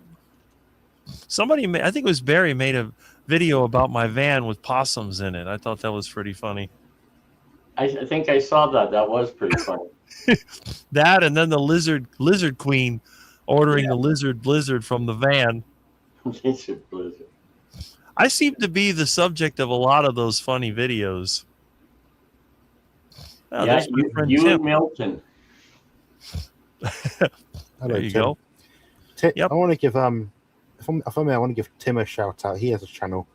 I wouldn't say he's not carnivore, I don't think, but he's kind of animal based. But he puts a lot of talks and stuff and chats about training and exercise stuff. So if you're into my stuff, you might like his stuff as well. That's right. I always recommend his channel. And he's in his 40s and he's not slowing down.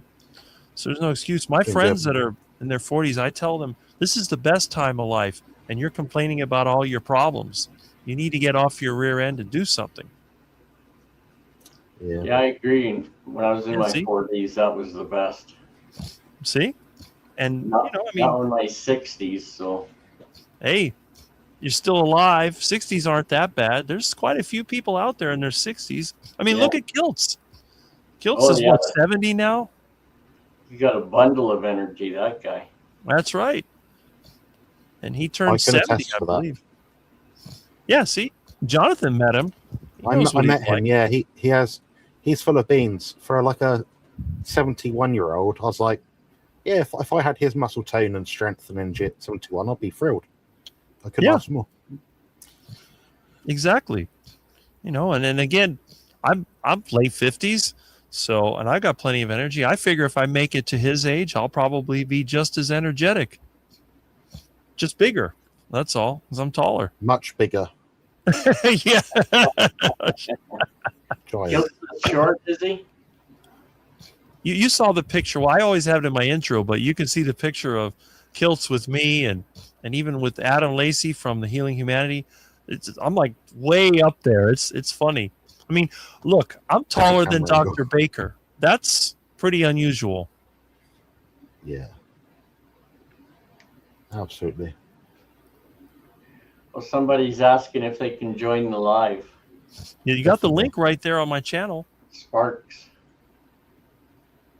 Yeah, hop on. Definitely get on top on. I'm going to be going shortly to walk my dog just because it's part of my routine. If I don't do it, he gets wound up and he'll look at me funny. I don't like him with dirty looks. Yeah, I'll have to get up. Yeah. Eventually I'll get off because I'm going to be working later today. So you know how that is. Yeah, try and take a bit of a mental break, Rick. All right. Yeah.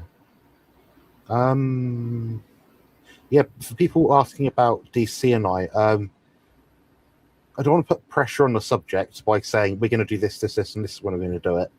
But we are going to do something. It is going to be meaningful and run properly, and you won't be disappointed. Ring. Sorry. Oh, okay. It was on your end.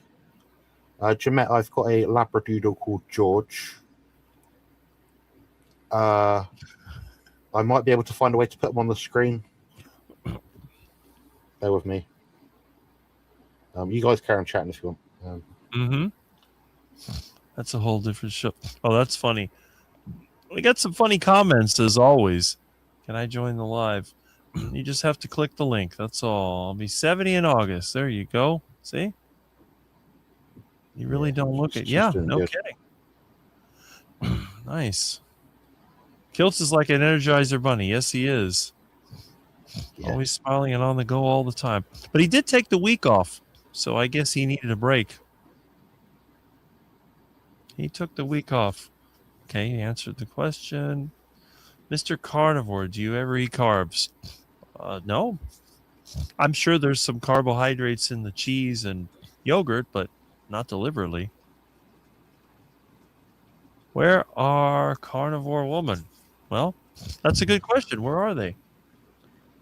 I got not in the same way this person asked it, but someone asked it when I started up Carnivore Team GB over here a couple of year ago. I thought, why do you not have women on? I'm like, women are welcome to come on.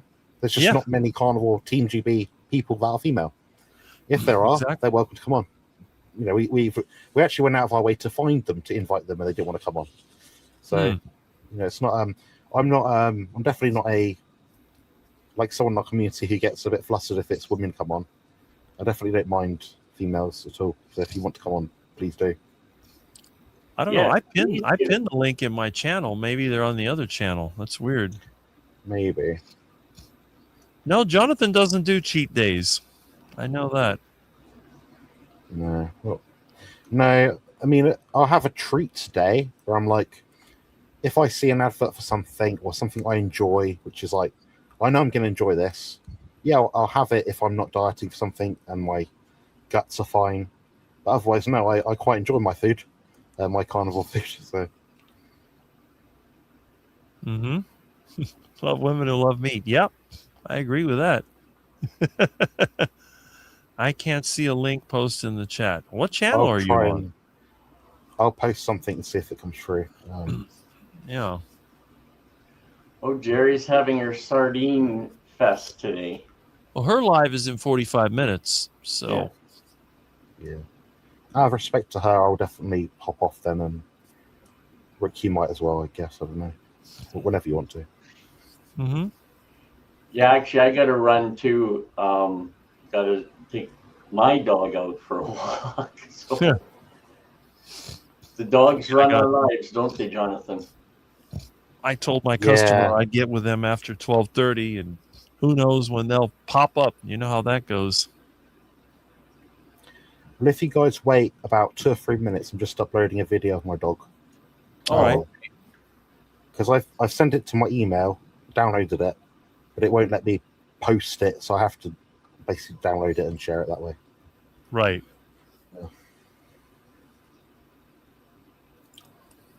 Yeah, those songs are so good. So I want to make another shout out today, my second shout out. Grandma's Crochet Corner. She makes very good AI assisted music based on what people like, the preferences, their story, unique stuff on a channel. And she has a playlist called something like Jonathan's Bodybuilding Tracks, something like that. Definitely worth listening if you like rock music and stuff like that. I know she's made several songs about me and Mr. Milton. The one that I think is Rick, Don't Eat Duck Food. Yeah, there's some good songs. She did one for my dad and one for my son that were just very endearing. All right, there we go. I've just posted the link. It says Rick posted it, but Rick and I are sharing the same StreamYard, so I posted it, but it's from both of us. Right. Yeah.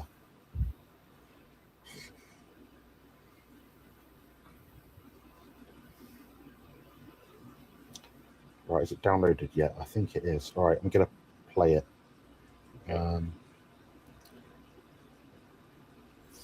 There we go. Aw. He's a 8.5-year-old Labradoodle called George. Cool. This is what he's like before I walk him. So this will be a duplication of what happens in about 10 minutes time, probably. Take me out for a walk, Dad. Yeah, he loves it. That's my how smart they are. cool way. Don't know when his birthday is actually. With dogs' birthdays, they're usually just the first day of the month. I can't remember what it is. My mum will remember. My dog will be 10 in September 15th. That's sweet. Oh, I think Milton's about 2 years old by now. Aw. Black Menace. He gives me an assist to get up. Okay. It's quite good. That. And that's George. There you go. He's precious.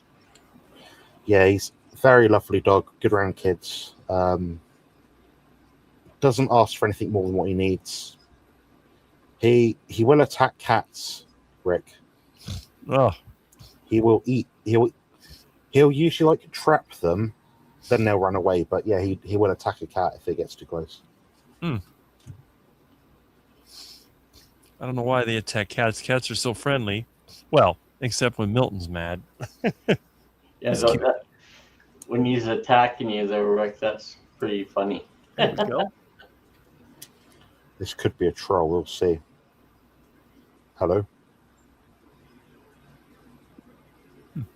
Hello. They may need to turn their microphone and camera on if they haven't already. Interesting. Hello, darlings. Hello. Hello, can you hear me? No, we can't see your face. Oh, I prefer not to. I've got like a severe burn in my face, which I'm quite self-conscious about. That's not so bad. How are you doing today, anyway?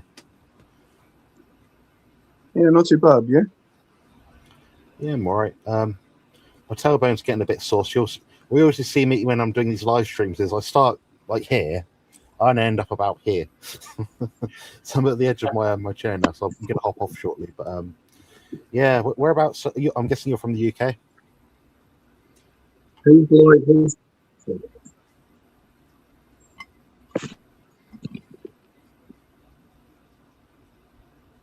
Can't hear very well. Yeah, I'm from the UK. Ah, okay.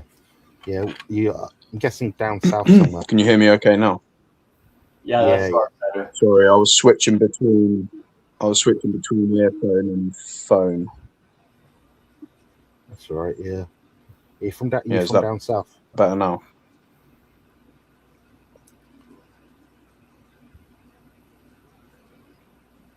I think there's a lag in there. Mm-hmm. Yeah, I'm from down south, yeah. Do you know Watford?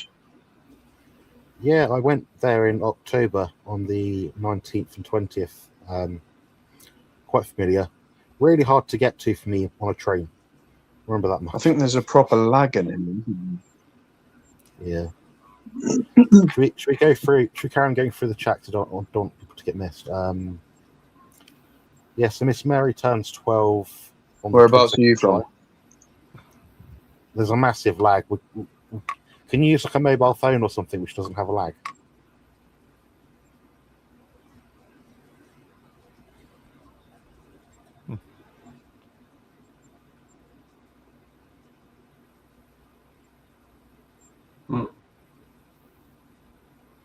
And there was silence. No, I guess not. I think it's just my phone, to be fair. Yeah, there's about a 15-second delay in you responding to what we're saying.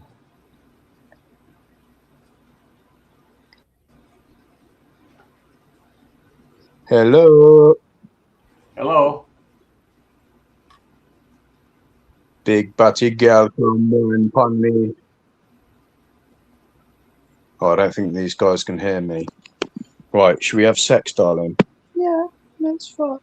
All right, bend over.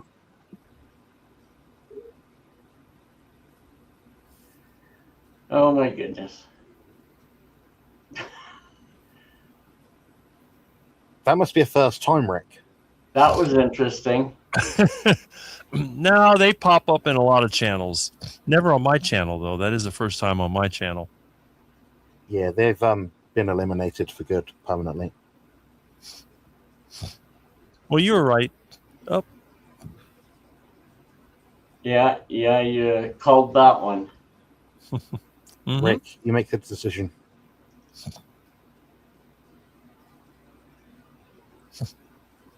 They're covering the camera. And, okay. Thumbs down. Let's carry on, shall we? Oh dear. Yeah, I don't want to miss people's chat. Sorry. Yeah, very handsome dog. He is extremely energetic. He's got more beans than any other animal I know. He's extremely smart. To the point that I'd almost call him like a medical assistance dog. He knows if he recognized if I'm going to have a seizure in the past, so that's quite cool. There we go. Rick's in charge of remittance. Let's see. Come on. George is carnivore, yeah. I think that's everything. Hi, Desiree. Hi. Hello. Can you hear me? Yeah. Yes. Wow.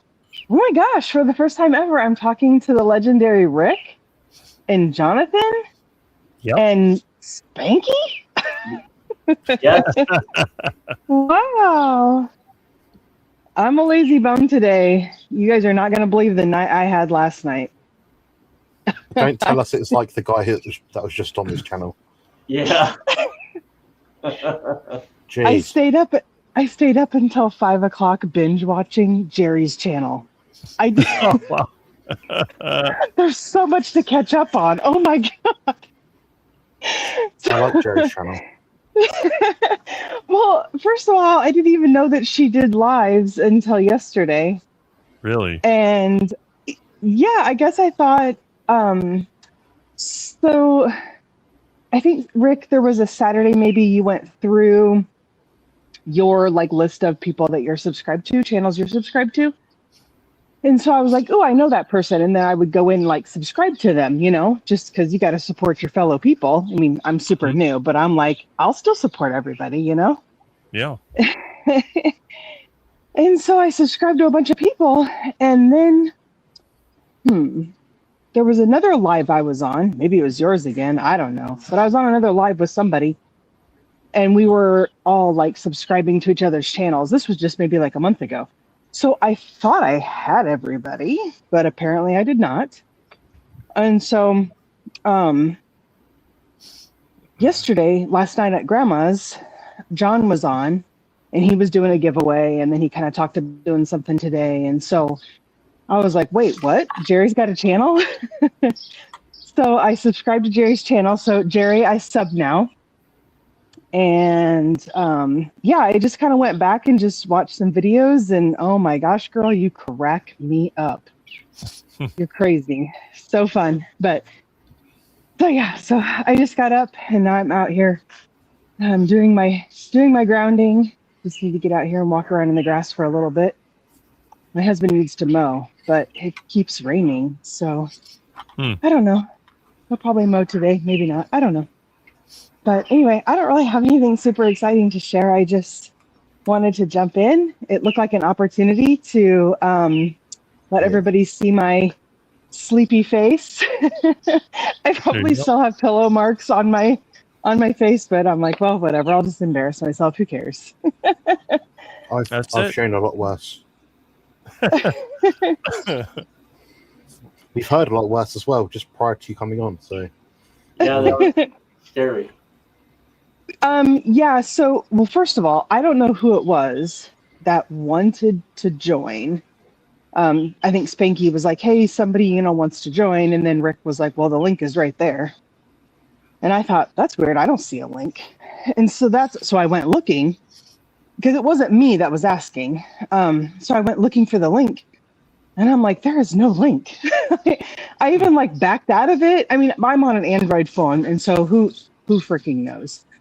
But I backed out of it, went to your description. Nope, no link there. Because sometimes you'll have the phone number where you can call. But I was like, nope, don't see it there. Went back to the chat. I can only see, and this is just for me, but when I join, any chat that has happened prior to me joining, I can't see that. I mean, I might be able to see 1 or 2 minutes back, but I can't see all the way from the beginning. So, yeah. Yeah, let's you go back to up to a certain point, maybe Oh. Well, I was trying to be helpful, but if you must, okay. Just come back. I'll go back in. Yeah, so it lets you go back on the chat up to a certain time period. So I don't know, say maybe 50 messages back or something. There's a function where you press comments or something like that, or a button, and it'll say show all comments, top comments, that will usually show you like, everything. Failing Okay. that, usually we pin the message to the chat. If it's not pinned to the chat, we may have replaced that pinned message with something else, which is why you might not have found it. Yeah, because it wasn't pinned. And then I did see that Rick just like posted it as a regular comment, and I thought, oh God, don't leave the live stream now. I wasn't planning on joining, but then I thought, these people are so welcoming. They ain't gonna care. They're not gonna care that you just got up. So anyways, I was just getting ready to join, and I was scrolling up through the chats, and then I heard the prior person, and I was like, wait, what kind of channel is this? I'm like, I thought It's this a was family hotline. friendly before. Yeah. That surprised even me. My breath was taken away for a second. We had someone join after who was calling themselves Nick R. I think they made a mistake because it had their name typed in, and you could see them for a brief second. Then they covered the phone camera, so I'm guessing it's the same person but under a different phone or something. Probably. So we didn't permit them in. Weird. I don't have time to do that. Jeez. I mean, I'm shy just to come on, as who I am. Some people have no life.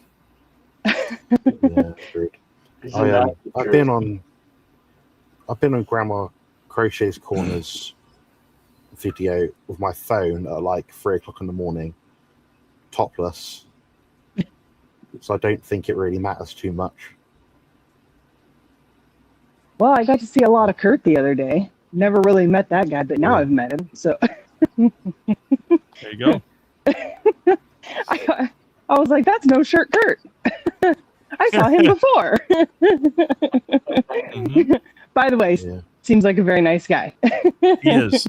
He It is. just made me chuckle because the first time I saw him come onto a panel, he had no shirt on.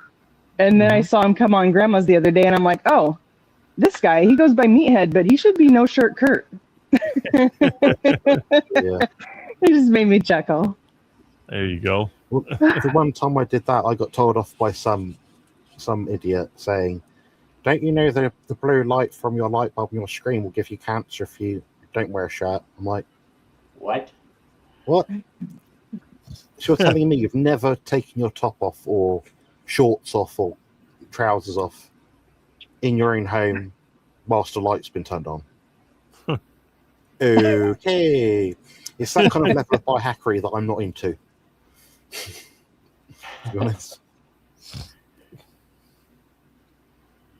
Well, I will let you guys get back to your gentleman's panel. Mm-hmm. It's not a gentleman's And, panel. I'm the most It's anybody's panel. There you go. Yeah, it's lunchtime. It's time to start cooking that heart attack. Yeah, you got to get brewing. You got to get started. I'm going to head off like in about 1 minute because I need to go to the toilet and walk the dog because he's going to get really mad. Yes, Jonathan, you have a very, very cute dog. Oh my It's goodness. good. He is adorable. I tried changing my camera so you guys could see my cat here laying in the grass. But it like closed off everything. So I don't know what the heck happened. So I was like, okay, never mind. I'll just, yeah, you'll just have to look at me, I guess, because I can't reverse the camera. But, Yeah. well, anyway, it was nice to have a chance to show my face. I'm a real person. And thank you, everyone in the community, for always being so kind to us newbies and so welcoming. I really appreciate it. So you guys all have Sure. a wonderful day. Well, thanks All right. for coming We're on. all newbies and we'll start somewhere. My advice is whatever Rick says. So, Well, yes, he is the legend. He is the legend. the All living right, legend. guys. Have a All right. wonderful day. Have a good Thank day. you. Have a good one. Weekend. You too. Enjoy. All right. Yeah. Thanks, lady. My spiritual chronic illness pain video meeting starts in a second, so I'm going to tune into that and do a walk and talk on my phone with my dog. Yeah. Yeah, I Right, guys. gotta Nice go to see you too. both. Nice to see you, Rick, and I'll be in touch in due course. All right. Thank you for being All right. here. We'll see you guys My later. pleasure. Yes. All right. Take care. Okay. Bye-bye. Cheers. All right. All right. So we're going to be ending this. If you want to catch another live, Jerry's on at 1. If you like watching someone drive around Wisconsin and give you a little wisdom, I'd go for that. What I'm going to do, I'm going to go ahead and try to get my heart attack going before my friend comes over here, because I promised him I'd give him a hand. And I do have his chainsaw over there. You can see right here. The problem with the chainsaw, they damaged the chain. I got a couple of links that are sticking, so he's going to have to go to the Home Depot and get another chain. I'll get his saw working, and that'll be that. And then, if I get some time and my part comes in, I'm going to fix Bob. I'll try to make a video on that because I got all the pieces apart. Once I got hydraulic seals, but this is what's called the gland nut. This is off the hydraulic cylinder. You can see it's Bobcat, so it's aluminum. The internal seals blew out. And this is what's left of the seal. And if you look, you can see it's all brittle. It broke. Look at that. So, no rubber and plastic failing. So anyway, thank you so much for being here. Let's check these comments. I missed a bunch of them, but we'll just catch some of the end comments here. Okay. And I was happy to have so many people come in. We had over 80 at one point. We're about 41 right now. Great show today. Thanks. And there's Joe's Sleeping Slim. Yeah, there we go. And Jamette and Thomas. Very good show, Rick. Well, thank you, Thomas. The reason it was a good show is because I had excellent co-hosts and guests. And the next time we do it, hopefully we'll get more guests. And as Tim says right here, Not for Vegans channel. And again, vegans are welcome here. And if you are a vegan and you want the world's best mangoes and avocados and you live in the Miami area, why don't you give me a call on my phone number? You can find it through my YouTube profile, and I will give you a box of delicious mangoes or avocados that you can enjoy.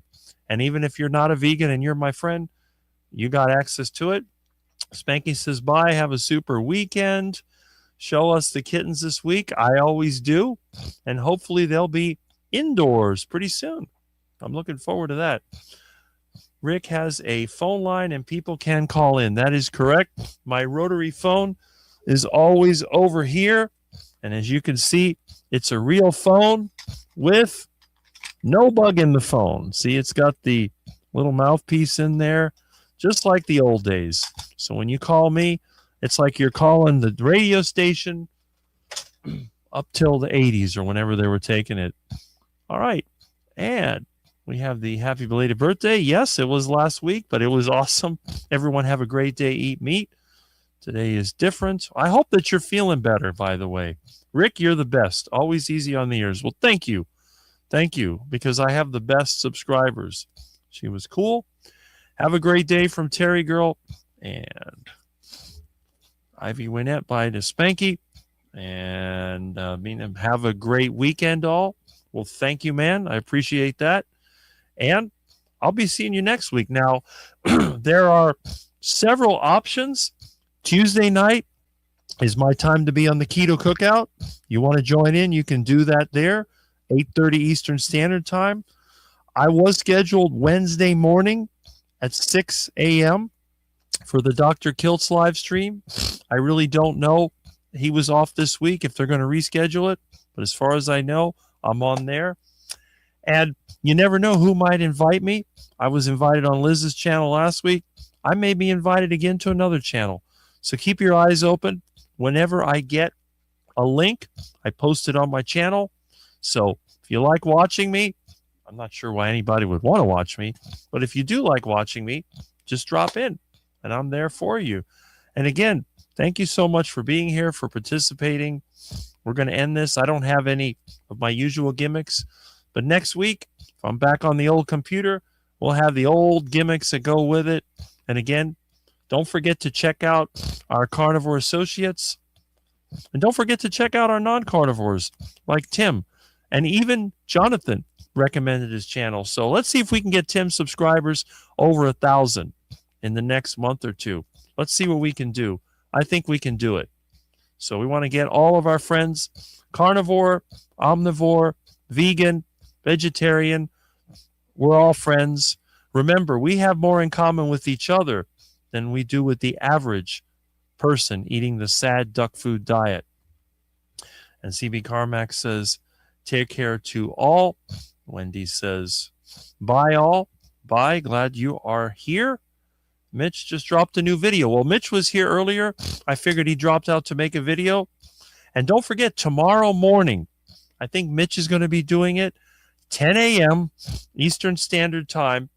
The normal Kilts live stream is going to be in the hands of Mitch. So why not check it out at 10 a.m.? And again, I look forward to seeing you. Thanks, Rick. Bye all.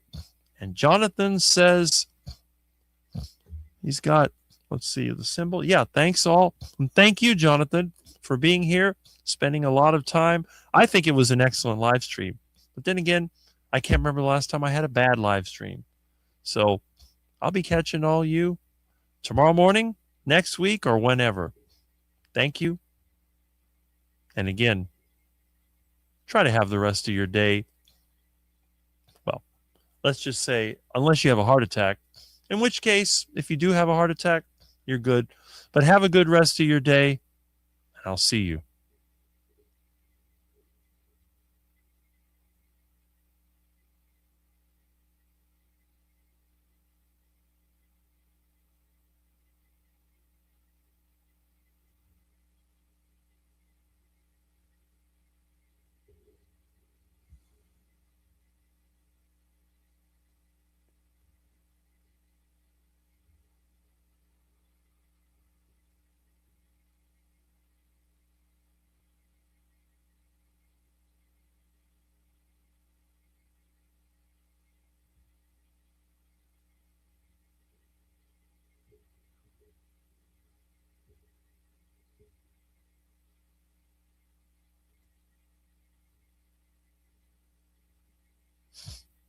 Why is this not ending?